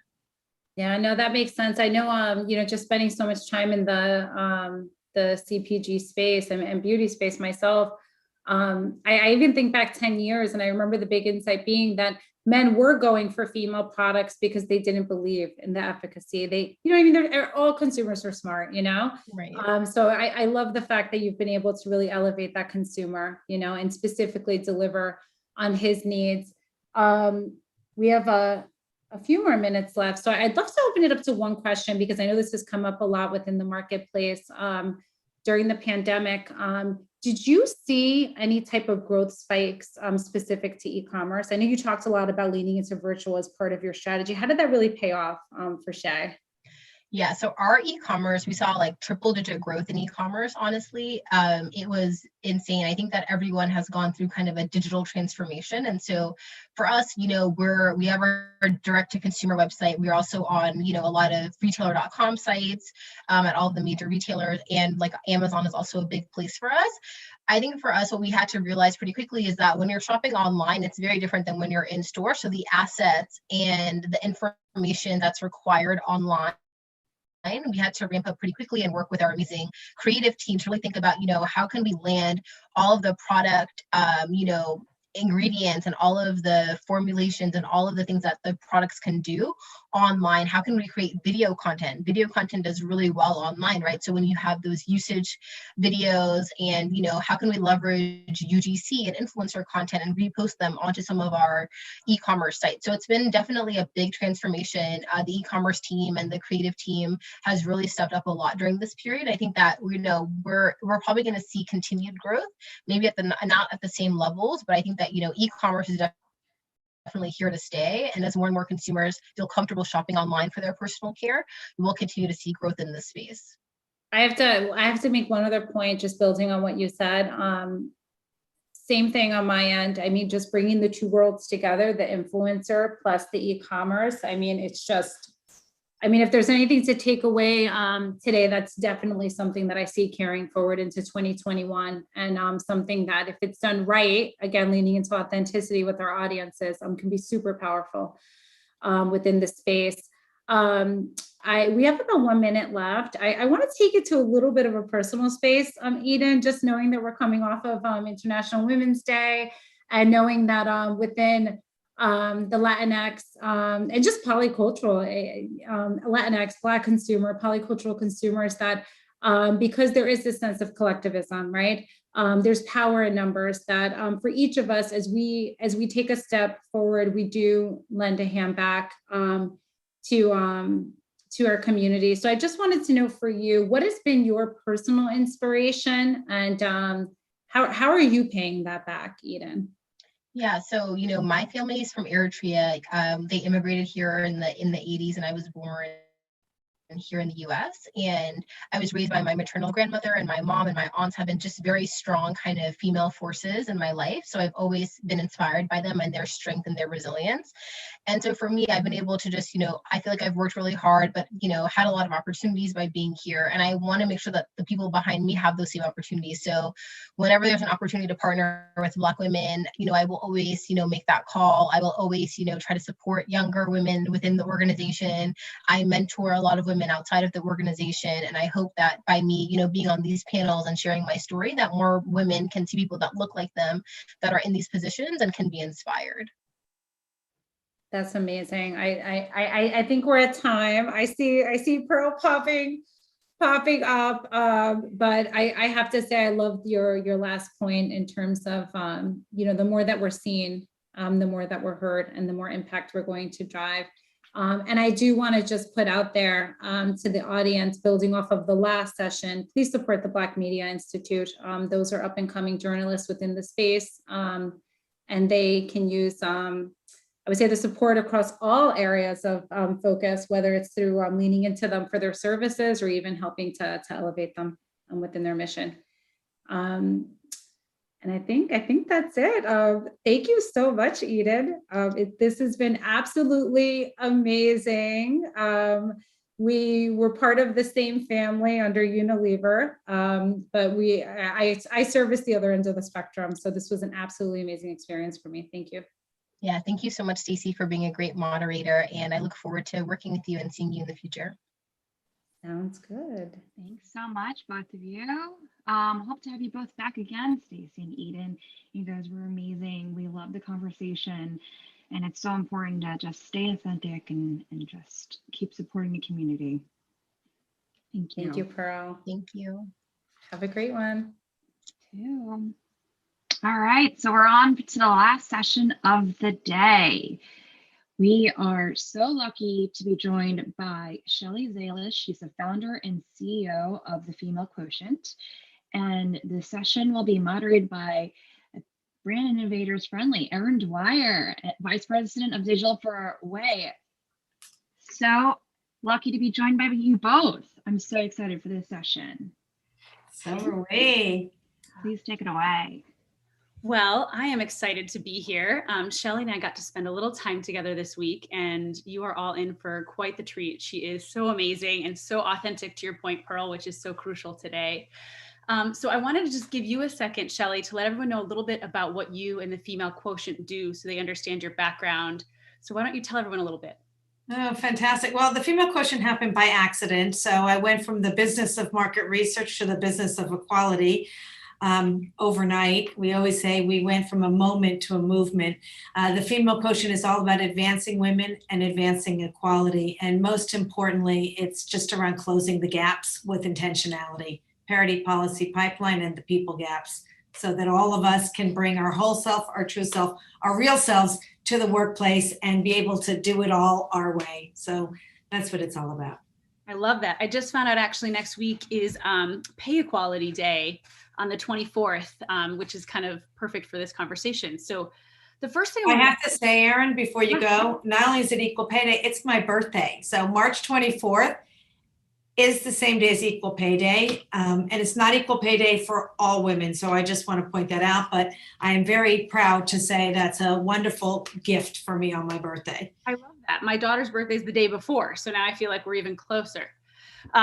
So one of the things that, and just so everyone knows, I'm going to pay attention to questions because both Shelly and I agree that this should be interactive. So if there's things that you're really passionate about on one of the topics, ask the questions. I'll try to bring them in as we talk. But the first thing I wanted to bring up, which is kind of probably on everyone's mind with this topic, is that it's pretty well known COVID has disproportionately impacted women over any other group in the past year. You see that from them having to leave the workforce. And I'd love to get your point of view on how can companies improve on that next? So as we get out of this, how can they help us get back to equality? And also, how could we keep that from happening in the future? What proactive things could we be doing if, God forbid, something like this ever happens again? Well, first of all, I'm so happy you're raising the question, because without the awareness, we can't create the actions. And we've been admiring the problems for so long. It's time to actually create the solutions for change and the accountability around it. When we sign pledges and petitions of what we're going to do or what we want to do, that is not a surrogate for doing something. And, when we talked about Equal Pay Day in particular, women in general, 82 cents on the dollar, Black women, 64 cents on the dollar, Latinas, 53 cents on the dollar. So we have a ways to go, and it makes no sense, because if we truly want equal pay for equal work, what are we waiting for? We're watching and waiting. So I think that it really comes down to intentionality and consciousness. So COVID has shined a very big light on the inequities and the challenges, because we see that it's impacting a disproportionate impact on women, and in particular women of color, in so many ways. So think about it. Most women are entry-level positions. Who's furloughed? Entry-level. Salary reductions. Women. And then, of course, as Eve Rotsky, a very dear friend that wrote Fair Play, she calls it the invisible work, caregiving. Caregiving is still predominantly a female issue. And so women are not only voluntarily, or involuntarily getting dinged with the pay cuts and the pay reductions and salary, reductions, but they're voluntarily opting out, because how do you do it all? If you are a primary caregiver with young children and, you have to, we used to have 5 things that were work-life balance issues: our work, our families, our community, our friends, and the 5th, we always forgot about ourselves. Now we have a 6th one, which is homeschooling. And it's just creating real, stress. So women are falling out of the marketplace. And so what we really need to do is think about everything we do with intentionality. We do see that flexible schedules is working, but it's working because there's no bias barrier, men and women. We're all working at home with flexibility. But when we hear, it makes me crazy when I hear everyone saying, when we go back, which I hope we never go back, I hope we create a more equitable future with intentionality going forward. Everyone's like, oh, flexibility is going to be the new buzz. Well, if it's voluntary or elective, guess who's going to take it? Women and primary caregivers. So we have to think about how we are going to take the learning that we have from the COVID moments, which are incredible learning, and make sure that we bring it into the workplace with intentionality, thinking forward and acting in the moment, so we don't create even wider barriers and, disproportionate impacts that we already have seen. I love that. And when we talked about this just the other day, I think what's great about how you express this is that it's about them not being treated as an exception. Like, oh, you're a working mom, why don't you take Fridays off? It's more about embracing that for everyone so that there's also less stigma tied to that, which I think is really important because I know I felt it. And even when this whole thing happened, my husband and I had a conversation. I said, if this continues, like one of us has to take a leave of absence. We can't homeschool and do this and do our careers. Like this is so much. And I think it's great that you have this inclusive approach, because I think a lot of people's first thought is give working moms more time off or give them the flex schedule. And it's disproportionate and it creates a guilt, which we kind of talked about too a little bit. But think about what's currently happening. We have maternity leave policies. Great. Most companies have it. Then we have elective paternity leave, which, by the way, calling it maternity and paternity is not even the modern terminology today, so let's think about that. But when it's elective, less than 24% of men actually take full paternity leave. Why? Because they feel it shows a sign of weakness. And so unless we move to, and I hate to say this word mandatory, but mandatory parental leave, where it levels the playing field again. Not only because we all know the value of bringing your whole self to work. You can't say, oh, I'm going to, have a life outside of work, and then you have one life, one integrated life. And what we're also seeing is the best qualities of leadership today are caregiving qualities, empathy, compassion, resilience. We want men and women, we want leaders to be empathetic and to be able to bring their whole self. So these are the kinds of things that we need to think about, or even intentionality with the pay. We know, according to the World Economic Forum, at the current rate we're going, it'll take 257 years to close the pay gap. What? And the pandemic has set us back an additional 25 years. So we're already 250 plus years too long. And when we look at C-suite, 99.5 years to realize parity in the C-suite. What? And so when we were making these decisions of who to furlough and where to cut, and why didn't we think forward with intentionality that if we were going to cut women and women of color from these positions, we're only creating a greater gap. So I just want to keep talking about intentionality and consciousness. We keep talking about, oh, it was unconscious or implicit bias. If you use the word unconscious, you're conscious. Once you're conscious, you have a choice, do something or not, but don't wait and watch. Love that. And you just kind of dovetailed perfectly. We got a question from the audience of how do we take some of the pressure off of moms and women and put it on the dads, and how can we get men to actually take paternity leave, which I think is great. You pretty much answered that with, we have to start making it more neutralized. It's not paternity and maternity. It's not mandatory, not mandatory. It's like everyone's going to take this if they have a child. And there's caregiving too. We talked a little bit about that with whether it's your parents, grandparents, or a child, or something happens. It's this ability to step outside work and not have this guilt associated with it. Listen, we create the guilt, because perception becomes reality, and, we can have a whole conversation about that. But shared responsibility at home goes a long way to dual income partnerships at work. So if you both want to have thriving, successful careers, you need to share the responsibility. And I just want to say caregiving is not just about people with children. Caregiving, and you brought this up, Erin, so thank you, elderly, Caregiving, is also about you. Mental health is at an all-time low, stress and loneliness. Caregiving, take care of yourself. There's more dimensions to all of us besides work. Taking care of your pets, not waiting until you're retired to go on a date, or freezing your eggs to wait until that right time to have a baby. Like, who's going to tell you it's the right time? So caregiving has many facets, and we all deserve to have a multidimensional life besides just 24/7 work. And I think that, when we look at elective paternity leave, by the way, and this does not come from me, so don't ding the messenger, but when men do take it, they spend more time on the golf course. And so I think that we do know that when men do share the responsibility, they're actually also better leaders and more fulfilled, in the workplace. And my husband and I, I'm turning 59 on Equal Pay Day. My husband and I, from day one, we have three amazing children, 24, 26, 29, and now I have my daughter-in-law, so I have 4 kids.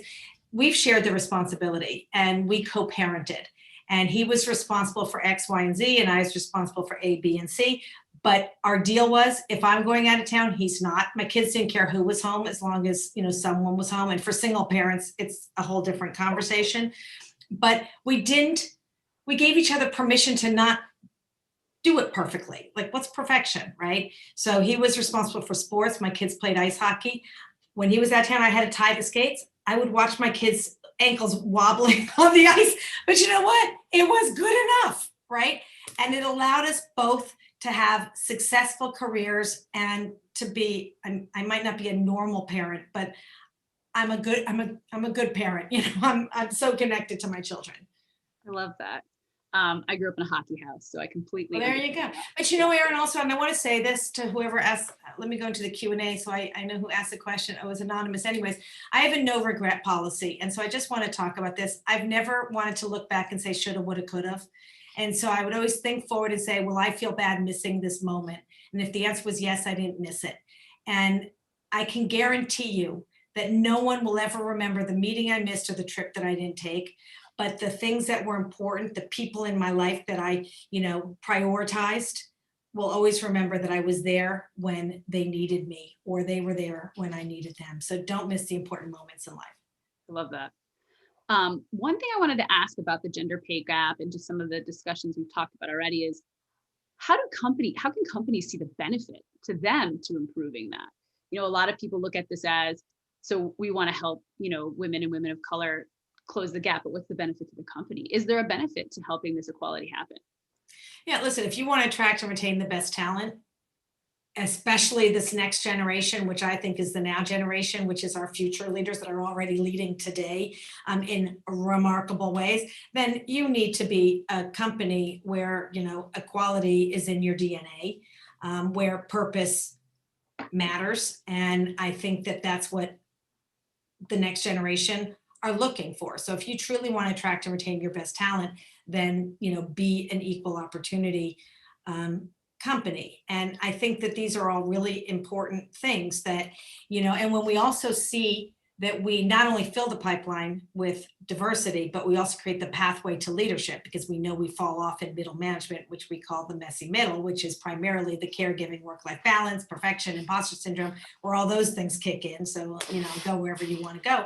But we do see, when we have more women in leadership, we also see the table turn, not only from diversity, which we know is good for business and diversity of thought, but also diversity leads to more purpose, more of the why, not just the what and how a company operates, but the why. We move beyond just financial bottom line performance to ESG focus.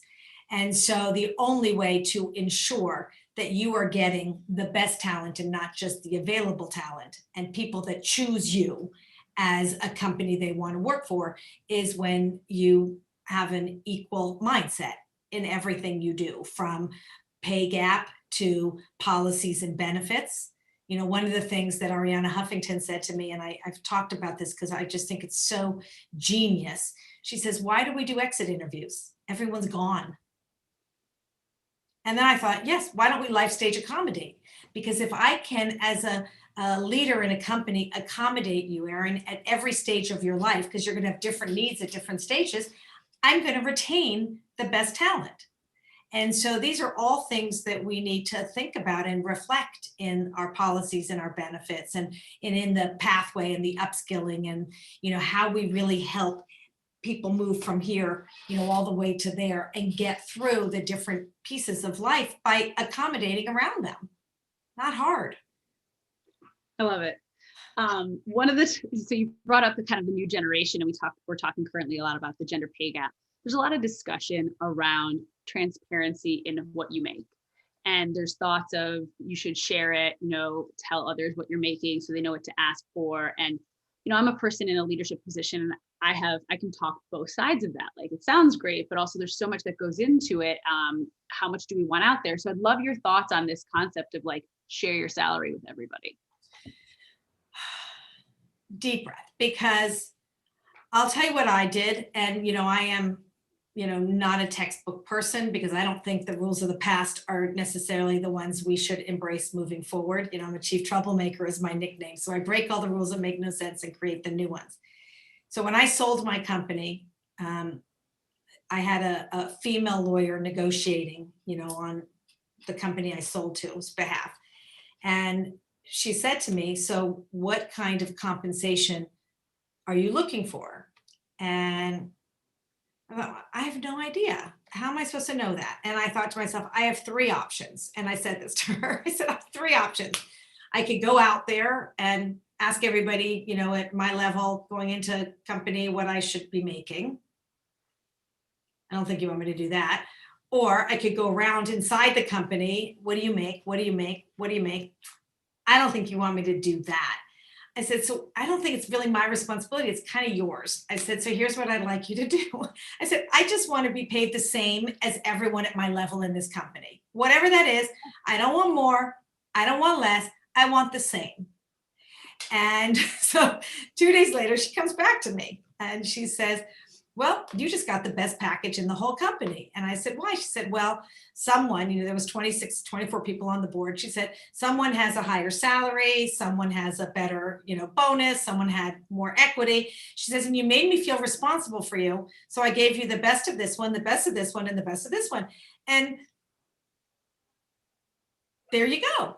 And I said, great. Will you just let me know if someone gets a raise so that I can be sure that I'm part of that same story. And so I just, and I tell that story, and it's kind of funny, but it really was true. I do think it's not about transparency. I think it's about companies deciding how much they are paying at every level. So if you have 5 tiers in a company, there can be a range. And I think that range needs to be a very objective variable, whereas how many years you've been at this or how many years you've been at that, but entry, mid, senior, to different levels, here's what the package is, so that I shouldn't have to figure it out for myself, because then you're always negotiating and then there's no level. If it's up to me, and if it's up to you, if we're both at the same level and I'm negotiating with what mine should be and you're negotiating with yours should be, and yours is higher than mine, then we're always going to be trying to catch up with legacy, and legacy runs faster than reality. So let's hold companies and leaders accountable for ensuring that they have standards that aren't subjective. Yep.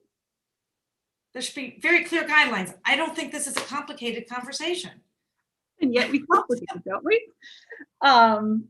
So something else we talked about, and you brought it up a little bit before, which was imposter syndrome. And it's that middle moment for a lot of women and women of color. And there's been some discussions around it, especially this month and Women's Month. Would love to talk to you a little bit about how companies can determine if that's a systemic issue, what they can do from an education perspective, policies, like a lot of that's a personal journey too, but what can companies do to help with this imposter syndrome component that plays to a lot of where women either jump out of the workforce or they kind of plateau? Yeah, so I learned something recently where I was quite surprised, because we always, equate imposter syndrome with women. What I heard was both men and women have those voices in their head. Men just ignore them and we're going to allow them to get louder and louder. And so the first thing, and I don't know if I can say this, but it's Brand Innovator Summit, so I will. My girlfriend, Wendy Clark, who runs Dentsu, she says, you just got to shut that bitch up in your head because, you know, it gets louder and louder. Ariana Huffington calls it an obnoxious roommate that is just screaming at you. And you just want to say, shut up. But it's very interesting because, you know, if there's a job requirement that you need 10 skills, if a guy can do 6 out of 10, you know, he's like, yep, I got this. If a woman can't do 10 out of 10, the voice in her head, we're not good enough, we're not qualified, and we opt out. And so, you know, the one thing that we have to own up to is know that none of us have it all. You got to fake it till you make it, and then it'll become your new routine because nobody knows how to do it all. We just have this perfection issue. And I read a quote that I'm obsessed with. It says, perfect people aren't real. Real people aren't perfect. You know, so just own the fact that our imperfections are our greatest perfections. Our differences are our greatest strength. Stop hiding what makes you you. You know, make your invisible strengths visible because that's what makes you unique and necessary and needed. You know, that's your golden, you know, ticket. And yet we hide it because we haven't seen those to be the legacy skill sets for leadership. But what we're seeing, especially in COVID and talking about now, like if you Google qualities, traits of leaders, we used to see the masculine traits, decisive, linear, aggressive, assertive. Now you Google it, what are we seeing? Empathy, compassion, resilience, storytelling, contextualizers, collaborators, nurturers. The countries that have responded the best, the first in COVID are countries run by women. Nurturers by nature, we want to take care of everyone. And all of a sudden, these soft powers are becoming the skill sets that we are truly validating, recognizing, and understanding that they are the greatest assets that someone can possess. And the more we talk about them, you know, these soft skills, the more we talk about it, the more we'll start expecting those and giving credit for those and applauding those versus, you know, not recognizing those qualities. And so I think we're starting to see a real turn there. And even in job descriptions, I mean, look, if you see a job that says we're looking for a leader that is aggressive, assertive, decisive, you know, resilient, that can deliver a great ROI, or here's a new resume, here's a new description. We're looking for an empathetic, resilient, compassionate leader that can deliver a great ROI. Hello, pick me. Perfect, right? So we're defining what a new perfect is. I love that. And I like the shift in the language, and that as soon as those things become valued and recognized as positives, whereas before maybe it was, as you said, not always seen as a positive, or when we were really concerned about something, we might have been called emotional or other things that we've been called in our careers. I know I have. And the thing is, those are the things that make female leaders so unique, and it's characteristics like that can change a culture, can improve an ROI if that's what you're doing. And so I love that we're talking about changing the language, because that'll really change women's perception of themselves in the workplace too. But even culture is a reflection of people. And, you know, I've been told, and just like you said, Erin, you've been told, Catalyst has an amazing campaign called Bias Correct. How do you take negative or perceived as negative and turn them into the positive? You're too bossy. Well, I'm not bossy. Sheryl Sandberg says, I have executive presence. Beyonce says, I'm not bossy, I'm the boss. I've been told that I was too emotional. And I remember when I sold my company, they were taking my 250 employees and putting this one here and this one there, and tears came down my eyes, and they're like, what's wrong? And I'm like, well, that's not who the person is. It's not where they belong. And, and I care about my people. And, I thought about that, and I thought, well, am I too emotional? No, I'm not too emotional. I'm passionate. And instead of agreeing or letting them move people around like pawns, I actually got up and gave a speech called Bring Emotion to the Boardroom in front of thousands, just to say it doesn't mean what was or what the expectation was is what we need to be. We can flip the script if we choose to and walk in our shoes, high heels might be really uncomfortable when you first put them on, but the more you wear them, the more comfortable they get. It's scary to be bold and to break the norm and to push yourself up, but that's how change happens. If we keep doing the same thing, and that's called status quo, and status quo A is so goddamn boring, and change doesn't happen. We got to live on the fringe and push the envelope. And as long as we hold hands and go together, it is a lot less scary. It's a hell of a lot more fun. And it's where true transformative change occurs. Yep. I love this. You're so inspiring to hear you kind of tell your story. Somebody asked a really great question that I think we should answer, which is, can you speak to any specific company policies that you admire and look towards or are super innovative? Well, there's a lot. I mean, I've created the uncorporate rules, so I've broken every rule. You know, we always think that, you know, perception, as I said, becomes reality. I remember in the olden days, I used to stay at work. We didn't have, you know, shopping online, and we didn't have like mobile and all of these things, but I would sit in my office with my screen on, my lights on, because everyone else did. We would stay until like midnight. And I remember thinking to myself, and I thought about this the other day, like, why am I the idiot still here? And I said, I'm the idiot that's still here because everybody else is still here. Or, you know, you hear, oh, you got to sneak out of the office to go to your kid's soccer game because you don't want to get dinged for motherhood penalty or whatever it is, or people that, you know, don't go on dates or whatever is important in your life. Is that in a handbook?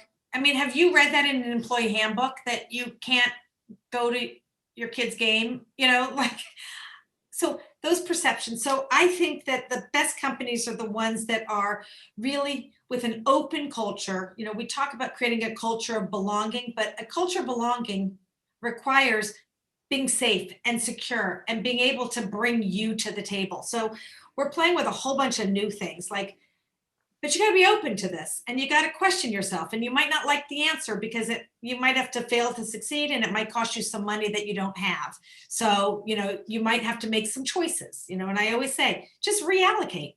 Look at your policies, look at your benefits. If you're spending, you know, $5 million on a, you know, bring your pet to work, that might be very important, but if the pay gap is important and a priority, maybe we need to switch something out this year, you know, and look at the policies that people know about, employees know about, care about, and how do we reallocate and make some important choices. So I do love the parental leave policies. I think companies that are requiring parental leave so that people can have a life and not feel resentment, you know, working all the time. The former CEO of Unilever had elective paternity leave. But when men didn't take it, he actually picked up the phone and called them and said, why aren't you taking it? We want empathetic, you know, caregiving types of leaders in this company. So I think parental leave goes a long way. We do need a flex schedule because we see that it works, but not where it's elective for some. It could have fluidity, saying everyone must take off a day a week to work at home. Doesn't matter what day, or only come in for big meetings, or, you know, whatever, so that you don't feel like the exception to the rule. We need to become the new norm. I think those are policies that will go a long way. Caregiving, you know, mobility, upskilling, or even now that we're working from home, a lot of people don't have the right tools. You know, give people the tools they need so there's no inequity in, you know, who's got great internet and who doesn't, or who has the camera and who doesn't, or, you know, we need to think about all those things. So I'm thinking about really, as we create a more equitable future, mental health. I mean, we need to prioritize mental health. And, you know, one of the things that I tell my team all the time, and I can't make people do it, but I can truly make the suggestions. And when I'm going to go spin outside, I say, I'm blocking my schedule. I write Soul Cycle, you know, on my thing to let everyone know that's where I'm going. Or I'm trying to turn some Zoom meetings into back to the phone, so I could do walkabouts outside as I'm, you know, being productive. So mental health, very important. So there are a lot of companies that are with tremendous intention, not just going back to what they were, but with, you know, tremendous consciousness, creating a more equitable workplace, a safe and secure workplace, and a place where You know, all people can bring their whole self to work. We are very intentional about thinking about these different things right now, and listening and learning. You know, I think curiosity. You know, one of the things I've been thinking about, and I started on this one with mentorship and sponsorship. Does that really work? Like I asked that question. It sounds good, but does it really work? And so now we're playing with a new concept called proximity ship, because if we truly want systemic change to happen, we all need to have respect and equity in our DNA. It can't be one person. One person doesn't create a culture. A culture is created of the many. Right. Spend 5 minutes with someone you don't know, and I can guarantee you are going to learn so much. And when you understand that their differences are truly value to you, you know, that you are growing, learning, evolving as a human, you will do more of that, and you will pay it forward with generosity, because it works, and it goes a long way to creating this, you know, shared values and shared respect within a space. I love that. And I feel very lucky right now. A lot of what you're talking about, I've been lucky to have it way. We gave everyone an allowance to upgrade their at-home workspace, and like anything from if you wanted a desk or you needed a printer and all these components, and we're actually covering everybody's Wi-Fi too, for that same reason. Is everyone lives a different life outside the office, and if you can't facilitate it there, how do you make sure that they feel empowered and strong in this new kind of world that we live in? Another thing we're talking a lot about, which I think you just touched on, is psychological safety, which is how can you show up authentically as yourself at work? And I think historically, you mentioned this earlier, we've had this like, this is Erin on LinkedIn, this is Erin at home, this is Erin at the soccer field. And like, we thought we had to compartmentalize ourselves as people. And now we're becoming much more about our authentic self and bringing it everywhere we go. What, you know, talk to me a little bit about psychological safety. How can companies kind of embrace that? And what benefits can a company get from starting to follow that path?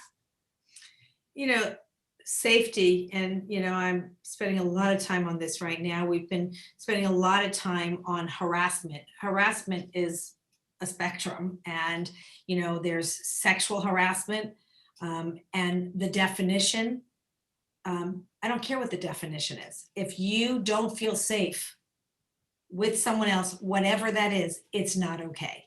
And so, you know, there's online harassment to sexual harassment to, you know, more significant, you know, challenges that we have. Safety is safety. And, you know, if you don't feel safe in your environment, whether it's at home or at work or, you know, wherever you are, you have one life with many dimensions. There is no 50-50. The word balance doesn't exist. You have one life with many dimensions.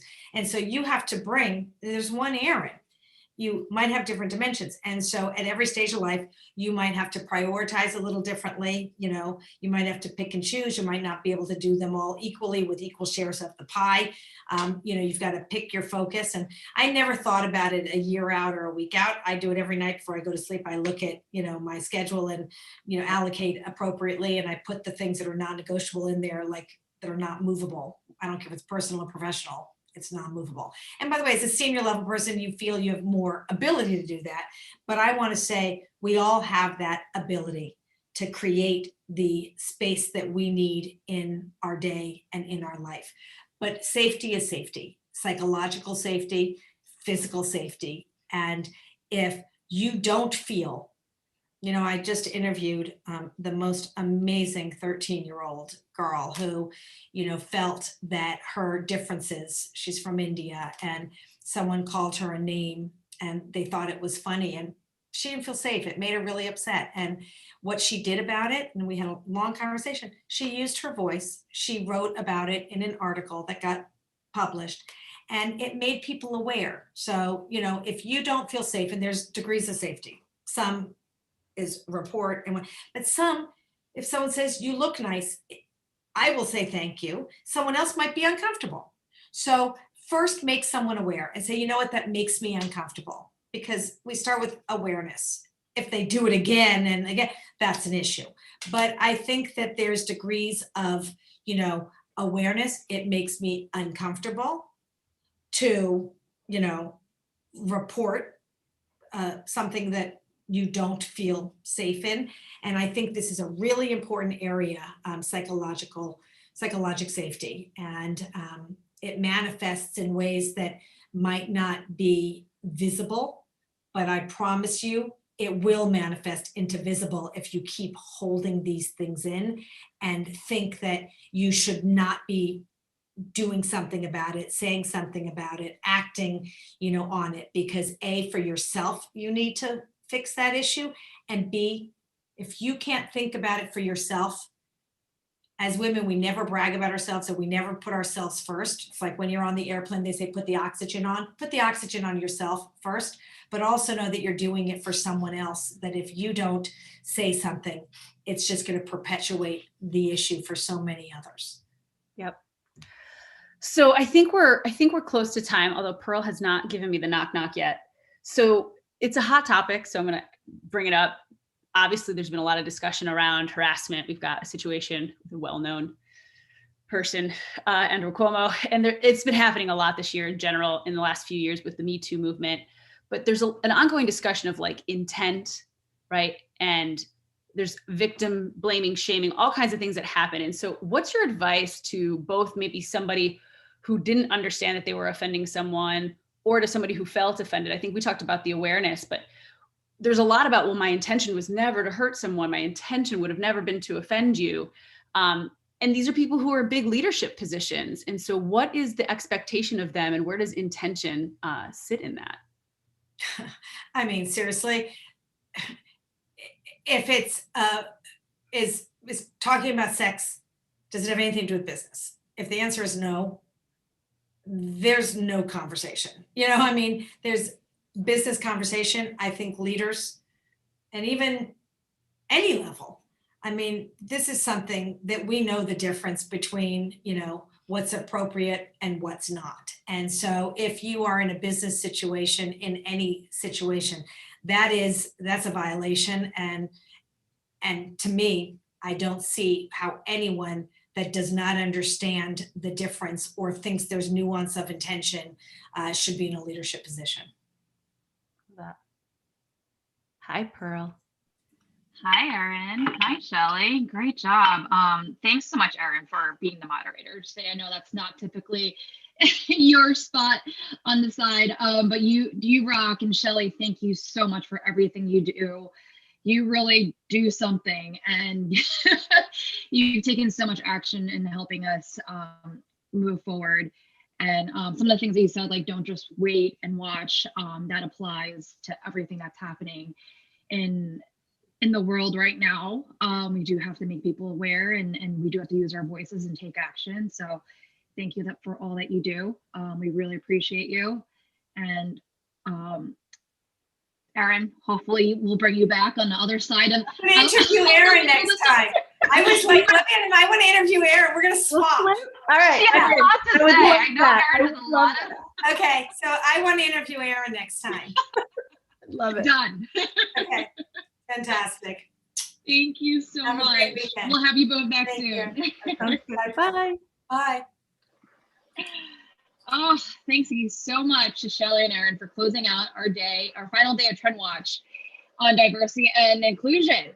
It was a great day of speakers. We hope that you were able to enjoy the sessions throughout the week. And for those interested, you can find all the sessions from this week on our website on our on-demand page. We hope you will all join us on Tuesday at 12 p.m. Eastern Time for a summit on marketing innovation. We will be hearing from marketing leaders from TextNow, Waldorf Astoria,